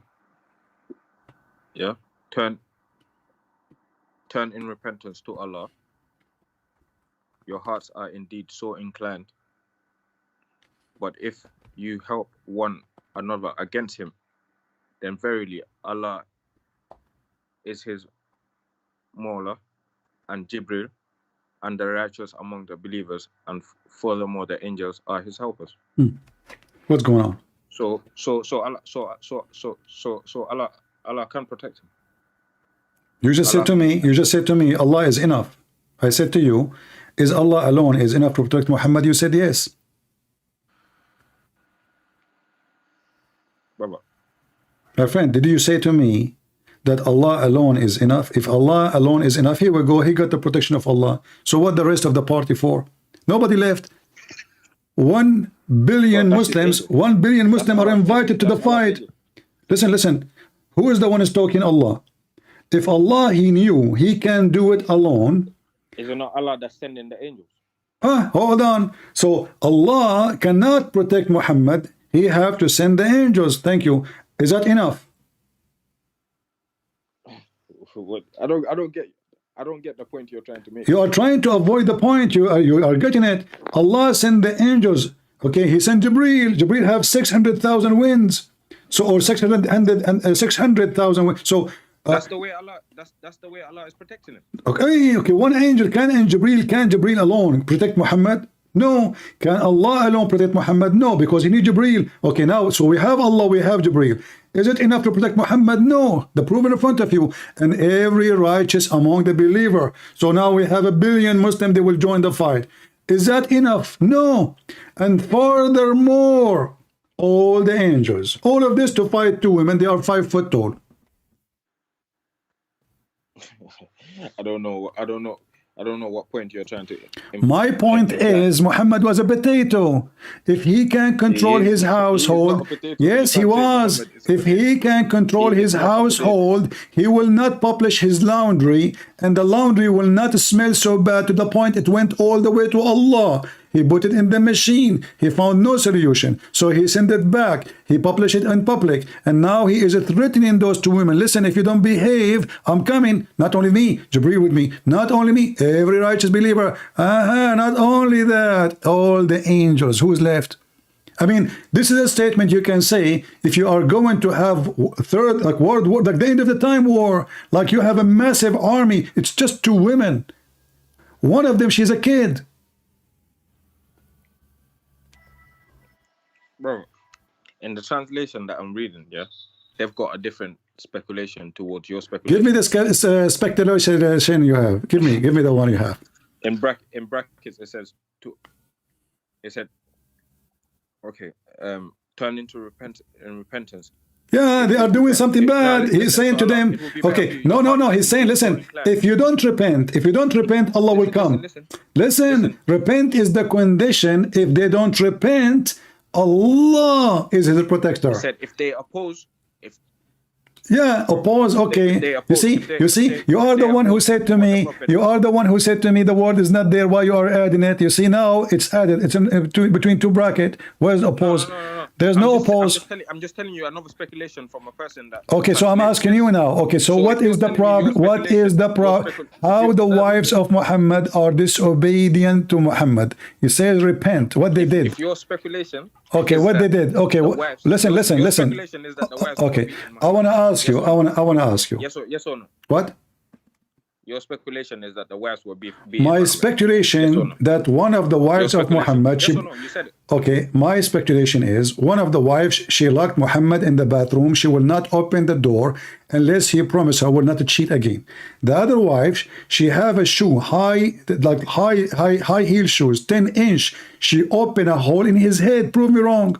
And now he is inside the bathroom. The door is locked. He cannot get out. He don't dare to get out. So they give them a verse from the Quran saying, listen to me. If you don't repent, Allah is my protector. And not only that, Jibreel is coming. We. And not only Jibreel. Listen. Furthermore, all the believers, all the army. And not only that, furthermore, the angels who is left. All of this because there's 2 women. One of them, she did bite Muhammad. And the other woman, she hit him with her shoes. Prove me wrong. So one second. In the Quran, it says that Aisha beat Muhammad with her shoe. Well, give me then what happened. What is Quran for? What is Quran for if we cannot understand what is behind the story? What is the story? What's happening? How the believer? You literally just said that. Yes or no? What I said that? That Aisha beat Muhammad with her heel until there's a hole in his head. Yeah, there's 2 holes. Actually, I have a witness. I have 2 witnesses. They said 2 holes. There's a third witness. He said 4. You know, because I actually used. Is that in the Quran? No, this is in the whole movie. What Quran? I'm asking you. You said to me, I do not know. This is what I'm saying. So what I am saying to you that this is going to be a book from God. I mean, God, He don't need to this drama for 2 women fighting with the man inside his house. They're his wives. Very simple. There is no need of all this drama. I mean, who is left? Osama bin Laden is coming. The Caliphate of ISIS is coming. Az-Zawahiri is coming. Hamas is coming. I mean, what is enough? Maybe he will call Netanyahu for it. It's just two women fighting Muhammad. What is Islam is for? And I will tell you a story. Muhammad, he sent his wife. He told her, your father is waiting for you. He want to see you. She went there and she asked her dad, did you ask for me? He said no. So she felt suspicious. She went back home and she found Muhammad in the top of a woman. She is his maid. Her legs was up and Muhammad in the top of her. So his wife, she said to him, في بيتي وعلى سريري يا Muhammad, in my house, in my bed, you idiot. So Muhammad now, he promised her that he will make her father caliphate after him. The wife, she told the other wife. The other wife, she told the other wife. And then the other wife, she told other wives. And the other wife, she told the whole town. And then after all the town learned, Allah told Muhammad. What do you think about the story I just told you? It's my speculation or this is what happened? Where did you read that, brother? I'm asking you, and I did not read it anywhere. I'm just smart. Is it in the Quran? Yes or no? I'm just being smart. I just told you that I am making a speculation. So how do you want to prove that your speculation is a fact in order for you to... So what do you think about the story I just told you? Do you agree with it or it sounds funny and stupid? Some of it sounds funny. Some of it, which some? Brother, I don't agree. Okay, I'll give you a straight up answer. I don't agree with your story. So why the story doesn't sound smart? No, it's not about smart or stupid or... So what it I'm is? telling you, give me an example from the Quran where it specifies that... Well, what I can do, I give up. I'm just trying to find out what's happening. So I told you that Muhammad, he told his wife something. The wife, she told the other one something. Then something got to something. And then she told the other women. And the women, she told other women. We can't prove that. So we can't jump into the conclusion saying that this is what happened, this is what happened. So okay, do you agree with my conclusion or you think it's silly and stupid? I don't agree with your conclusion. Why? Because it's silly and stupid? If you that's your words. If you want to use that. Thank you very much. But this is what the Quran is saying. Thank you for saying this is silly and stupid. Here we go. If you read the verse before it, you will see the most funny, stupid Quran made by God ever. And remember, when the Prophet SAW disclosed a matter of confidence to one of his wives, between the bracket Hafsa, so when she told the other women, Aisha, Allah made it known to him, Muhammad, he informed part of it, not all part, and therefore, then he told her, Hafsa, therefore she said, who told you this? He said, all knower, all aware. You just say this is silly and stupid. What? This is God talking? Did it specify what you said? Yeah, this is God talking. He told her something, she said something. Yeah. The Prophet disclosed a matter in confidence to one of his wives. So she told it to another, Aisha, and Allah made it known to him. He informed part thereof and left a part. Then when he told her thereof, she said, who told you this? He said, the all-knower and the all-aware. That's deep. That's the deep chapter, my friend. So can you tell me what's going on?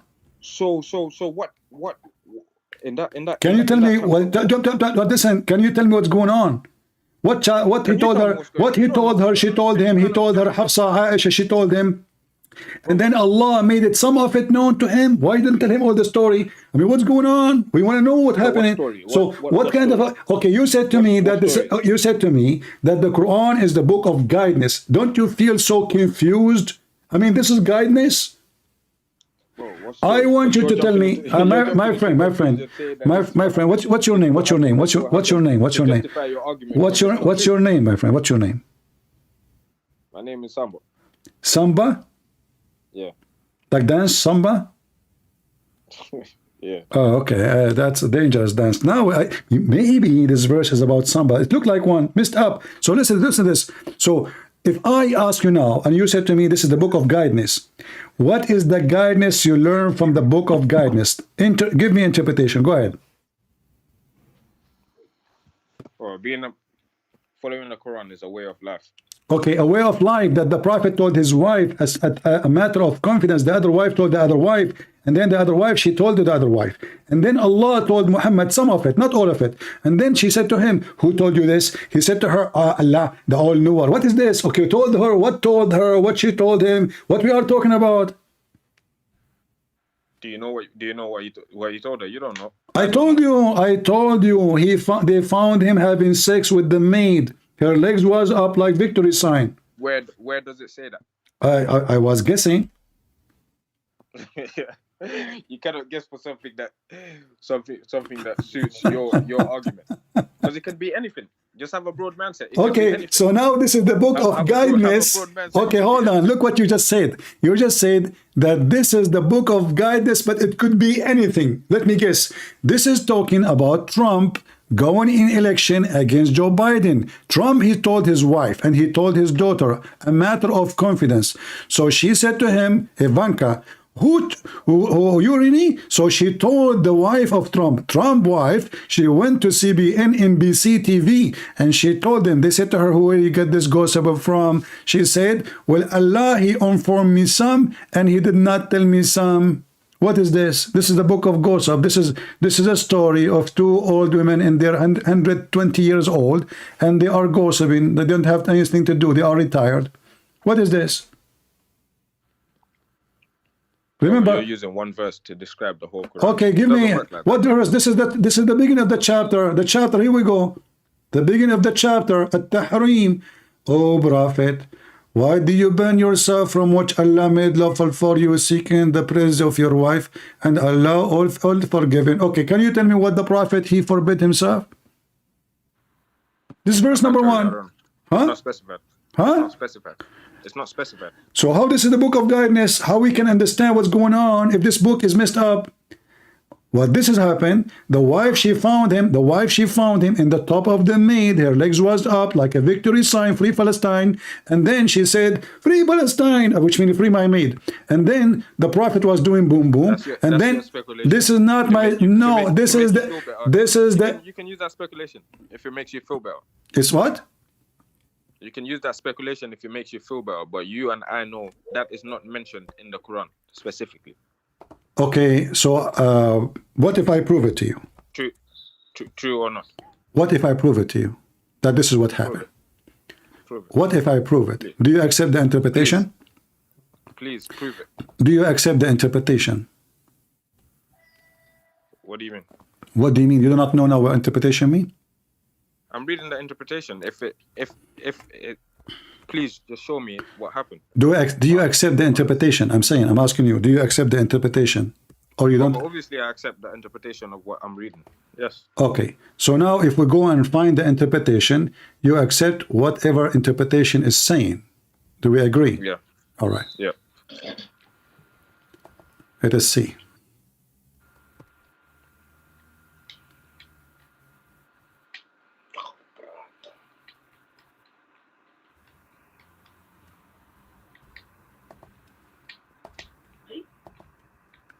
All right.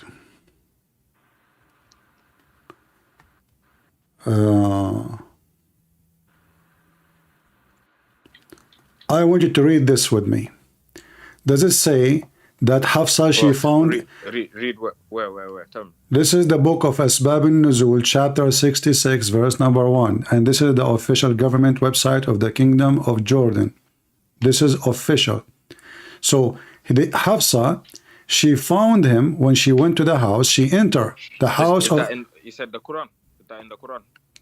This is the interpretation. You remember, I said to you, if I show you the interpretation, you will accept. You said yes. Said the Quran. Yes, this is the Quran interpretation. The Quran is translated. No, this is the Quran interpretation. This is the chapter we are talking about, chapter 66, verse number 1. I asked you, do you accept interpretation? You said yes. Well, I thought you meant the translation from the Quran. I want to see it. I said interpretation, and you said to me, no. You said yes. No, you said no, no, no. You said you accept interpretation. It's recorded. Brother. Did you say a second ago you accept interpretation? Okay, show me. Directly from the Quran. Interpretation for the Quran, yes, and this is what is called interpretation. Directly from the Quran. What we're reading. How You in the get me world on you can text. find interpretation, Abdul? How it is interpretation and how it is in the Quran?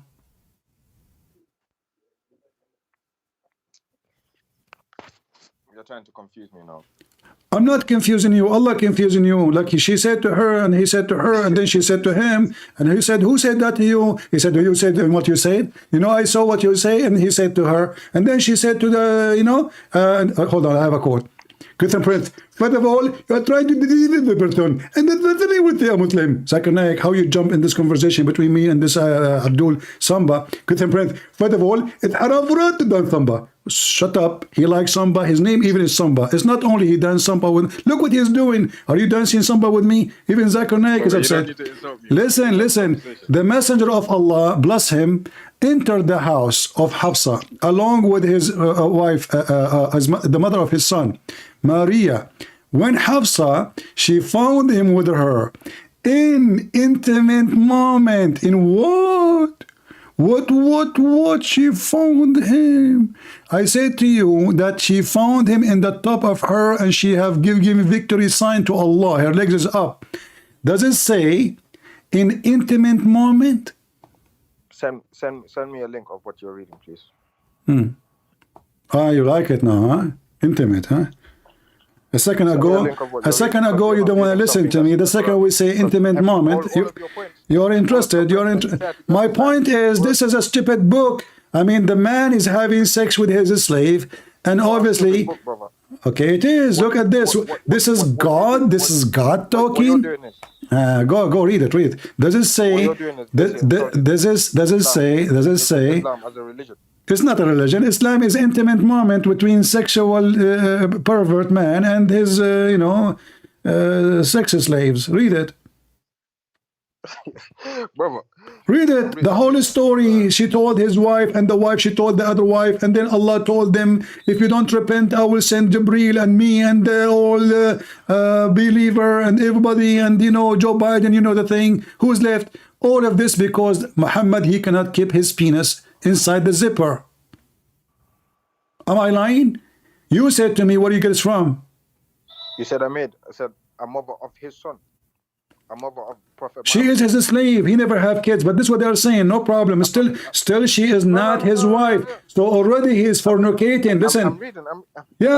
She is the mother of his son, not his wife. It says there. You see, if she is his wife, they will say, if she is his wife, I know. Does it say the mother of his son, or it says his wife? It says the mother of his son. Thank you very much. She is not his wife. So Muhammad not only fornicating now, he's making babies from fornication. That's what you claim. No, this is what it says. She is not his wife. Said the mother of his son. Because he's a fornicator. Because he's a fornicator. This is why it doesn't say his wife. You see, when you're giving an argument, you need to state the facts. I am stating the fact. This is why the wife, she is upset. This is the wife, she is upset. She is his maid. She is his maid. She is not the wife.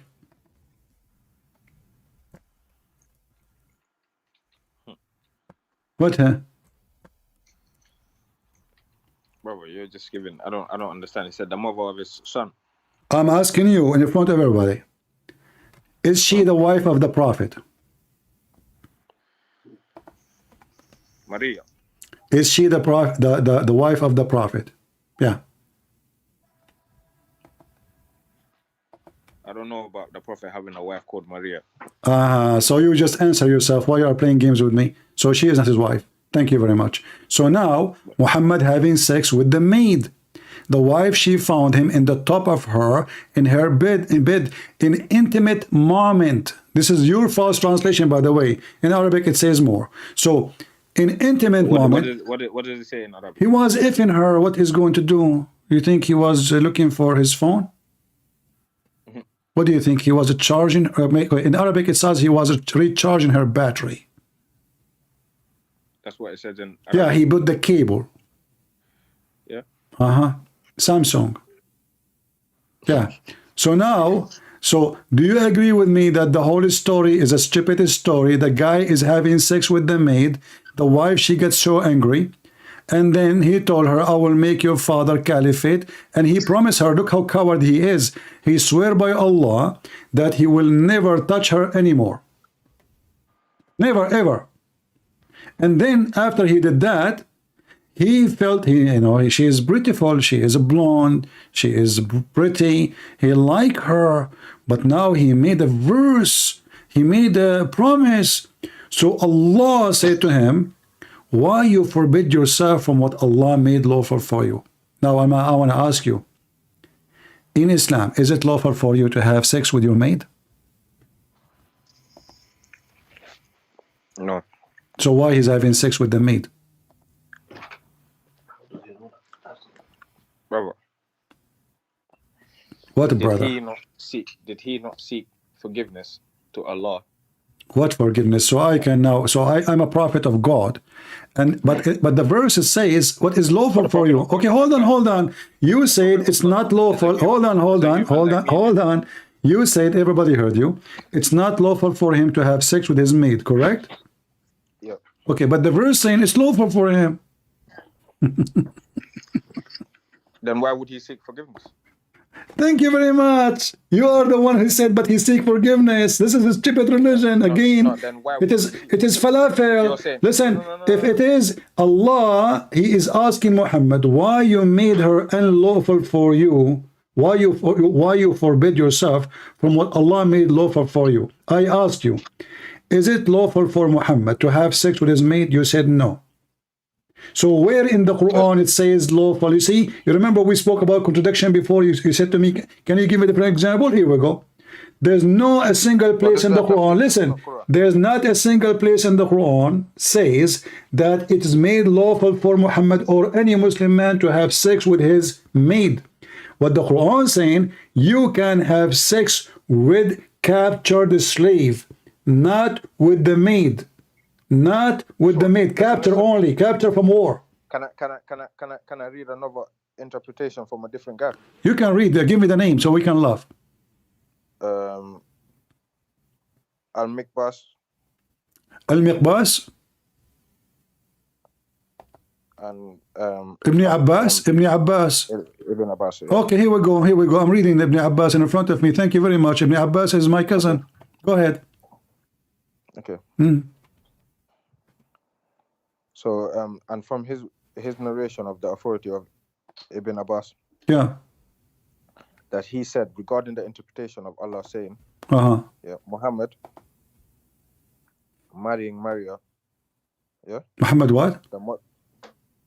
Should I read the brackets? What bracket? From the interpretation, regarding his interpretation, Allah saying, O Prophet, i.e. Muhammad, BBUH, Yeah. why banest thou, which Allah has made lawful for you, i.e. marrying Maria the court, but he did not marry her. Yeah, listen. So he's sleeping with her before he married her? Yeah, listen. the mother of Ibrahim, because he had forbidden himself from marrying her. That's false translation. He forbid himself from effing her. My friend, he forbid himself from effing her. This is a false translation. This is a not Mary. From nikah. Okay, hold on. Okay, I will go with you. Okay, I will go with you. Now, Allah said to him, why you forbid yourself from marrying her according to you, right? Okay. But did we read in the previous page where it says that she found him with her intimate, and you are the one who says to me that she is the mother of his son? Mother of Ibrahim, yeah. Okay, so now Muhammad, he have a son from a woman, she is not married to him yet? Yeah. So what he is?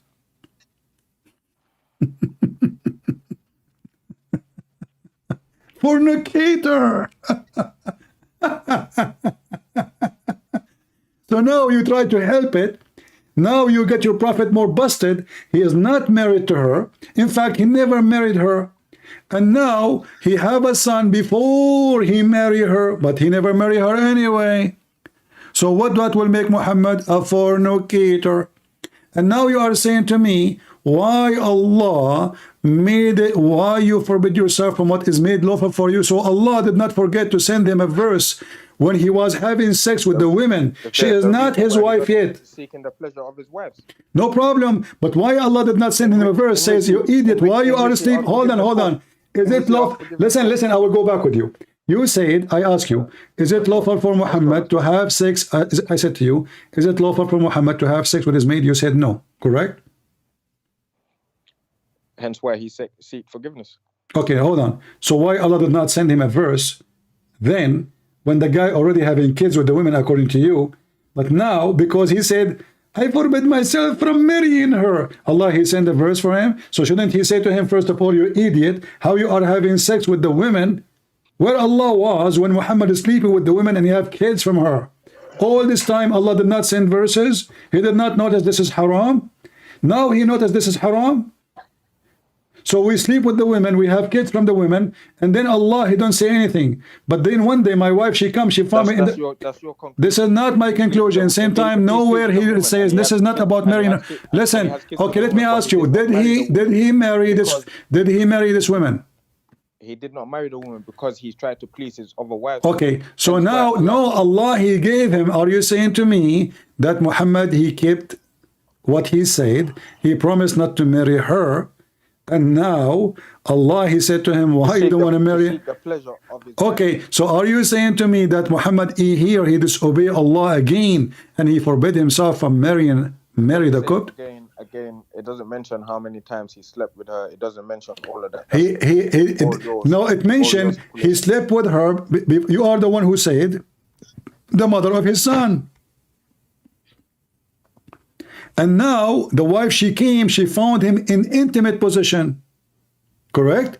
So he slept with her before and he slept with her after. Does it specify that they had the child before that? Yes, Abdul, are you with me? It says in the front of you, the mother of his son. Listen, the mother of his son. So did she get his son before? Why he's saying the mother of his son? Because he's sleeping with her. And you said he never married her. So your prophet is fornicating non-stop. So what? So your prophet, okay, let me repeat again. Did your prophet give any right to have sex with Mary the Copt, his servant? You said no, correct? Hence why he seeks for forgiveness. It doesn't matter. I am asking you. First of all, where it says forgive me? You are making things up. Can you show me the verse where he says forgive me for sleeping with this woman? You are making things up, my friend. It's the opposite. It's the opposite. Listen. Open Ibn Kathir and read. Open Al-Qurtubi, open Al-Tabari, open Al-Jalalain, all of them. You will find that you have no choice but to accept that your prophet is nothing but a fornicator. In the same time, you agreed that he should not sleep with his servant, and he never married her. Now the question is, as long the Quran says it's made lawful for you, is she lawful for him to sleep with her? Because he promised not to sleep with her, not the false translation. He promised, I will never sleep with her.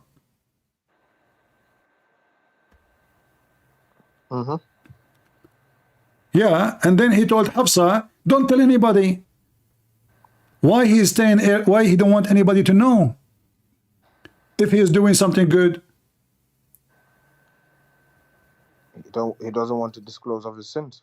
Why do people? Okay, so Muhammad now he knew it is sin, and then Allah he get involved. So the wife, she told the other wife, and the other wife told the other wife, and the whole town know about it. At the end of the day, Muhammad, by like 10 months after, Allah informed him. Is that a story from God? And Allah never made it lawful for him. And you keep saying to me, he asked Allah for forgiveness. Look, read with me carefully. This is Al-Jalalain says, Allah, he said, why do you forbid what Allah made lawful for you in the term of your Coptic handmaiden, Maria? Do you see it? When he lay with her in the house of Hafsa, She was what? She is the maid. And who had been away, who upon returning and finding become upset by the fact this had taken a place in her house and in her own bed. So not only he is a cheating, sleeping around, by saying, she is unlawful to me. Muhammad, he said, she is unlawful to me, seeking by making her unlawful. So did he marry her? No. He promised she is unlawful for him. Conclusion. He didn't marry her. Okay, my friend, take care. You see, you are just playing games. You cannot debate a Muslim who want to play a game, because simply he will keep lying. He keep I'm not. No. There is no point. You see, I mean, it's obvious she is his maid. She is not his wife. He's having kids from her, according to you, and Allah never allow him. And then you keep saying to me, he asked Allah for forgiveness. Where it says that? He promised he will not sleep with her. And after he did that, he fabricated this verse. He fabricated this verse so he can sleep with her again.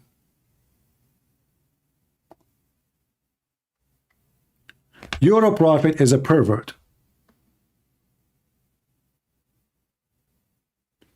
According to Islam, the man who sleeps with the women, she is not his wife and he is married, should be stoned to death. So how it's made lawful for him? According to Islam, you can rape or capture women in war, but you cannot sleep with the woman. She is your maid. So where in the Quran it was made lawful for him? This man, he fabricates Quran as he wish. After he promised his wife not to sleep with her, and he told her not to tell anybody, she started telling everybody, and he promised her, your father will be the caliphate if you just keep your mouth shut, okay? So now the news is spread, and now Muhammad the fornicator is all over the place, and now Muhammad want to make himself look better. So he said, Allah told me, why you forbid yourself from made lawful for you? When it was made lawful. The whole Quran in front of us. I change any Muslim.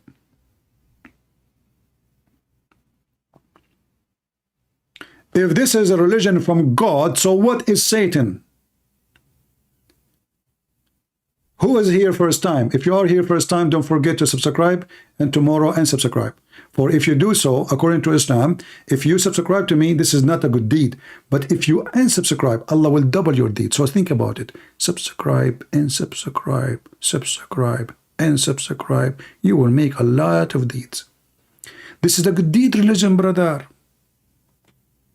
A man can F a dead woman. It's a good deed, brother. He can F his mother. There's no penalty. Haram. It says in the Quran, haram. It's okay. It's haram, yes. But even if he F his mother, there's no penalty, brother. Okay? And if a man, he see a child, she is 6 years old, he can, you know, it's a good deed. She's orphan. She's orphan. Did you hear the Muslim saying that Aisha was orphan? Abdul, her father became a caliphate later after Muhammad's death, and now you made Aisha orphan just to justify why he's having sex with a child? They made the girl orphan. They killed her father. And then they come to us and they give us speeches about bad deeds and good deed. It's a good deed religion. Yeah, like, you know, this guy, what's his name?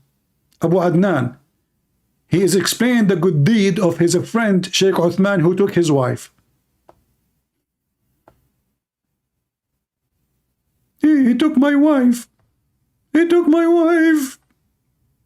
And you know, they are potatoes. They are brave. They are men to the point. They grow a beard and then they go into the internet talking about who took his wife. Who did not take my wife, you know. What a man. You people are really.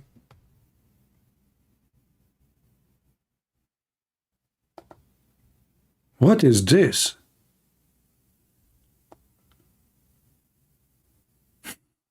What about dating in general? Should young Muslims even date? No, dating is haram. Haram. Think about Niqabi. Dating is haram, but sleeping with the friend wife is halal. Dating haram, brother. Haram. Haram.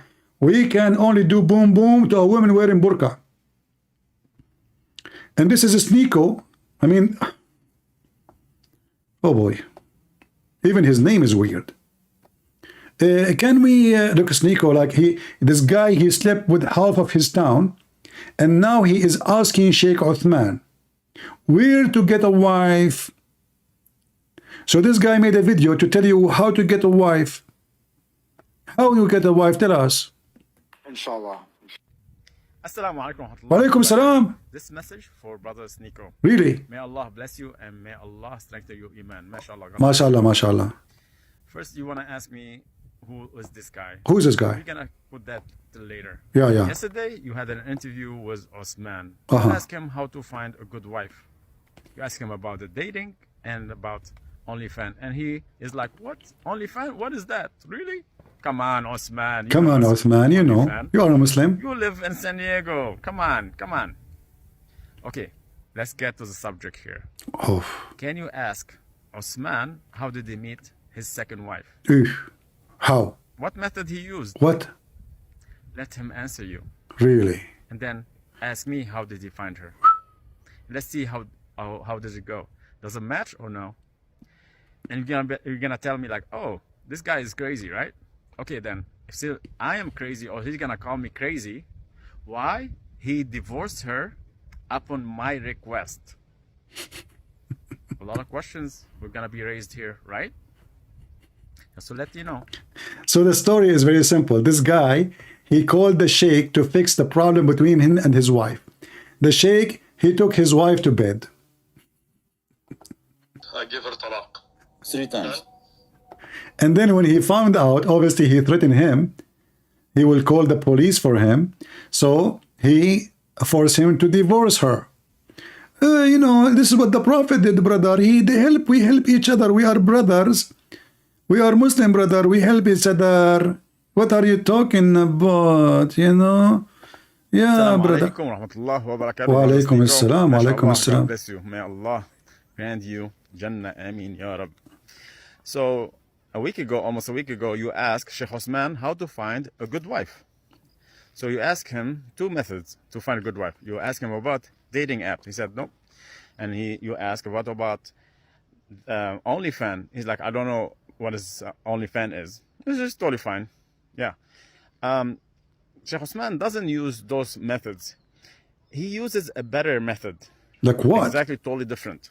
That's what fits his style. Subhanallah. May Allah guide us all. So he will wait. I'm gonna tell you the the process. He's gonna wait for a friend and see if he can help him. For example, a brother, which is me, I reached out for him because he's a sheikh to fix our marriage. So what I did is I gave him my wife's number because we have some trouble I had trouble between me and my wife. So I trusted Sheikh Osman, I know him, and then I was on his table in Balboa Park.